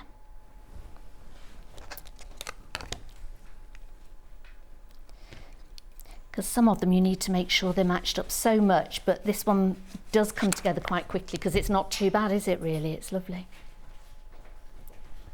Well, it's a way of you using up your stash, isn't it? Yeah, absolutely. Then because you can use the instructions again, you can use them for other things as well. Use the kit, add bits to it. Yes. And then you learn how to make one. And also, because the instructions show the bigger block as well, the good thing about the quilt is the block is twice the size. So it's the same amount of, I mean, I know it takes a little bit longer to sew because the seam's a bit longer, but the time is in moving everything round, isn't it? Absolutely. And because you know what you're doing with the small blocks, it's so easy to then transfer that to the bigger block. It's just, as you say, just slightly longer stitches so, and on I can't remember with the quilt, how many blocks? 1, 2, 3, 4, 5. 1, 2, 3, 4, 5, 6. Yeah, so the quilt itself has 30 blocks, but because they're bigger, they're actually really quick to do, and then you get this amazing quilt. And you get into a bit of a rhythm with them as well. I think if you cut them all out and label them, and then you just go along and you sort of, it's almost like collecting them from like a Tesco shop, you know. Yes, it is. It is. So you've got your spool ends here, then you've got your sashing and pieces. Can do them all production and if you put them all out and cut them all out, then literally you think, I need 2 of those for a block, 2 of those for a block, 4 of those for a block, and then just put them all together, and then you can make your blocks up really quickly. Yeah, that's true, actually. Yeah, so every time when you finish a project with the leftovers, you could make a spool. Yes. Make a block. Yep. End of the year. How lovely, and then put them all together. Put them all together, and you can go, this is my 2022 quilt. Absolutely. This is what I did. Or it would be a really good memory quilt because you could use clothes for it because they're just little strips, people's shirts. Well, I make lots of memory quilts. You do lots of memory cushions. quilts. So something like this would be absolutely lovely. And a lot of my customers that I have do so, but they send them to me to sort of make memory quilts with. So having a spool on them or something like that, or it might have been a parent that had sort of sewn a lot. So they'd be lovely to do for a memory cushion for somebody as well. Really and nice. just to have, you know, or you could use, I mean, it'd be lovely in shirt fabric. I'm collecting men's shirts at the moment. I have no idea what I'm going to do with them. I collect ties. So ties would be beautiful on that. What I do, if it's sort of like out of clothes and you find a lot of the clothes are different textures, different weights, I tend to interface them. So, and it just sort of steadies them a bit more. It makes them a bit stable and makes them all a similar thickness. Whereas if you've got a thin cotton shirt and you put in that next to a woolly jumper, it doesn't always go. So if I interface those, it keeps the woolly jumper stable. And it keeps them really quite stable. So, but it would be a nice memory of what you've done that year, you know, and if you've got a bit of fabric left over, just for the spool bodies. Yeah, if you make lots of quilts, every time you've finished a quilt, you could make a little block like this, couldn't you? Go, that was the one quilt that I made for somebody, that was another quilt that I made and then join them all together and see what happens. Absolutely. At the end. I mean, they'll all be different colours and prints, but it doesn't I think that's quite nice because what I did with Absolutely. the quilt is I used little squares of all those fabrics to join together for the border because there was enough fabric to do that. Yes. So again, you could do that, and then you get a whole border using a matching fabric. All sorts of ideas. There you go. We've got some more ideas. So if you want the instructions on their own, they're £9.99. But we have obviously all the others with all the other fabrics. But in the kits, you get the instructions as well. So you can you get to keep the instructions to do whatever you like with. And send me a picture. Love to see pictures of what you've done. Well, I can imagine some people are going to have some brilliant ideas with this. What I they're know, going to do. when you say, I always think with people, when I start talking to them, I start off with a little thing and everybody else just runs with it. And I'm like, oh, wow, I hadn't thought of that. Oh, that's a good idea. You think of a few things yourself, don't you? And then other people just come up with some brilliant ideas. And they just run with it and make beautiful things. I think it's nice as well, sometimes if you've got a specific fabrics that you love, if you can fussy cut them and use small sections. I'm always talking about fabrics that, oh, that would be really good to use for small things. And also, if you've got a fabric stash that sometimes people don't like using their fabrics, do they? No, I don't. You like to stroke them. I've got tons. They're just strokeable fabrics, aren't they, really? Yeah. But if you sort of think, well, I could just make 4 little bits of that, and you just cutting a little slither off it, you can keep your lovely stash, but then you can actually look at it on a quilt and think, oh, I've got that material. I know, it's mad, isn't nice. it? Yeah. I mean, it would look good like in Liberty, wouldn't it? Oh, beautiful, absolutely stunning. Just a few. Bit of Liberty. Yeah. I know, please send me your photos, can't wait to see them. Oh, neither can I. I'll be looking online to see what people have done. Well, or just what everyone's ideas. I mean, this is what I love about the Sewing Street community, is everyone is, A, has fab ideas, but B, is really, really helpful, and they share them. So people go, oh, I made this and I did this, and everyone goes, oh, I'll have a go at that. And absolutely, it's fabulous, isn't it? Absolutely fantastic. It's a kind, yes. It's a kind community. I think sort of crafters aren't they? They like to share. We're nice people. Yes. Because some people are like, oh no, I'm not telling you what I've done or anything. But I think crafters do, don't they? Do. They want to say, oh, I can help you, I can do Where this. did you get that from? They go, DM me. That's right, yes. It's just fab. So I'm then sewing the sashing to the other side, and again, just making sure that square in the middle is lined up with the sashing in the middle.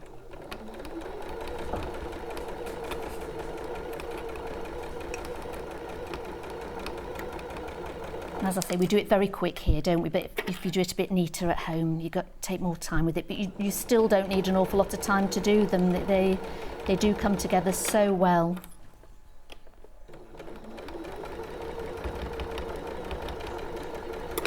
So great for a beginner, and also great for people who really want to jazz it up and do something special with it. So. Yes, that's true.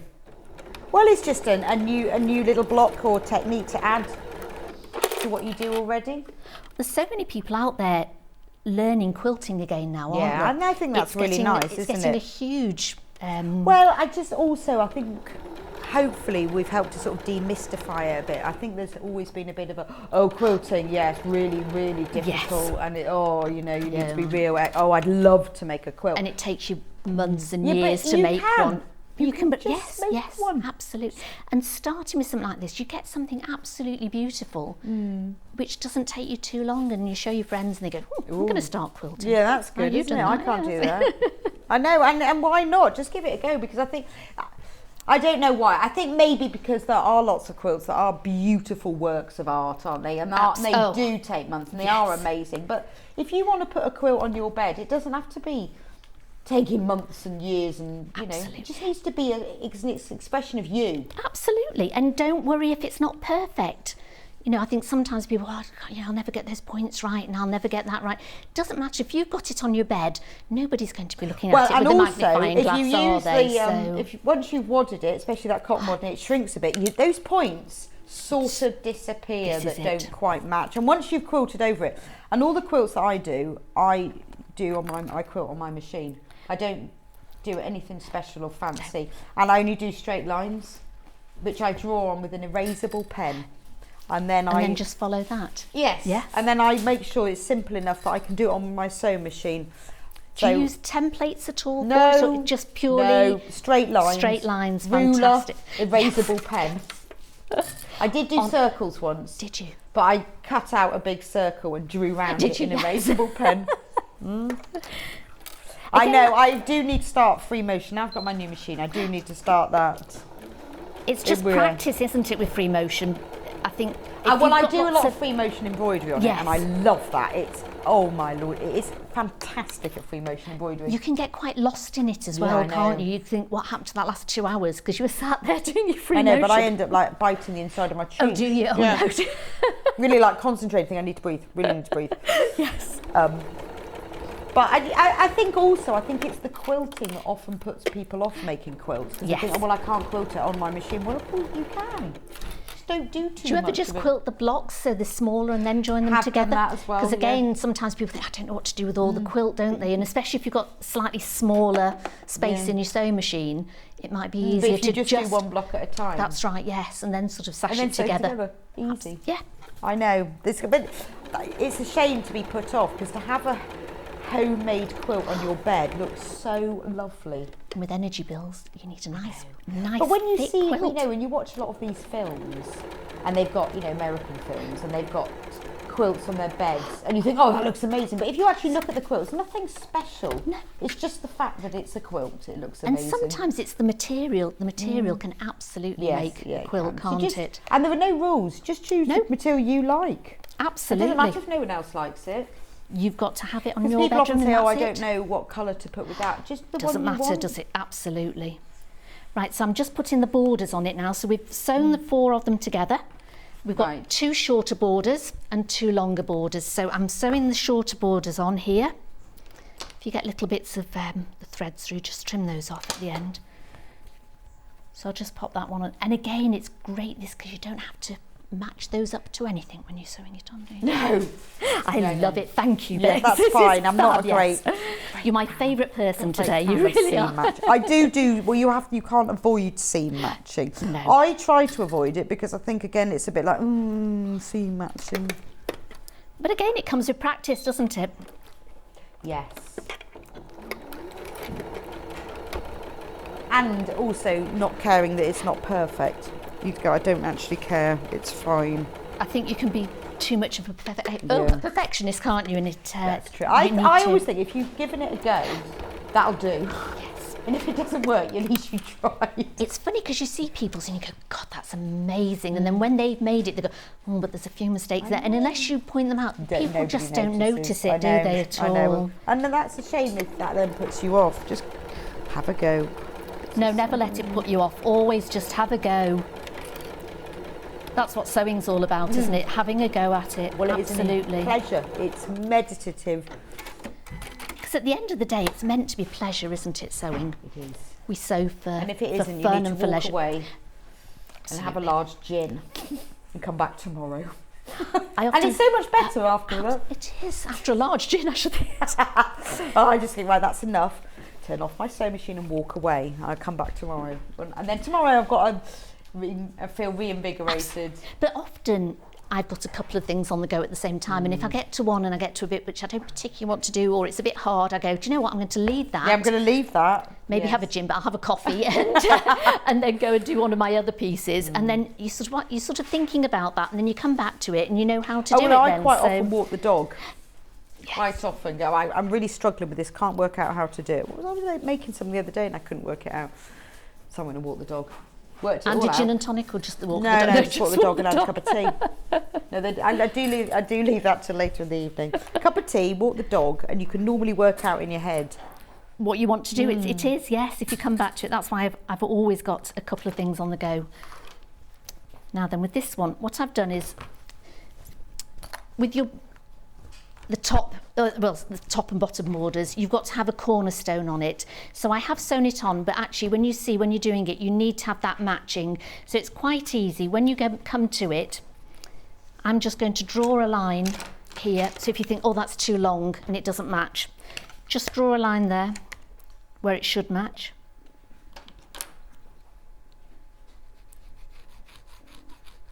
So that's where you need to sew it onto, and then do 1/4 of an inch past it, so then you can trim that.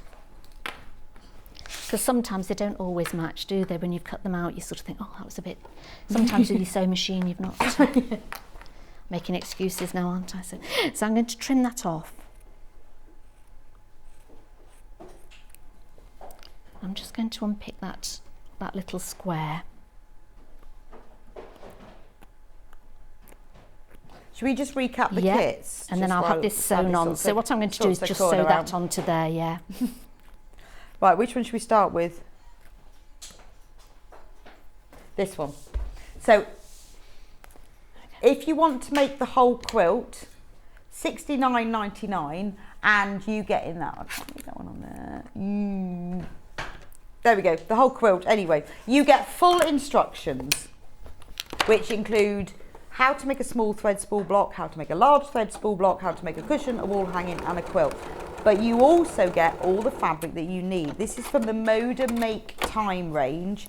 It features notions, but in these lovely shades of a pale pink, a grey and a blue. And it's got cross stitch elements, it's got scissors, pins, lovely. I like the diagonal stripes in it. I think those are really effective. You get 1 metre of grey, that's for the spool ends. And then you get 2.5 metres of ivory, and that's used for the whole of the background area. There's enough fabric to put the border around the edge of it as well. You will just need to buy extra fabric for the backing, and you will need the wadding as well. So $69.99, that's everything that you need to make the quilt. Batik, love the batik, I think that's gorgeous. So in this kit, you've got enough to make the cushion and the wall hanging. It can be a lap quilt, could be a cot quilt. I put it as a wall hanging, but it's a 30 by 40 inch quilt. You've got enough there to make the cushion and that. In these beautiful, you get 12 batik fat quarters, beautiful shades, all batik. So but the thing is with batiks, because there's so many colours in each one, they always all go together. So where you've got like a lime green, you've then got the lime green picked up in the pink as well. So they will all go together in whichever order. And you can really make this one your own. So you can put maybe some thread spools just using pinks, some just using purples, or mix them all up, entirely up to you. And then you get this lovely blue that's used as the thread spool ends. And then you get 3 meters of ivory that's used for the background. And obviously you get the full instructions. The kit that Sandy is demonstrating with, that has the 2 fat quarters that are used in the thread spools. You've got the grey that's for the thread spool ends. This is a really lovely soft colour plat. And you get 1/2 metre of ivory, and that's used for the background area. And remember, there's enough in here to make the cushion front and the cushion back. So if you wanted to make a bag instead, just use this cushion front and the back and turn it into a tote bag instead. And obviously you get the full instructions too. The purple one, love this one. So with this bundle, you get the 3 fat quarters. So you get the purple flowers, and then you get this purple, and this is like a mottled purple, it's not just a solid. Can you see it's got a slightly mottled print to it as well? And then you get the green.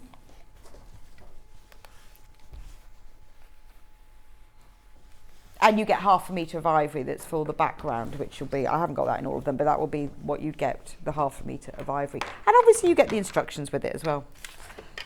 Instructions on their own, being really popular if you want to do it for stash busting your own stash.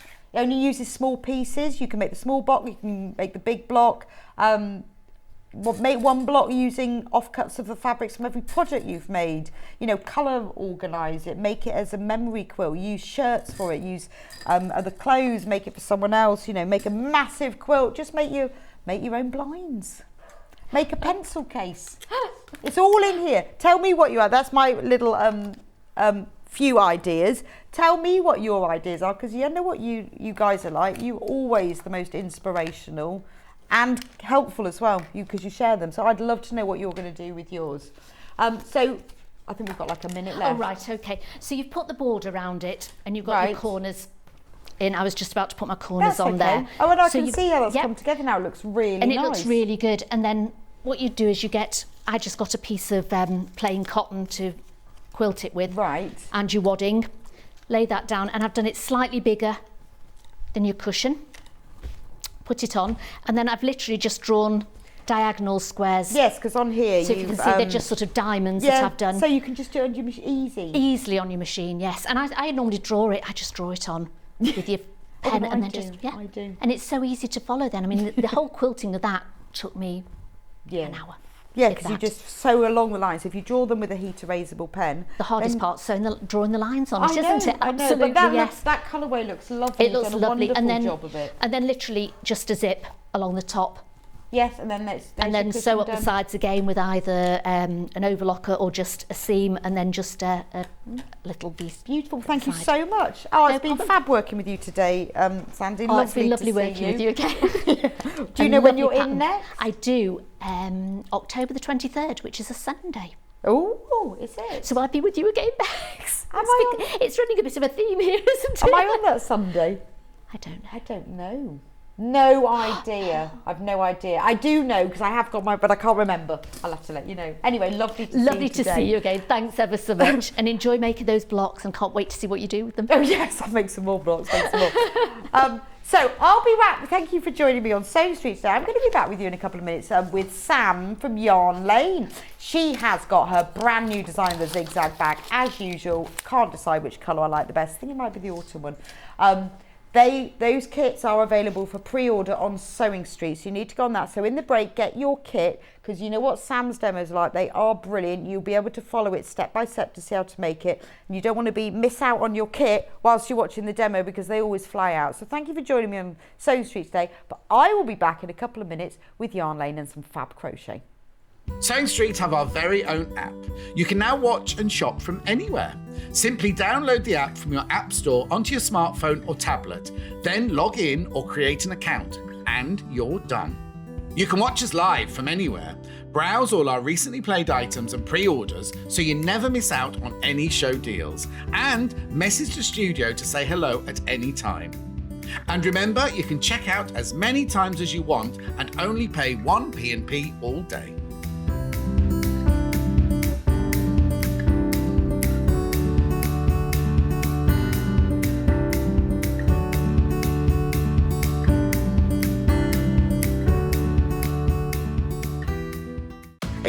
fan of Sewing Street and Yarn Lane? Why not join our growing Facebook fans pages? Just search Sewing Street Fans and Yarn Lane TV Fans on Facebook and click Join Group. It's that simple. Never miss out on the latest news and updates from our presenters and guest designers, special offers and plenty of chat with your fellow fans.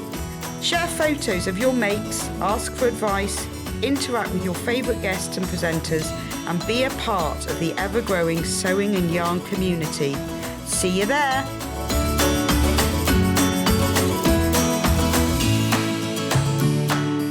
If you're a Sewing Street or Yarn Lane customer, no matter how many times you check out in one day, you will only pay one postage and packaging. So don't wait to add the item you want to your basket and check out.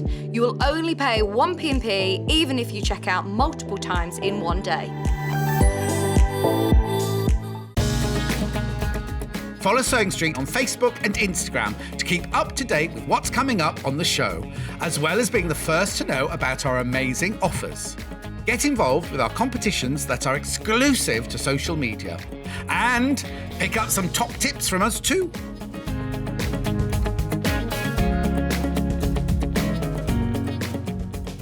If you're a Sewing Street or Yarn Lane customer, no matter how many times you check out in one day, you will only pay one postage and packaging. So don't wait to add the item you want to your basket and check out. You will only pay one P&P even if you check out multiple times in one day. We know that shopping online can be a confusing and sometimes daunting task. And sometimes all you want to do is talk to a human being. Our family-run customer service team are on call 24/7. Full of friendly, warm-hearted individuals, all trained to make your shopping experience as easy and enjoyable as possible. Not only will they take your order, they'll also help and guide you on your shopping journey, so you never miss out.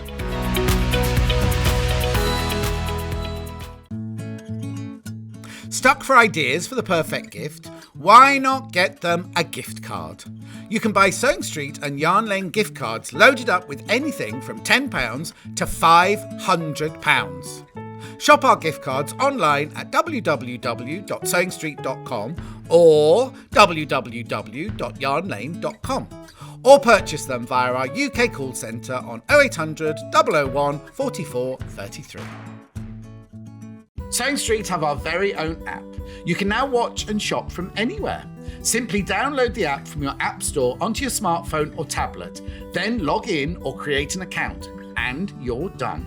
You can watch us live from anywhere, browse all our recently played items and pre-orders so you never miss out on any show deals, and message the studio to say hello at any time. And remember, you can check out as many times as you want and only pay one P&P all day.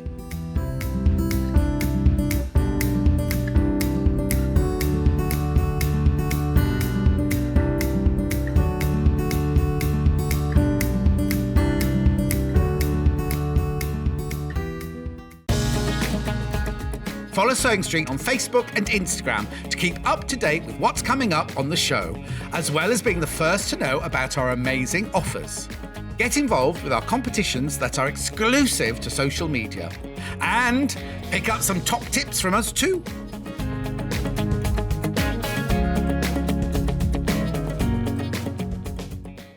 Keep up to date with what's on Sewing Street, as well as all the latest news and special offers by signing up to our email newsletters. Head on over to www.sewingstreet.com, scroll down to the bottom of the homepage, type in your email address, click the envelope, and you're done.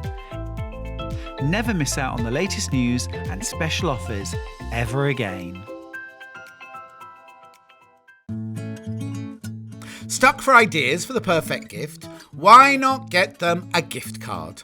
You can buy Sewing Street and Yarn Lane gift cards loaded up with anything from £10 to £500. Shop our gift cards online at www.sewingstreet.com or www.yarnlane.com, or purchase them via our UK call centre on 0800 001 44 33. And welcome to Yarn Lane. It's Monday. It must be Yarn Lane, and it's Sam is here with her new bags. Yeah. So before we go on to the kits, we have 4 different colourways. Tell me about the bag and why you designed it. I just wanted to design something that was really fun and easy. It's a really quick make. So if Is you can, it like how quick? Like if you're already crocheting, you're quite a confident crocheter. A few hours. No. Yeah, even possibly Really? less. So Terry Ann made that one. I sent her the instructions, and she'd made it by the next morning. No. So she, I sent the instructions like 7 o'clock at night, and then she sent me a photo the next morning of it. So if you're a confident crocheter, it's quick and easy. If you're brand new, it's a great starting point. So Well, it is, because it's achievable, isn't it? is, You've got a yeah, bag. yeah. I love it. I love that one. That's my favourite. Is that colour. your Of course, favourite? because I love a rainbow. You do. Yeah. That's true. So the other colourways. So Yes. we've got 4 colourways. Got 4 colourways. Let's start with autumn, Yeah. because this is my favourite. Well, Sam, you'd put on Facebook, which is your favourite? So I voted already. did. Yes, you did. Yeah. This is autumn. Like, we're going to start with that. Should we show you what you get in the kit? Well, first of all, the kit comes in a very handy project bag, which is brilliant. I have, obviously, as I tell you all the time, I've used loads of Sam's kits, and I always use mine as project bags. But then I keep all the leftover yarn in them. I don't like to do that's a anything good else, which is idea. ridiculous, isn't it? So I have this project bag with leftover yarn in Oh, afterwards. there I we should are. actually use it for something. Yeah. So in the little project bag, gorgeous, you get 3 balls of chunky. Yes, working with Chunky, chunky this that's time. unusual. I know, Sam's unusual gone for me. It's nice because it works up quickly, and it just looks really effective, I think, on the bag. Okay, I like that. Oh, that's a bit mean, Sam's gone chunky. She knows what I mean. Hannah's laughing Don't at take me. it personally, that's Sam's fine. normally a double knit, you see. I am, I do. A 4mm double I do knit. stick with a double knit normally. But nice for this time of year as well. Yeah, exactly. I don't know why. Yeah, and it gives the bag a really nice structure because it's a thicker yarn. Yeah. So it gives it its own structure. So even if you don't line it, it sits really nicely. Okay. I thought you wanted me to show. Hannah said, can you hold up the bag? Okay, but she didn't mean that bag. She meant this bag. Oh dear. That's nice. No, sorry, this is the bag. I didn't know what you meant, Hannah. She just said hold up the bag. So there's the bag. Right, so you get the 3 balls of chunky yarn in the lovely colourways, and they are cool because they always have great names, so I'm going to have to read them out. Spice, wine, and turmeric. Ooh, that's an interesting mixture. Yeah. Is that a curry night? It does sound like it, doesn't it? Yeah. Spice, wine and turmeric. Yeah. And obviously full instructions. These are Sam's full instructions, which are always fab, always. And look, you get another little bag, which has got, oh, is that a kilt pin? Yes, I called it a shawl pin, but it's a kilt pin, exactly. Yeah. And Well, beads. yeah. And what is that for? So that is to make a little matching shawl pin, which you'll see on the front of that. It's got tassels and beads. Oh, wow. So you can either have it on your bag or you can wear it. I was going to put one on as a brooch, actually, I forgot. But a brooch, or you can use it to hold your nice wintry shawl Oh, what a together. nice idea. It's just another So just little a little extra touch. something, exactly. I like yeah, that. It's always nice to have a bit of matching. That's really lovely, isn't it? So you actually look quite nice on to wear on as a brooch on yourself, wouldn't it? Yeah, I love that. And there are instructions, so we'll talk about this in a minute, but just say that now that the bag is fully lined and optional, but there are instructions in here about how to line your bag. If you don't like sewing, you don't want to line it, you don't have to. But if you do, and you want to line it to give it a bit more, I guess, structure, like this one is lined, the instructions are in there, and we'll talk about that in a minute. This is nice. Oh, this one's in corduroy. Yeah, it's nice, isn't it? Just a little remnant I had at home. We do have corduroy on the website as well, but that's really nice, isn't it? Yeah. Oh, I have to give that back to Sam to Okay, hang up. thank Which you. one shall I do next? We're going to do the rainbow one now. I'm going to keep those out of the bags in case I need to go back through them. Right, let's do rainbow because this is Sam's favourite. So she will have hers next. So in this one, obviously you get your 3 balls of chunky yarn, petrol, mustard, ooh, not sure what this is, and bright pink. That's not curry night, is it? Petrol, mustard and bright pink. And that makes this beautiful colourway. And obviously you get the instructions and you get the little bag, Yes. which has, look, the little, I'm going to take it out to show you. So you get 3 little wooden beads. Can you see? Oh, one of them stuck in there. In the same colours of the yarn. And then you get the kilt pin. Well, I think if that's a kilt pin, it could be a shawl pin. And that's to make your little brooch or bag charm. And that's all in there. And the instructions as well, which are always fab, to make the gorgeous rainbow one. But in shades of petrol, mustard, and bright pink. Yeah. Message. Hi Sam. Another, I can't read that. I can read that. We'll put the screen back. For some reason that screen keeps going off. Another cool bag. Still not finished my retro bag, but these are a must-have. Karen from Southampton. It doesn't matter if you finished. I've got loads. I'm still working my way through the wreaths that I'm finished. That's irrelevant. Yes, absolutely. You've got to have many projects on the go. I'm determined to get the Christmas one done for this Christmas one, because so far the spring's been up all the time. Oh, really? But I am going to get the Christmas one. You've got plenty of time, plenty of time. Start now. I have always got many of Sam's kits on the go, but that's fine. And it's good because they come in little bags, so you can keep them neatly until you're ready to go on These to would them. be good presents talking of Christmas, wouldn't they? They would actually, Wouldn't they be great? Yeah. Well, they are so trendy, aren't they? Yeah, exactly. Crochet is so on trend at the moment. We need to make the most of it. Oh, I mean, if you had to buy this, it would cost a fortune. Yeah, absolutely. Absolute fortune. Yeah. And these are only $26.99. Yeah. This one has been lined with organza. It's like a see-through lining. Yes, yeah. So Terry Ann did that one. So that is lined with a pre-existing organza bag.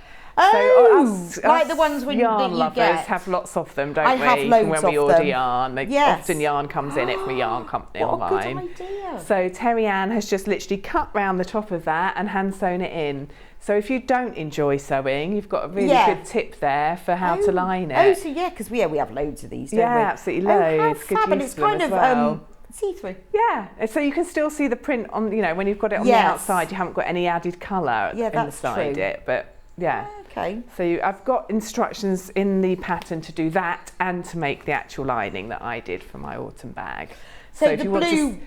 Sorry, go ahead. I was going on to the blue one. We'll go through the linings because we have got fabric for those as well. Yeah. That's such a good idea. The blue one, what's it called? All the Blues. All the Blues. I'm going to pick it up.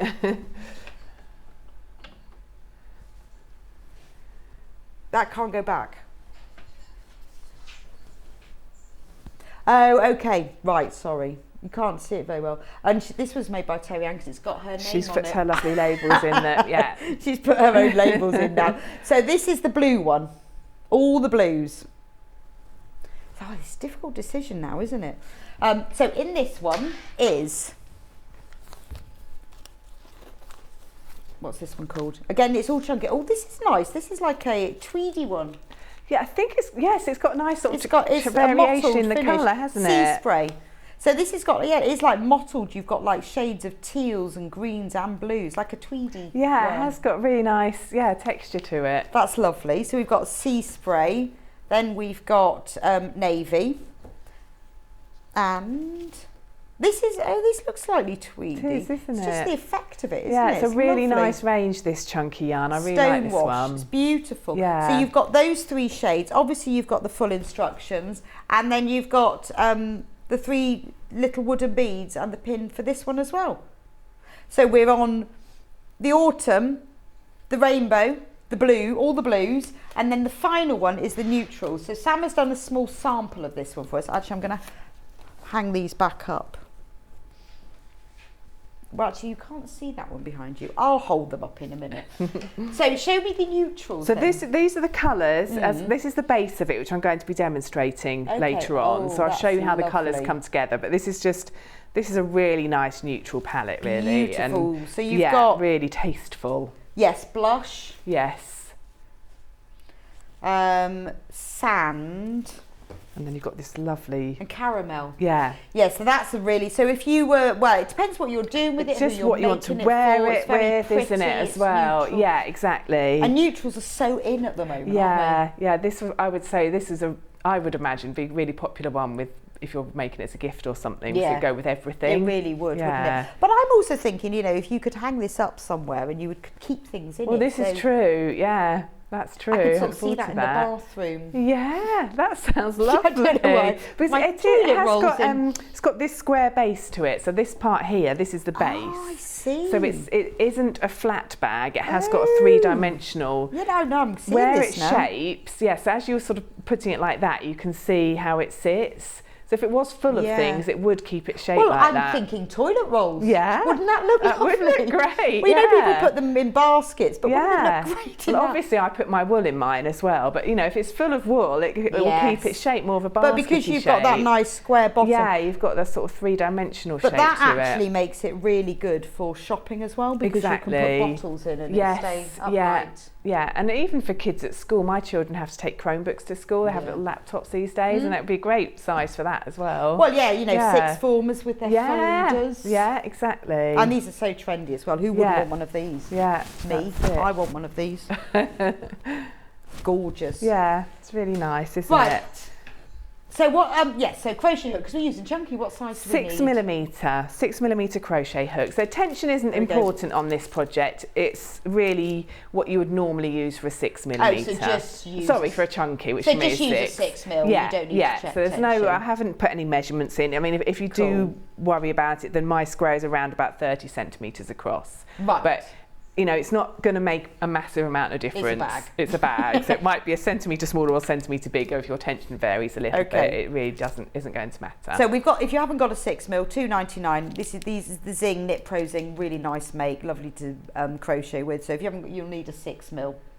Okay, right. Where do we start then? Okay, so we start with the base. I love the base. Yeah, so they've all got the square base. So you've got your 3 colours, and I've written in the pattern. I've just said colour A, B, C for when it comes to do the round, so you can choose which order you want to do it in. So it doesn't matter because you've got the equal amount of each yarn. So, but if you want a guide and you want to do it the same as mine, obviously you can look at the photographs. Yes. So, for example, with the blue one, I've got a light blue. It was Terry Ann. Light blue. Can't take credit. Green, and then the navy blue. So you can choose the order, but if you want to, you know, it really won't make much difference at all, but if you want to have a look at the photographs, they'll give you an indication. So I'm working with the natural palette, so I'm going to start with the caramel, and I'm going to start right from the beginning because, as I say, you start with the base, and as you can see, those that are experienced crocheters, you can see that this is a solid granny square. So you're starting with a solid granny square shape.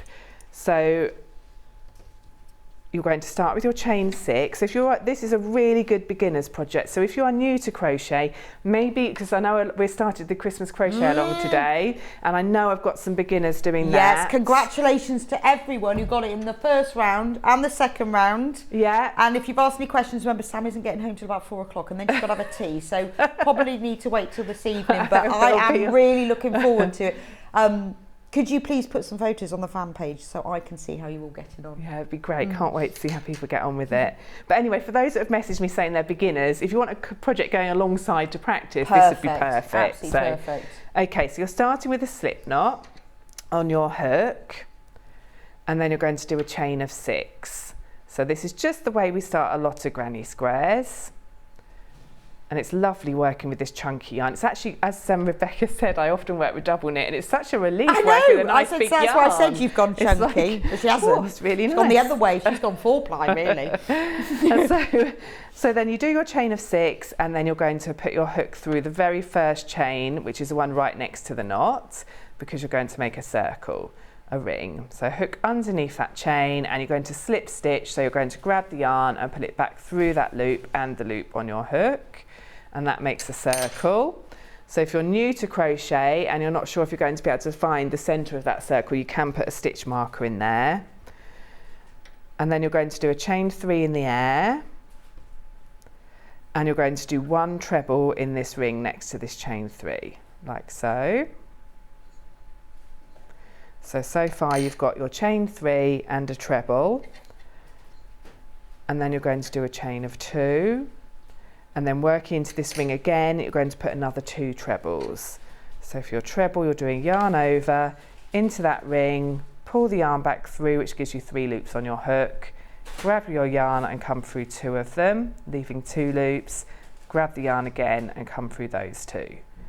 And then another one, so yarn over, into the ring, pull the yarn back through, which gives you 3 loops on your hook, grab the yarn and come through 2, leaving 2 loops, grab the yarn and come through 2. So far you've got one group of 2, a chain of 2 and another group of 2. Okay. So then you chain 2 again and you put another 2 trebles in this ring. So every time you make a chain 2, you're making a corner, and every time you make your 2 trebles, you're making a side of a square. So you can see it's sort of starting to look like we've got 3 sides of the square. It will make sense when I finish it. And then you chain 2, and then another 2 trebles.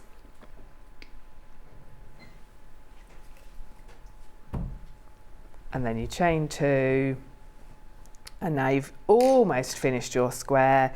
You're going to do a slip stitch in the 3rd of these 3. So 1, 2, 3, and push your hook through. So this is a 3 chain you started with, and because it's a slip stitch, you're just grabbing that yarn and coming back through both.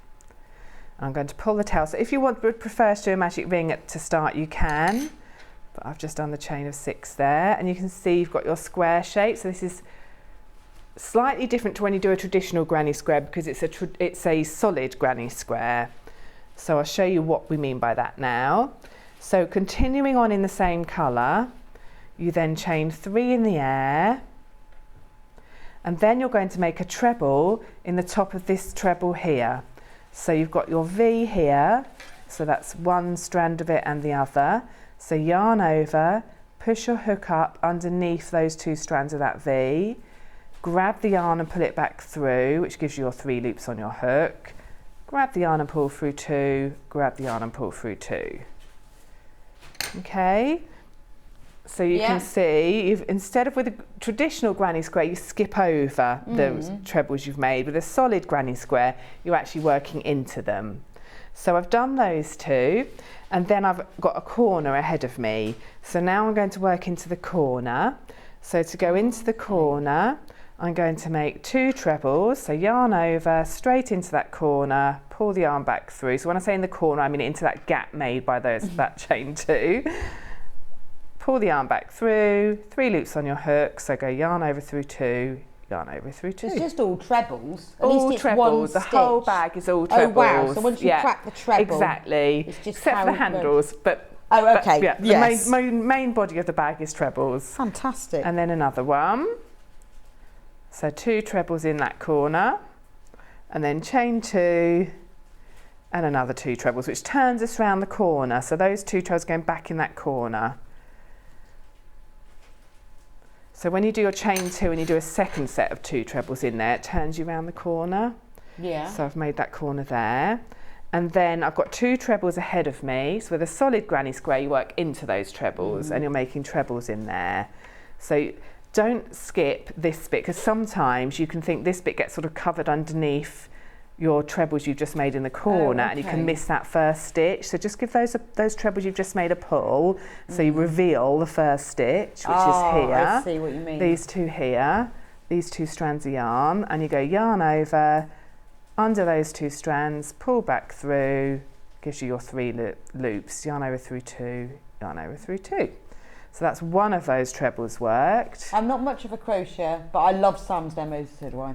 She makes it look achievable, and I love her retro patterns. Oh, thank you. It's so lovely to hear. No, it's true. Well, so she does. Lovely. Thank you. Make it look like you can do it. Yeah, well, I really, if someone who's new to, actually get lots of messages from people saying they're new to crochet and they've watched my demos on Yarn Lane, and it's inspired them to take up crochet or to pick it up again after many years. And I can't tell you how happy that makes me. Well, it's kind so of lovely. the point, isn't it? It's exactly. That if you can get someone who said, "Oh, I can't do it," or no, exactly to do it, then it's wonderful, because it opens up this amazing hobby. It's just such a great hobby, isn't it? And especially like at the moment where everybody's going through a bit of a strange time, it's lovely to have the comfort of a hobby like this to turn to. Well, it is, because it's all quite mindful, isn't it? It's all exactly, encompassing, and there's a lot of comfort in. Gives you a bit of focus and concentration. I spent all weekend watching telly, watching the proclamation and the Doing Queen's crochet, coffin and doing my my crochet as I watched it. So I think it's really nice to have a hobby like this. Well, it is comforting, isn't Yeah, it? You know, and when things all feel a bit odd and a bit different, and also and it's, unsettling. I was saying earlier, it's part of being this community as well, because it's such a loving, That's right, kind community. being here for each other, and the crochet community are just lovely. And I'm sure knitting and sewing as well. Yeah, but they are, but it's also quite a sharing, isn't it? It's like, Yeah. well, I want, people always go, oh, I'll help you with that. Yeah, What do you absolutely. Want? What do you want? Yeah, And definitely. for this time, it's really not. A bit of crochet is the thing. Brings some comfort. Okay, so I've done that first treble, so now I need to work into the second treble. So I'm going to go yarn over into that second stitch. So as I said, with a solid granny square, the difference is you're working into the stitches. Then I come to the corner. So whenever I'm on a corner, I'm going to do 2 trebles, then a chain 2, and then 2 more trebles. So you can see again, I've turned the corner. So you soon start to get that pattern. And the really nice thing about working granny squares, whether they're traditional ones or solid granny squares, is it kind of sets the pattern for you. So it starts to look like a square. So you've got an edge, and my 2 corners so far. Well, when you look at your finished one, you can see that line of, well, it's not exactly, holes. yeah. So I know what you mean. Are they called the shape not that's holes, made really? by the chain 2 spaces. Little gaps. Yes, little gaps, little beautiful little diamond shapes. And then where you you've got can see it growing. Yes. For me, I can then see where I've gone wrong. Well, exactly. If you have a gap here, you know there's a problem or another edge developing. So it's quite nice because, again, for a beginner, you can check as you go along. So, and again, I'm back on my edge now. So 1 treble into each of these 2 stitches. Then I meet a corner and I'm going to do 2 trebles, chain of 2 and 2 trebles. Hard to resist. Bought all the blues from Karen. Oh, lovely. It is hard to resist.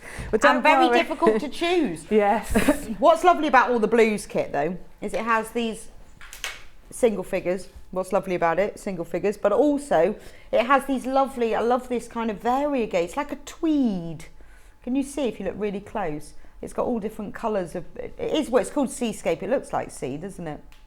But it goes beautifully. Although this one looks quite tweedy, doesn't it go really well with that blue? And then you've got the navy as well, the 3 colours together. Gorgeous. Yeah, isn't I it? really like that one. That's my favourite one. Yeah, Love that I yarn. love that green. Yeah, It's I'd want to use gorgeous. it for lots of things. So only $26.99. Get the kit, make it, and then you can make even more because you've then got the pattern. Exactly. Could you make it? I was going to talk about yarn. This is 100% acrylic, isn't it? So Yes. fine for allergies. But Yes, it's got quite absolutely. a good Washable weight to it. Yes.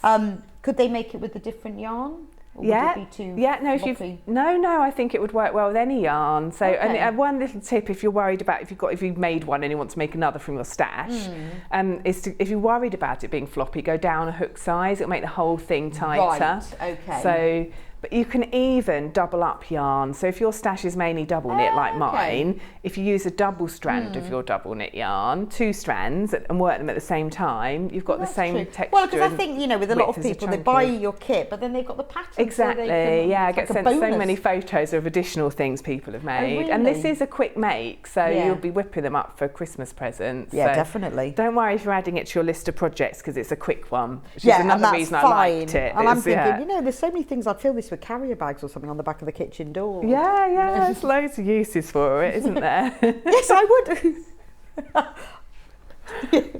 I have lots of bags full of bags. Bags full of bags. You need bags full of bags. Yeah, you do. don't you? Yeah, absolutely. I have them too. Okay, so now I'm just going to finish off this round. So you follow that same pattern all the way round. So when you come across your trebles, you do a treble into them. So treble into every stitch you come across. And then in the corner, you always do your 2 trebles. Then your chain 2. And then another 2 trebles in that corner. Oh, those colours are lovely. They are really Seen the pictures lovely. all Yeah, together. they are really lovely. And so you can see when you get round to the end of this round that you've got your square shape. And you're just going to slip stitch in the 3rd of the 3 chain to finish that. Oops. So just push your hook through the 3rd one up pull the yarn back through there and straight through the loop on your hook. So you can see, as I said, you can quickly see it taking that square shape, which I think is really good if you're new, because you can check it. And you've created that and shown us how to do it all in the same time. Yes, exactly. So you do another round like that in your what's it called, caramel. Caramel, yes. So you're continuing on in your caramel. So when you continue on, you always start with your chain of 3, and then you work every stitch along to the space. I have got a stitch count on there so you can check as well if you want to. So that's really handy. Yeah. Do you know not everyone does that? No. And you have to guess? It's nice to have a stitch count just for reassurance, because also if you do miss one stitch, which is quite easily done, then you end up with a wonky back. Well, with a wonky square. It wouldn't really matter. Well, it gets worse, doesn't it? Exactly. And you think, why is that one turning out? It's not really very square anymore.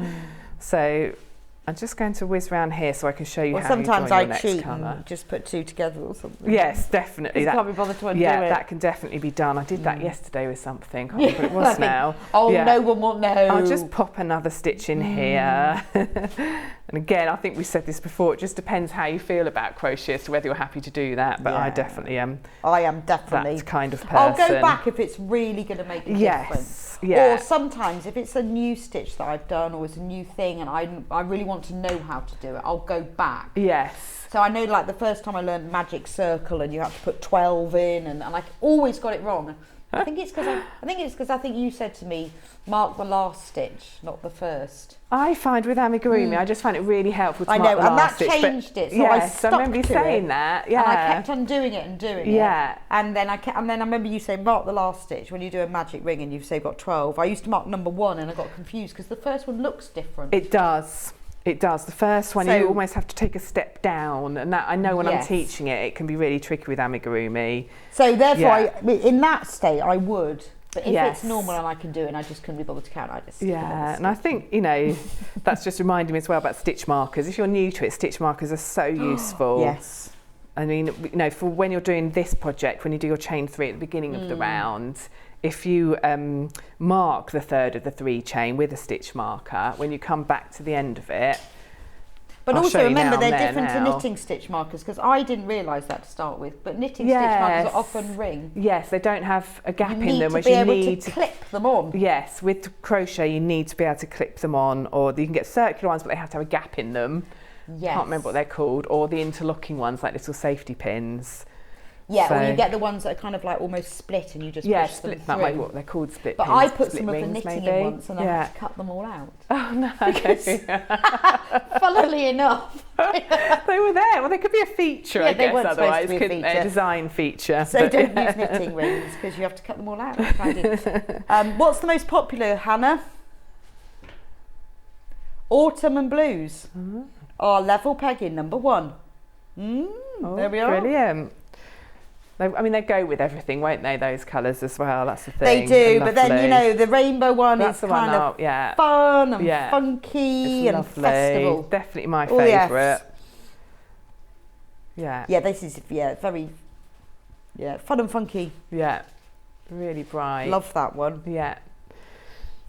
Right, so I've come round to the end and I just want to show you a colour change. So again, you slip stitch in the third of these 3 chains here. So this is the bit I was just saying, if you're new to crochet and you're finding the end of the round tricky to do, when you start a round and you do 1, 2, 3 chains in the air, if you put your stitch marker through that third one, it will help you to find it when you come to the end. Okay, good idea. So I'm just going to put my stitch, oops. There it is, slip stitch in there and then fasten off. So when we say fasten off, just mean cut the end. So I tend to pull my yarn up into a loop like this and then cut the end there and just pull the ball end out. And I just wanted to show you how you then add a new colour.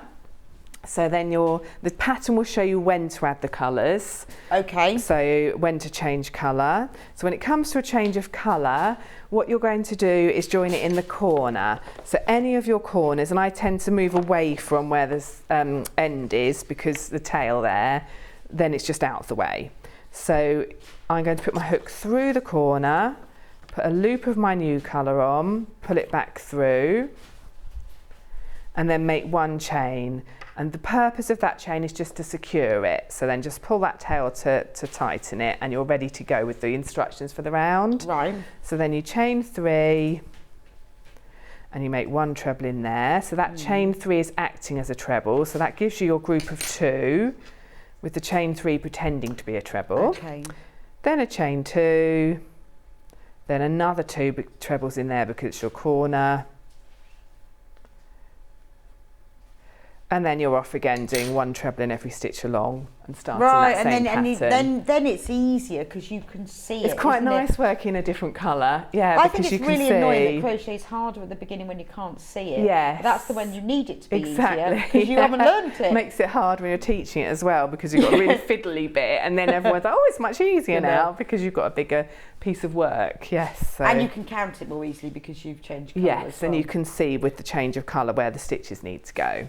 So that's how you make the base. Right, so it's just a big square. It's just a big square, I think the base. Why did you decide that then when you were designing this? It's just, well, I always liked, actually, with my other bags that I've designed, mainly don't tend to be just 2 pieces joined together. I like to have a base on them. Yes, I feel like it makes it more roomy. So that was why I thought I'll just go with a big square. I think it's such a good idea because you've got that for structure then, haven't you? Exactly, it makes it something you can put more in, and like you said, I didn't think of that, using it as something you store on the floor with things in it as well. Yeah, that's a really bad thing. But no, it kind of makes me think children's of a neutral toys, bathroom. or you could have a whole sort of set of them, couldn't you, in your playroom, or Yeah, so many things. Yeah. Well, like, it's good for use for your workbox, but if you want to store, with all of these crochet bags, be nice for potatoes. Yes, I did think that. I was just thinking that. I've got a potato and an onion bag in my kitchen. Yeah. If you put a darker lining in, because they're supposed to stay in the dark, aren't they? Yeah, you could put, you could use hessian or something, couldn't you? Or sacking, or Oh, nice with that. There we go. So many ideas. Potato bag. So we're going to introduce the zigzag now. Right. So you're going to join your new colour as before in any of the corner spaces, and then you're going to do a chain 3. Oh, so there's square 6 and 1 treble. Sort of at an angle, isn't it? Yeah. So the base is going to become part of the sides to a certain extent. Yes. So you start exactly as you have been, chain 2 and then 2 trebles. So you make your corner. This is so easy, you're going to love it. Then you're going to put 1 treble in each of the next 15 stitches. So I'm going to whiz along, 2, 3, whoops, 4, 5, so you go all the way along until you've done 15. So you've got the 2 you started with plus your 15. I'm counting in my head now in case you think I've lost count. Don't anyone Wondering talk. why I go Sam's quiet. counting in her head. Don't speak. I will have to check, but I don't trust my counting in my head. Whoops.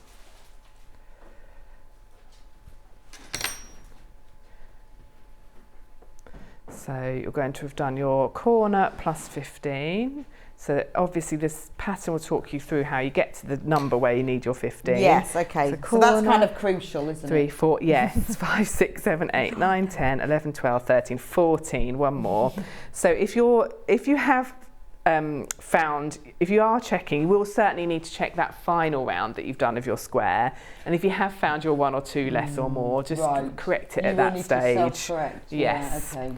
So they are, but it's chunky yarn. They're trebles. They're quite it's easy really, to count. it's so straightforward. So with the trebles, I tend to count, I like the posts rather than the V's. So with your structure of your stitch, you've got a post and then you've got a V at the top, and that's the same with all stitches, whether you're doing a half treble, a double crochet. It's much easier to see in a treble though. So you've got your post and your V, so you can count either the V's. So when we say V's, they're sort of sideways V's, but you've got your 2 strands of yarn. But with trebles, I like to count the posts because they're just so obvious. So let's just take that out so it's not wibbling. So you've got 1, 2, 3, 4, 5, 6, 7, etc. So I've got my corner plus 15. Now to make the zigzag, all you're going to do is skip 4 1, 2, 3, 4. Skip over those 4 and go in the 5th one along.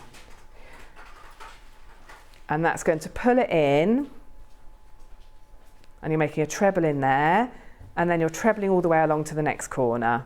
So I'll just do that, and then I'll show you the effect that has. So it's a really easy decrease there to get. So when you're doing a zigzag pattern, you've got your ups and downs. The ups are always made by an increase, and the downs are always made by a decrease. And in this case, the decrease is just skipping stitches. Right. So I'm just going to come along here. Hi Sam and Rebecca. I love watching Sam's demos. She's excellent. I'm self-taught from an early age. Crocheted my wedding dress in the 70s from Linda. Wow. Oh wow. Send us a photo, Linda. We need to see a photo. It sounds amazing. We definitely need How to see lovely. a photo of a crochet. I hope you crocheted your wedding dress, Sam. No, I didn't. I didn't. But I do have my christening gown, which is crocheted. No. My Auntie Betty Really? made it. Yeah. And it's Wow. a crochet gown and a crochet hat. And I now have Amazing. that. My mum, I think my Auntie Betty gave it to my mum to gift to me recently, because it's just amazing to think That's I was so christened cool. in a crochet Well, gown. it was meant and now to be. Exactly. It was meant to be. Started off my life in crochet. Yeah, it was definitely meant to be. Okay, so now I've got to the corner, and you're still going to do your increase in your corner. So you've got your 2 trebles, your chain 2, and another 2 trebles. And I'll just show you, pause there and show you how that looks. So at this stage, you've got this gather here. Yeah. And that is your down part. If I just show you like that, it brings it into a zigzag shape. So whereas we have been working flat, it's now going to come up. So when you get that slight gather, don't panic. Yes, exactly. This is the shaping of it This now. is the So point. I'll just Yeah, no, I can see it. Go on. How did you work this out? That's what I can't work out. I always say this, it's just trial and error. No, I would crochet Get an design idea in my head doesn't and appeal to me. Crochet appeals. But Yes, definitely it's not. nice when you've got the pattern and someone's worked it out Yeah, already. absolutely, because that will have taken quite a long time. It did, but then it's just, I've said this before, it's so magical when it works. Yes, That's what I wanted it to do. Yeah, it's the same with the crochet along that has started today. That first round, I knew how that first week, I knew how I wanted it to look, but it took such a lot to get there. Right, let's just check. I know, and then everyone else just comes along and does it. Lovely. Yeah. But then it's great when theirs turn out the same. Yes, but we all appreciate it. So I'm just doing the same again now. So I'm just coming along, I'm doing 15, I've done my corner that I showed you. 11, 12, 13, 14, 15, skip 4 and continue on. And I just want to get round, if I can do a couple of rounds of these, if that's okay. Yeah, do it. Then I can show you. Right, you do the a couple of effect. rounds. I'm going to go back through the kits. Brilliant. So, should we start with the neutrals? The neutrals. Yes, we can.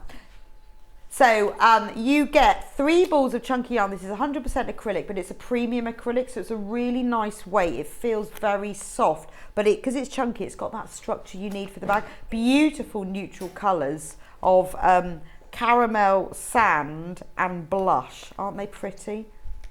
So they fit into that whole kind of neutral thing. And I also think if you're making it for someone else, you're not sure what colours they like, that's lovely, isn't it? And it's, you know, even good for the winter, you know, if you wanted to wear, if you're going to carry something, you know, it goes well with black, with navy, with grey. It will look lovely with anything you've got. And obviously you get your full instructions. And, am I in the right bag? Yes. I just wonder if I got the right bag, otherwise I've had the wrong beads. And then you get the little kilt pin, and you get 3 little beads that go in it, so that you can make a little, like a bag charm to hang on it, or you can make it to go, you know, to wear as a little brooch. I'll show you the one on the rainbow one. So that's what it looks like, but obviously with a different yarn. Right, so that is the neutrals. Now rainbow, this is the rainbow one. Look at that. Beautiful, isn't it? You've got petrol, mustard and bright pink. Again, it's chunky yarn. You get 100 grams of each colour yarn. You get the full instructions. You get the little bag with the beads and the kilt pins so that you can make your little brooch. Gorgeous colours, aren't they? All come with the full instructions, and once you've got the instructions, you can make another one. There's the little bag. That'd look nice on your coat as well. The blues. Right, the blues is about to sell out. So everyone who's got it in their basket, if they check out, we haven't got enough. So if it's in your basket and you want it, you need to check out, otherwise somebody else will have it. So there we go, there's the blues. You get Seascape, remember the colour now, Stonewash, which I guess is like denim stonewash, I think that's the point, and navy. And obviously you get your little beads and your instructions. So if you've got it in your basket, you need to check out or you are going to miss out, and that will be sad. And then autumn, it's my favourite one, this one. So you get, this was great, wasn't it? Spice, wine and turmeric. Friday night curry night. I am loving the demo. Got the autumn bag kit. Love it. Audrey from Chorley. So do I, Audrey. Great. Well done.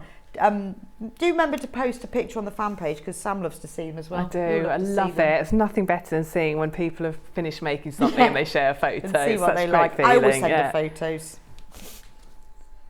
Right. Again, there are more people who've got this in their bag, in their crocheted basket, than we actually have in stock. So if you want it, you need to get checked out. It's gorgeous, isn't it? And look at the little beads with this. You get exactly the right colours. You get the wine and the mustard and the spice. You get all the colours for that and the instructions. So that's all of them.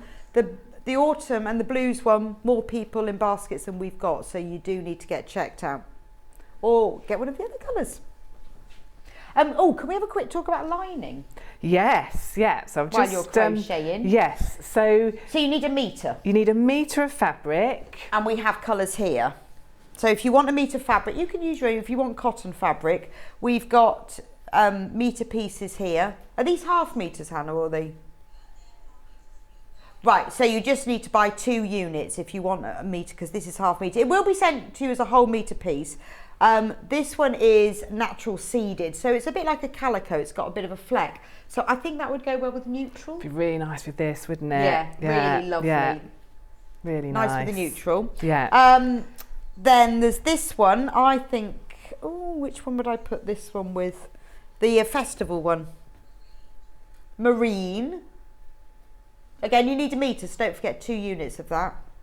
But this is 100% cotton fabric, so if you want it fully lined, go with that one. Then I think this one is for the autumn bag. You can obviously choose whatever you put, but I think that would go beautifully. Claret, you see there's a theme. Claret lining, wine, yarn. Works well, doesn't it? It is, it's Friday night curry night. I think we're going to rename this one. That's claret. And then the final one, this one would go well with the Seascape bag. Not the Seascape, the blues, just the yarn. Yeah, look, it'd be lovely, good colour. It? Really lovely. Misty blue. Perfect. Remember, you need a metre. And all the instructions are in these about how to line it. Well, obviously all the instructions to crochet it, but there is a bit at the back with pictures of how to make a template and how to line it. Yes. So I've shown you the photos of myself. Lining my autumn one, so that's the one I lined with fabric. Okay. So as I said, it was some cord from my stash, but so I made a template of the if I just show you, and it's all carefully described with photographs in there. Yeah, but no, it is. I used my actual bag to make a template of the edging of this panel here, where you've got the triangle. Oh no, did I do that bit? No, the other one, where you've got the triangle coming in, like a crown down here. Yes, exactly, and across. And then you've got a template for the square on the base. So you cut out 4 pieces, which like you say, like a crown, and 1 square, and then sewed them together. Obviously, if you're an experienced sewist, you might have your own way of doing it, and that's fine too. And then also you've got the quick suggestion of having the organza bag and you just sew in. And I toyed with a pillowcase. Oh yeah. I didn't do it, but I thought to myself, a pillowcase might work quite well. Yeah, no, that's true. So it's up to you. I mean, you don't have to line it if you don't want to. No. It just depends on what you're going to put in it. Exactly. As to whether you line it or not. If you're going to carry loads of apples home from the market in it, you probably want a lining. But so I'm just to show you now, I'm coming round I'm doing my zigzag now, so obviously the rest of the bag is going to be a zigzag. I've done one round so far and it starts to bring it in. You can see the shape it's going to take. Oh, it's so pretty now. Yeah, so you really get the feel for the shape it's going to be. So that square, which was square like that, now comes up at the edges. That's very clever. So the more you do, the more it takes its shape, but the rounds that you do now are all identical. Yeah, no, but you can see it with the others. Yes. How it's coming along now. Oh yeah, it's really, when you see it starting to come up like that, it changes it again. It changes it such a lot. It's cool, such a fun make. I mean, honestly, you get a lot of bag envy, I think, with that one. Yeah, I think this one is just so lovely. Oh, where'd you get that? Yeah. So I'm just coming along. So I finished doing my zigzag as I explained before, and I'm just coming along on my second round of the zigzag. So I've done a chain 3.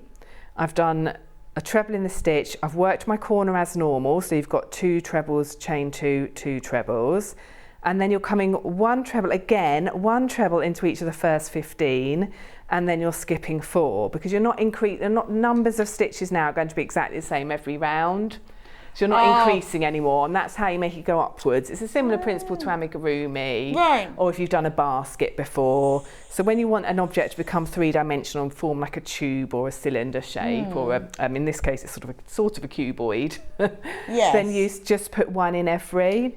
So where you've got the increase in the corner with 2 trebles, chain 2, 2 trebles, you do 1 in each of the first 15. And then you're skipping the 4, and that's what keeps the number the same each time. It's a bit of maths there. There's always a bit of maths in crochet. It is, isn't it? But just read the pattern and follow it. It's fine. Don't worry about it. Sam's done all of that. I do the worrying about the maths. Sam sat there and had to That's fine. use lots of calculators and pieces of paper and pencils. Yes. So the point is, your decrease part, where you make the dip, is always going to be 2 stitches before the hole and 2 stitches after, and you're skipping these 2 stitches and these 2 stitches. So that is also a really nice way of checking it. So 1, 2, 3, 4, and then just straight into the 5th with a treble. And that you'll see as you start to work more and more rounds, you get the repeat of that pattern, and you can see it's gathered it up even more, so you get even more of that. Oops, sorry, 3-dimensional. But it doesn't leave a hole or anything, does it? No, it's no more so than with your chain 2 on the. No, not at all. It becomes part of the pattern of it. So there's a gap. There is a little gap, but it's just like. But it is part it echoes that chain 2 that you've got on the other side for your increase. So it all becomes part of the pattern. So it's sort of, you've got the pattern you talked about, where you've got your gaps for your chain 2 spaces, and now you're adding gaps on top of each other, which are your decreases. So if I sort of try and flatten it out, you can see the effect of that. So Susan Brown says, afternoon ladies, I've never seen this method for finishing off before. I always slip stitch and then cut the yarn. Sam's way looks so much neater.